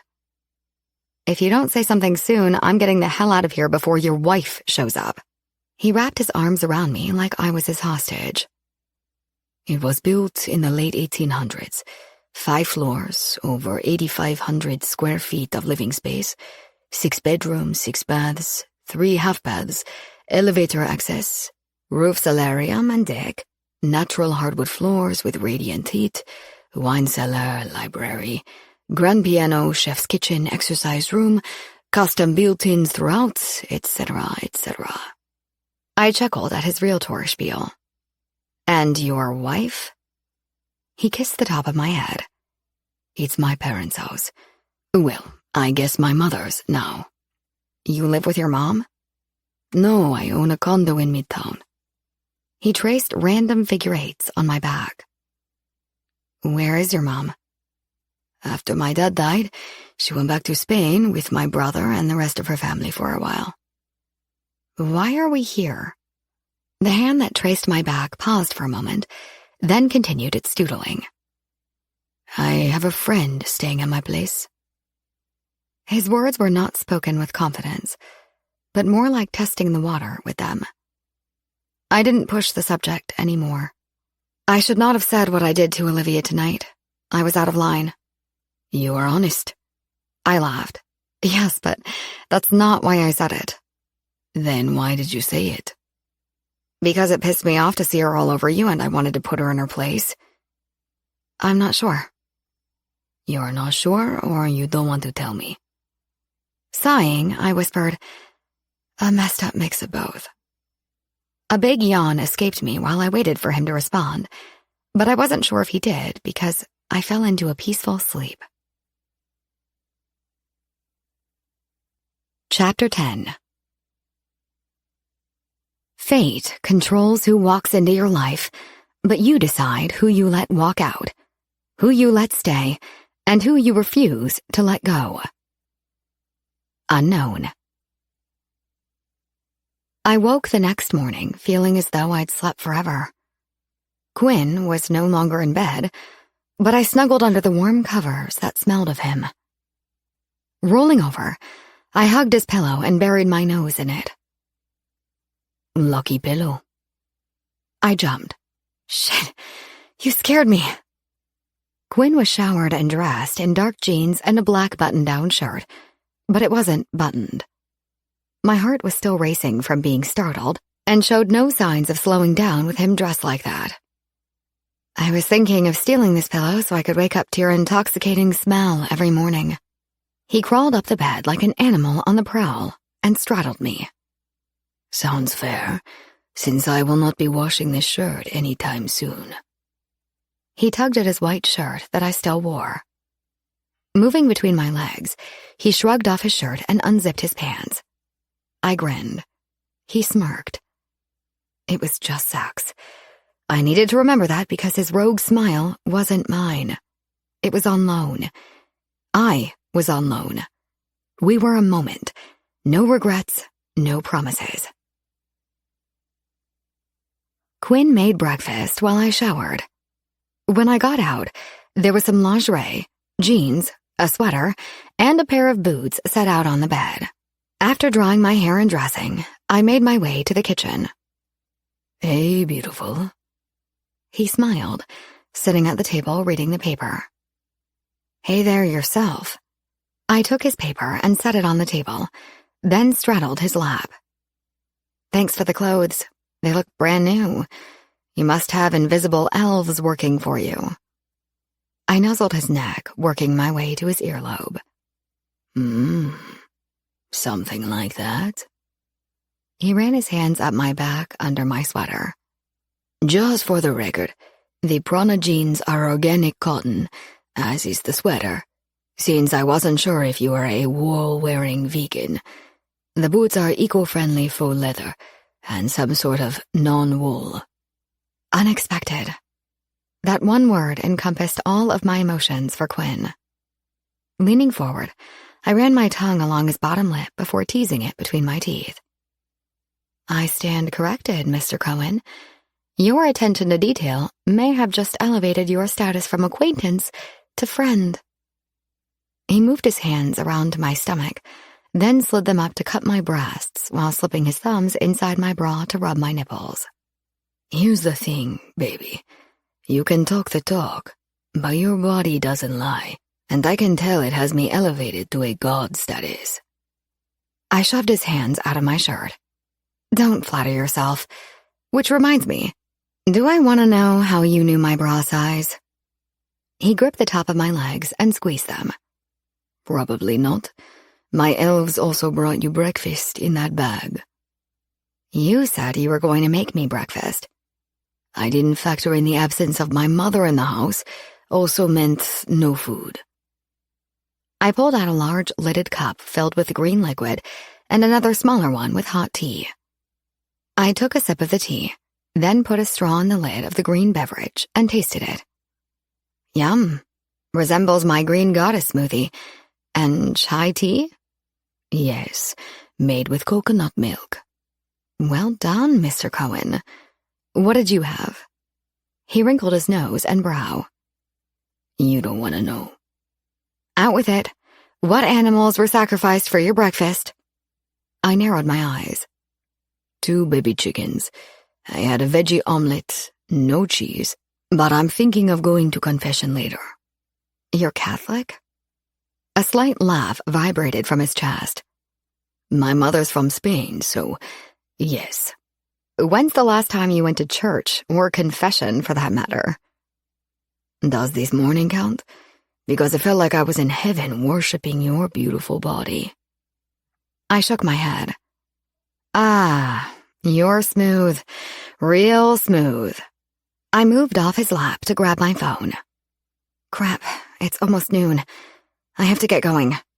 I have half the city to tackle today, and I'm leaving tomorrow. Well, good luck.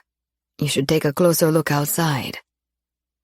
I walked to the French doors that led out back and was shocked I hadn't noticed the massive amount of snow that had fallen overnight.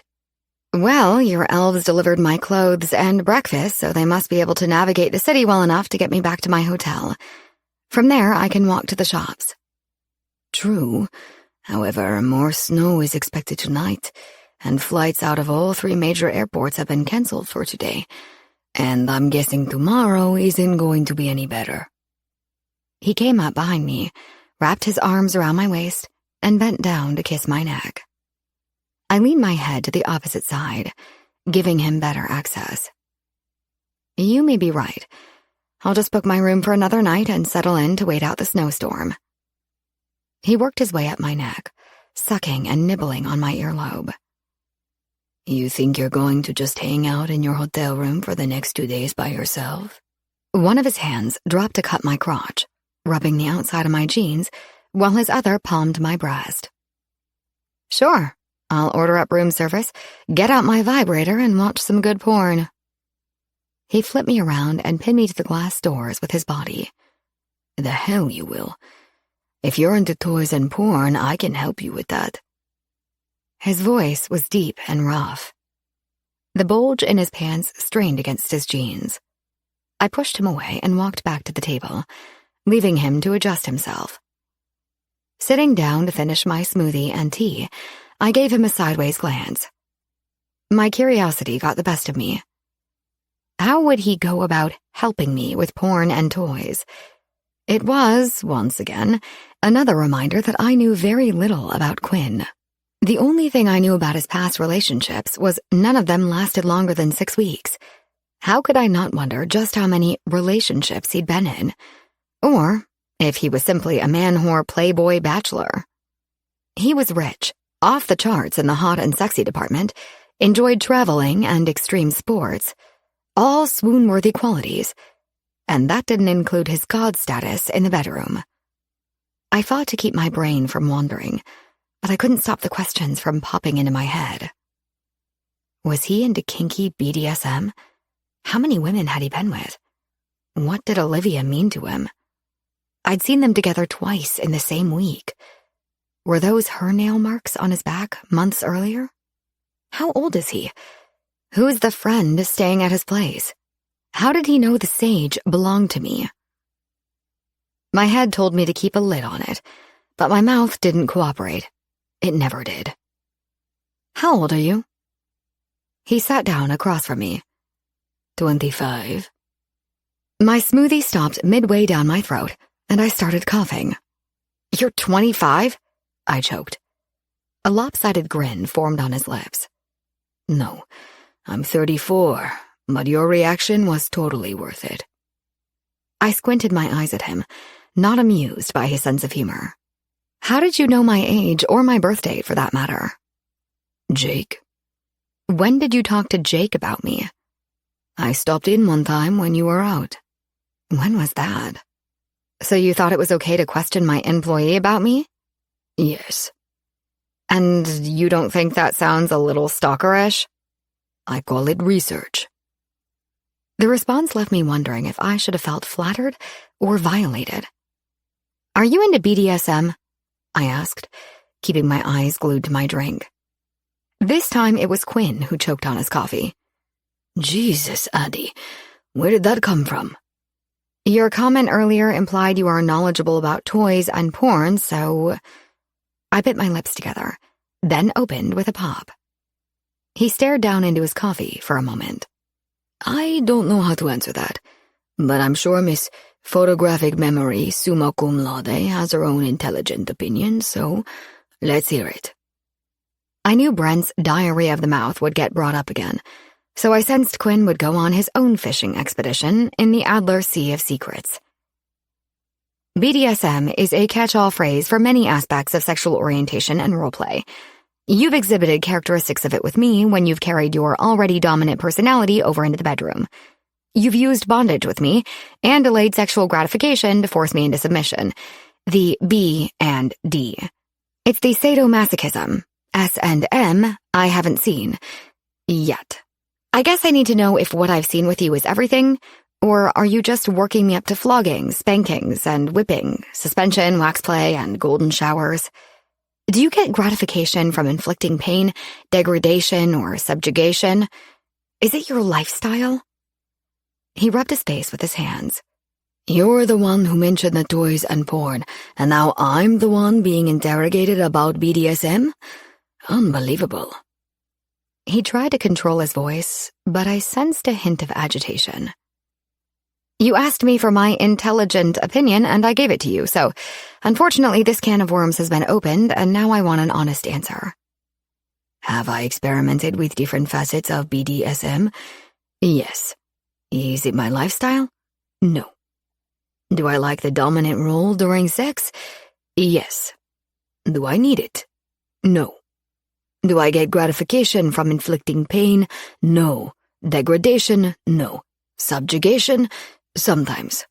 As for your list of means of inflicting pain, the answer is no. Now, are we done talking about this?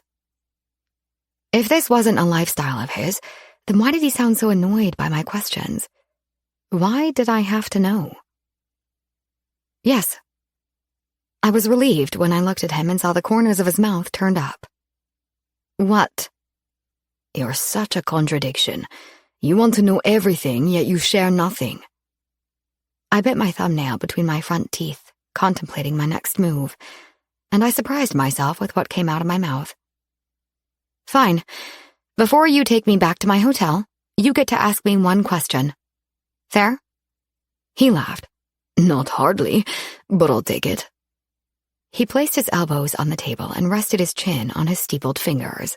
While he contemplated in silence, my nerves fired in anticipation to the point of fidgeting with my cup, the placemat, a loose string on my jeans, anything to hide my level of discomfort.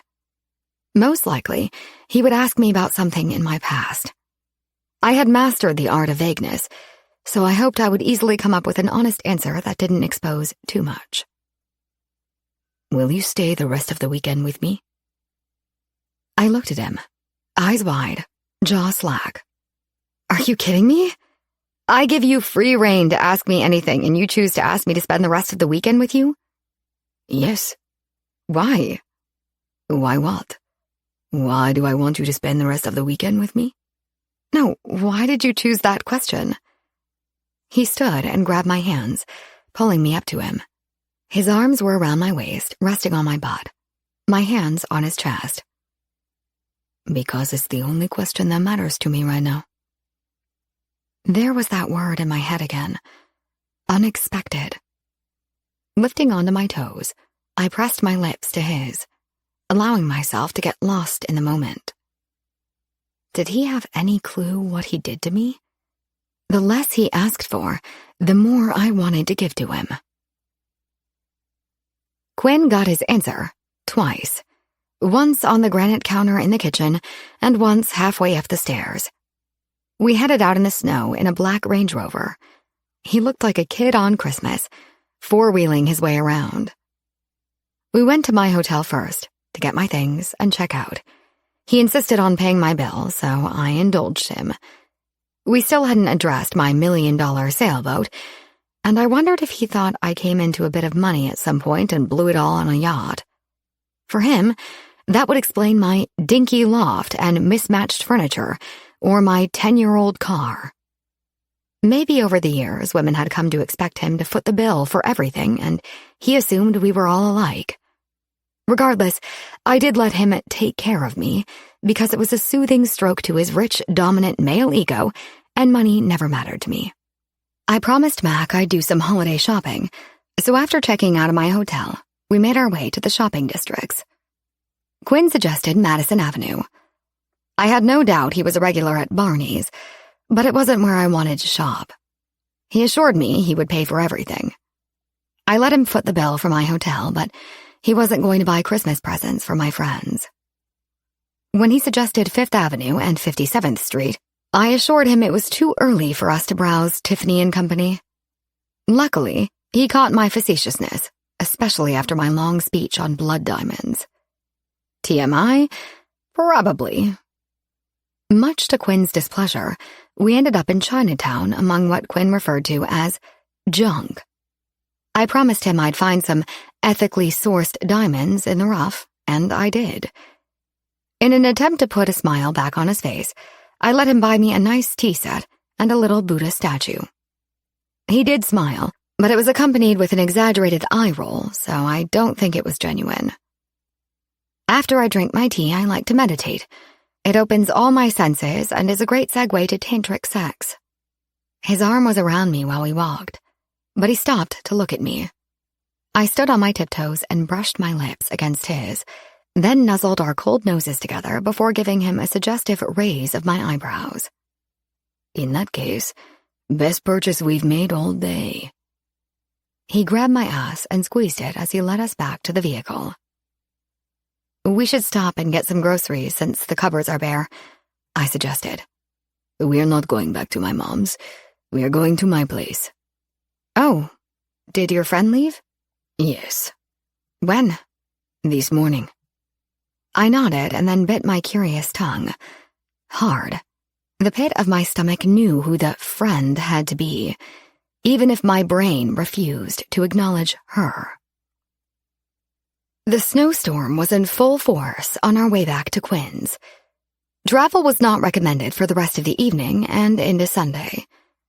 We pulled into the secured underground parking garage and then took the elevator up. He set down my suitcase to fish his keys out of his pocket. Once we entered and the door closed, I stopped to take in the elaborate surroundings. This place was Quinn. Double height ceilings were supported on 3 sides by oversized floor-to-ceiling, glass-paneled windows which overlook the city and were surrounded by a huge private terrace. The custom-designed staircase had marble treads and a glass railing. The kitchen was a mix of brushed and polished nickel cabinetry with white marble slab counters. A sea of wide, solid oak planks, custom-stained in ebony, sprawled out beneath our feet. The place screamed money and bachelor. A noise came from upstairs. Quinn held his hand in front of me. Wait here. His voice depicted a sense of anger more than alarm. Is someone here? He didn't answer as he took the stairs 2 at a time. A few moments later, I heard the shouting of a woman's voice, followed by the clicking of heels on a hard surface, coming to the halt at the top of the stairs. Olivia. Damn gut instinct. As soon as she zeroed in on me, she came down in a flash, Quinn hot on her heels. He carried what appeared to be an overnight bag and headed straight past her to the door, not chancing a glance at me. He opened the door and tossed the bag into the hall. Out, Olivia, he growled. She glared at me. I didn't know you were bringing your whores to your house, Quinn. Her eyes fell to the shopping bags by my feet, and she let out a spiteful sigh. A bargain basement whore at that, from the looks of it. Get the fuck out, now, Quinn yelled. She brushed past me, smirking before she stopped and traced her finger down his chest. Call me when you're done with her. He slammed the door on her. Standing frozen next to me and looking at the ground, his only movement was the twitching of his jaw muscles. I crossed my arms over my chest and walked to the window. The blizzard conditions made it impossible to see what I knew had to be a spectacular view of the city. Not that I cared, but I wondered how Olivia would get to wherever she needed to go, since catching a cab was not an option. Maybe she had a car in the parking garage. All I knew for sure was that I wanted to be anywhere but there with Quinn. Even if I'd found a hotel, I had no way of getting there. It was just me and Quinn for the night, separated by an ocean of garbage between us. It was my fault. I chanted those words over and over. It didn't help. My feelings had their own thoughts that didn't ask for my brain's approval. Quinn ascended the stairs. When I could no longer hear him, I looked back at the door. All my bags were gone. A few minutes later, the sound of his shoes hitting the marble stair treads signaled his return. The lighting allowed me to see his reflection in the window. He walked straight to the kitchen and grabbed a glass-bottled water out of the fridge. After a long pull, he sat down in a gray leather chair with a nickel-plated steel frame. Olivia was your friend staying here? There was a long pause. Yes. I nodded. Does she live here, in New York? Yes. Does she stay here often? Fuck me. I was a masochist. We were supposed to be in the moment. No regrets, no expectations. Why couldn't my brain tell my feelings to mind their own business? He set his water down on the end table, then rested his elbows on his knees, running his hands through his hair. His shoulders sagged in defeat. Sometimes, yes. With every question I asked, it felt like I was running a blade deeper into my skin, or possibly my heart. Quinn may have been the knife, but I was the one holding it. I was the one asking the questions. He didn't want to hurt me. I was hurting myself. I self-destructed right in front of him, and there was nothing he could do about it. Did she stay here the night I saw you at the restaurant? Yes. It was a whisper, but I still heard him. As I looked at his reflection in the window, I saw him look up and meet mine. I knew he saw the few errant tears that fought their way, streaking down my cheeks. "What is she to you?" I asked, swallowing the lump in my throat. He remained silent for a few long seconds. A distraction. A distraction from what? You. His last word pushed the knife the rest of the way in, leaving me there to bleed out. I turned and walked to the stairs, pausing at the bottom when I heard his voice. Your bags are in the guest room, up the stairs to the right. He sounded as defeated as he looked. Without acknowledging him, I continued up the stairs. As soon as I shut the door to the bedroom, I heard a loud roar. "Fuck!" followed by the shattering of glass. Leaning against the door, I slid myself down to the floor before shattering into pieces as well. "Addie? Where are you going? Jesus, this has to stop. I told you I'd take care of everything, and I did. You've got to get it together and move forward, not run away. This is bullshit. There's no way I'm letting you leave me. Addie!" At a time unbeknownst to me, the mercy of sleep wrapped its arms around me. I woke up in a fetal position on the floor next to the door around 4 a.m. My eyes were swollen, and my head throbbed. Every muscle in my body was achingly stiff from lying on the floor. I crawled to the bathroom. After turning on the shower, I stripped out of my clothes as steam started to cloud the room. I eased into the shower and let the water cascade down my body. It felt so good. Despite the surreal memories of the past 24 hours bouncing around in my head, my thoughts drifted to Quinn and his whereabouts. It pained me to think that he'd left and was somewhere else, with someone else. Maybe a woman who could give herself to him in a way I couldn't. Quinn probably blamed himself, but I didn't. I couldn't. I offered him my body and nothing more. It wasn't fair to ask for everything and give nothing in return. Did he want more? Did I? After a long shower, I put on a pair of yoga pants and an oversized sweatshirt that hung off one shoulder. I tiptoed downstairs. The clock in the kitchen read 5:15 a.m. It was still dark outside, but I could see the snow blowing in the glow of the city lights. The large windows gave the illusion I was in a snow globe. I flipped a switch that turned on a floor lamp, illuminating a trail of shattered glass. Opening the doors around the kitchen, I searched for a broom and dustpan, eventually finding them hanging from the wall. I slipped on my boots that were by the door to protect my feet and started sweeping up the shards of glass. Leave it. I flinched at Quinn's deep, raspy voice. A deep breath later, I continued to sweep. I said, leave it. What sounded and felt like anger caused the few unshed tears I had left to surface. I dropped the broom and dustpan. Hugging my knees to my chest, I fought to keep from sobbing. I didn't want him to see how broken I was. "Please go back upstairs. Just turn around and leave me with the shattered glass. Please. I just don't want you to see me. Not like this. A sob escaped at the same time 2 strong arms lifted me. He cradled me to his bare chest and kissed the top of my head, breathing me in. Then he carried me up the stairs to the guest room, set me down on the bed, pulled off my boots, and crawled in behind me. As he pulled the covers over us and held my shaking body to his, I sobbed without reprieve. At some point, my body stilled and I surrendered to sleep, wrapped in Quinn. Several hours later, I opened my eyes. Neither one of us had moved. The warmth of Quinn's breath caressed my back, but I wasn't sure if he was awake. My parents gave me the sage for my 23rd birthday. I was advanced in school, and I just started working toward my PhD in ecology and evolution. Their dreams for me were so big. It crushed them when I graduated from high school and declared I wasn't going to college. I had my own dreams, and they didn't require a college degree.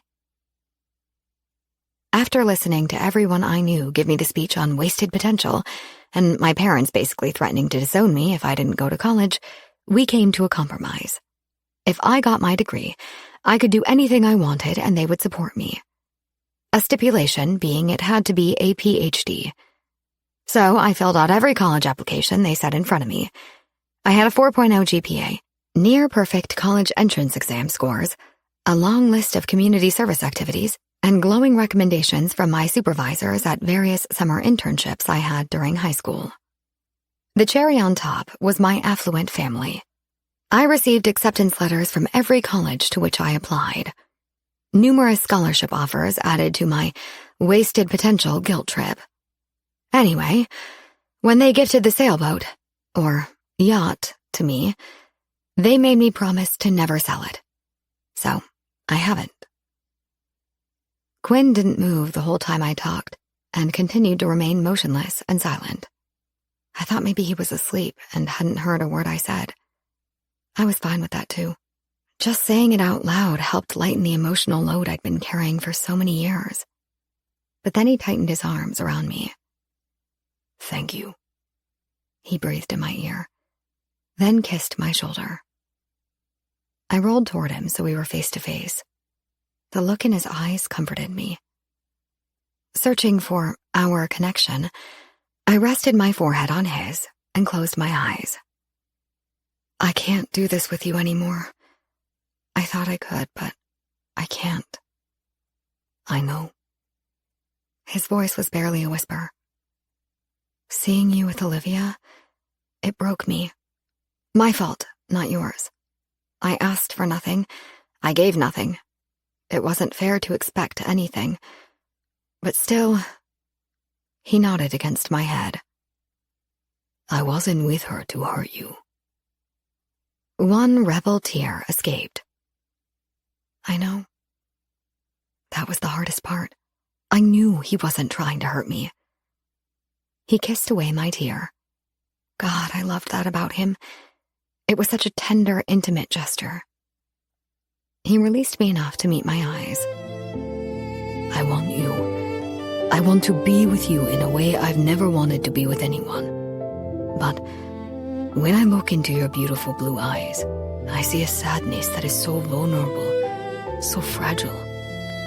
I don't know what haunts you, but I want you to know it doesn't change me wanting to be with you." Desperate to lift the mood, I smiled. "See? I knew you were an okay guy." When he laughed, my heart skipped a beat, seeing the carefree smile that I felt he reserved just for me.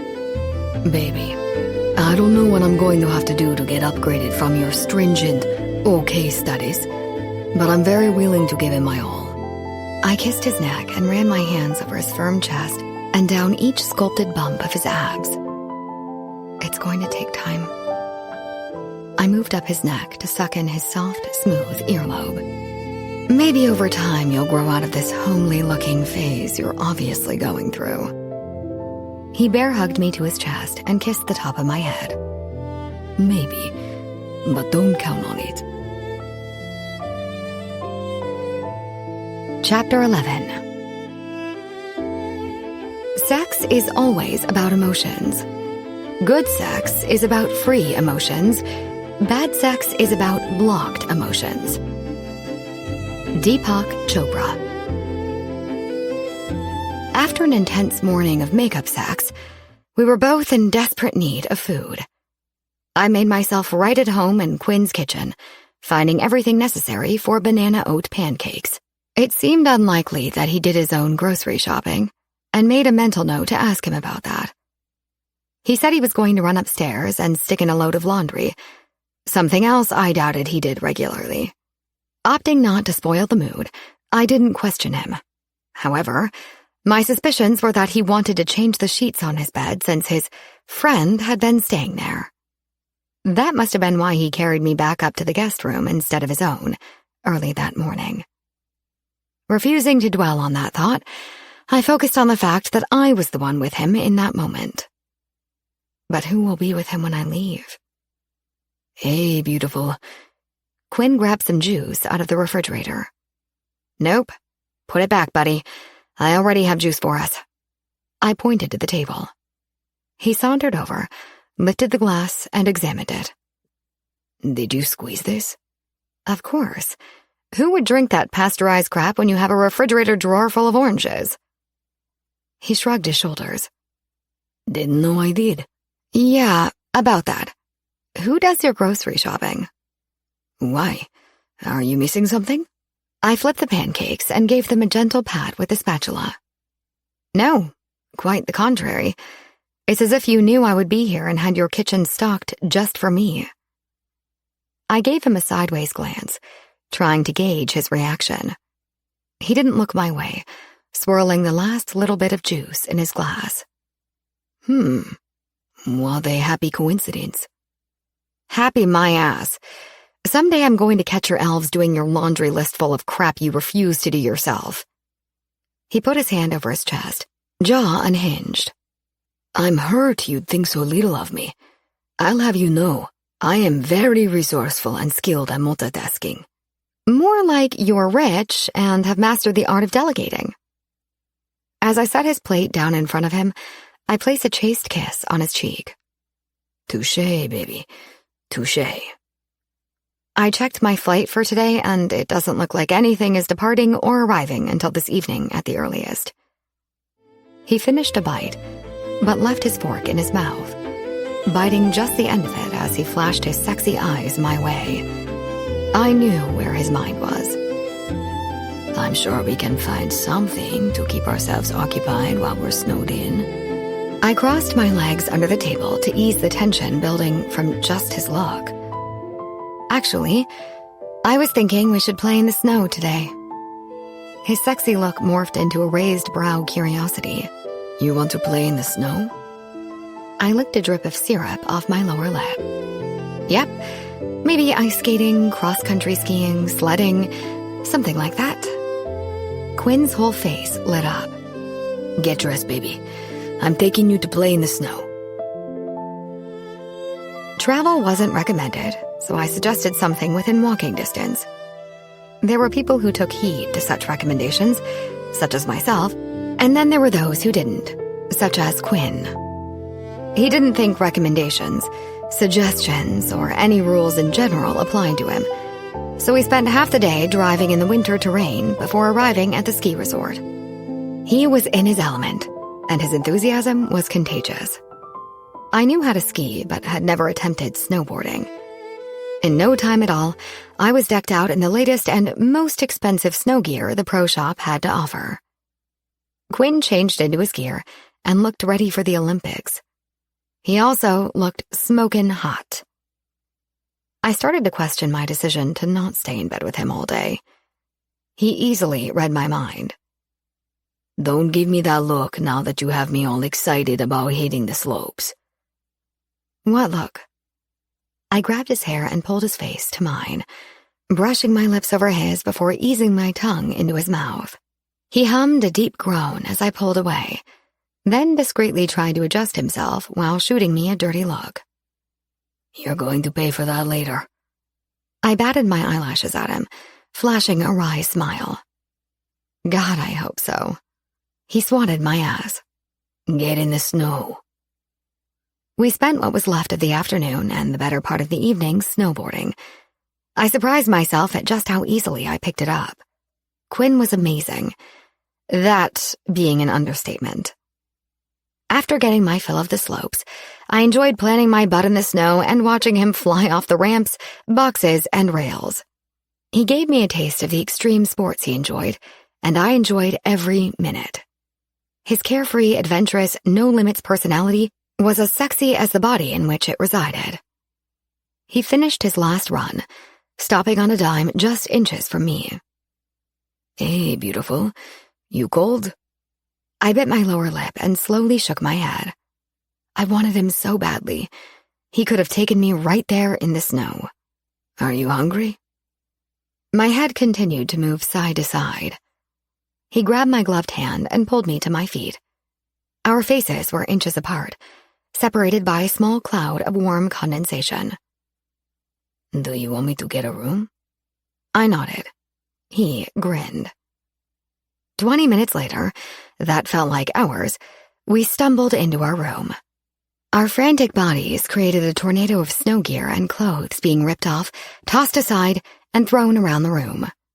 He pulled his thermal shirt off, exposing his glistening, sweaty torso. I'm a sweaty mess. We should shower, he said, breathing hard. Nuh-uh. I groaned, removing what was left of my clothes, then making haste with his pants. I pushed him onto the bed, losing what little control I had left. Never in my life had I wanted anyone so much. He felt it too, but even his eagerness fell a step short of mine. I crawled up his sweaty body and ravaged his mouth with mine, pushing myself onto his waiting erection. His whole body tensed. Oh, fuck. That's so good, but... He closed his eyes. I'm not wearing a condom and... Shh, I breathed out as I wrote him. I want you so much. My voice strained, almost painfully. He leaned up on one elbow, flexing his washboard abs, and took one of my breasts in his mouth. Ah! I arched into him, grinding my hips harder. Our bodies were covered in sweat as they slid against each other. He released my breast and hissed as I slammed down onto him. He eased his hand between us and massaged my clit, releasing my orgasm. My movements slowed, milking every last sensation. Still breathless, he flipped me on my back and plunged into me several more times. Fuck, he growled. As I clenched my muscles around him, I felt his warm release fill me. He rolled to his back, searching for his breath. What the hell got into you? I laughed. You. Jeez, that was... I thought I was the adrenaline junkie. I guess having my way with your homely body has become my extreme sport. You are very, very bad for me, Mr. Cohen. I gasped for breath, outlining the muscles on his chest with my fingernail. Speaking of, are we going to discuss the no condom part of the evening? I traced my fingers lower, circling his belly button. That's simple. I'll be starting my cycle in about 2 days, so the chances of me getting pregnant are about nil. However, if you're carrying around some STD that I end up with, I promise you I will go batshit and cut your balls off, then feed them to you in your sleep. He turned toward me, covering his man parts with the sheet as if attempting to protect them. I'm clean. Good to know. Have you been tested? He asked, raising an eyebrow at me. No. You've never been tested? Shock filled his voice. I shook my head. You know that condoms aren't 100%. I can't believe you're so cavalier with your sex life. For the record, you're the only cavalier part of my sex life. My voice turned to a mumble. Or sex history, for that matter. What did you say? I raised my voice a notch. I said you're the only cavalier part of my sex life. No, not that. The last part that you mumbled under your breath. He raised his body up on his elbow, looking down at me. Dodging any more questions, I sat up and headed to the bathroom. Never mind, it doesn't matter. You don't have to worry about me passing anything to you. That's all. After hurrying into the shower, I took a moment to gather my composure and my thoughts. What had gotten into me? I wasn't worried about getting pregnant, and the naive part of me did trust that Quinn was clean, but it still was not an excuse to be so reckless. My hunger for him was insatiable. My greed clouded my judgment, which made it easy to find an excuse not to use protection. Stupid, stupid, stupid. The door opened to the bathroom, and Quinn stepped into the shower with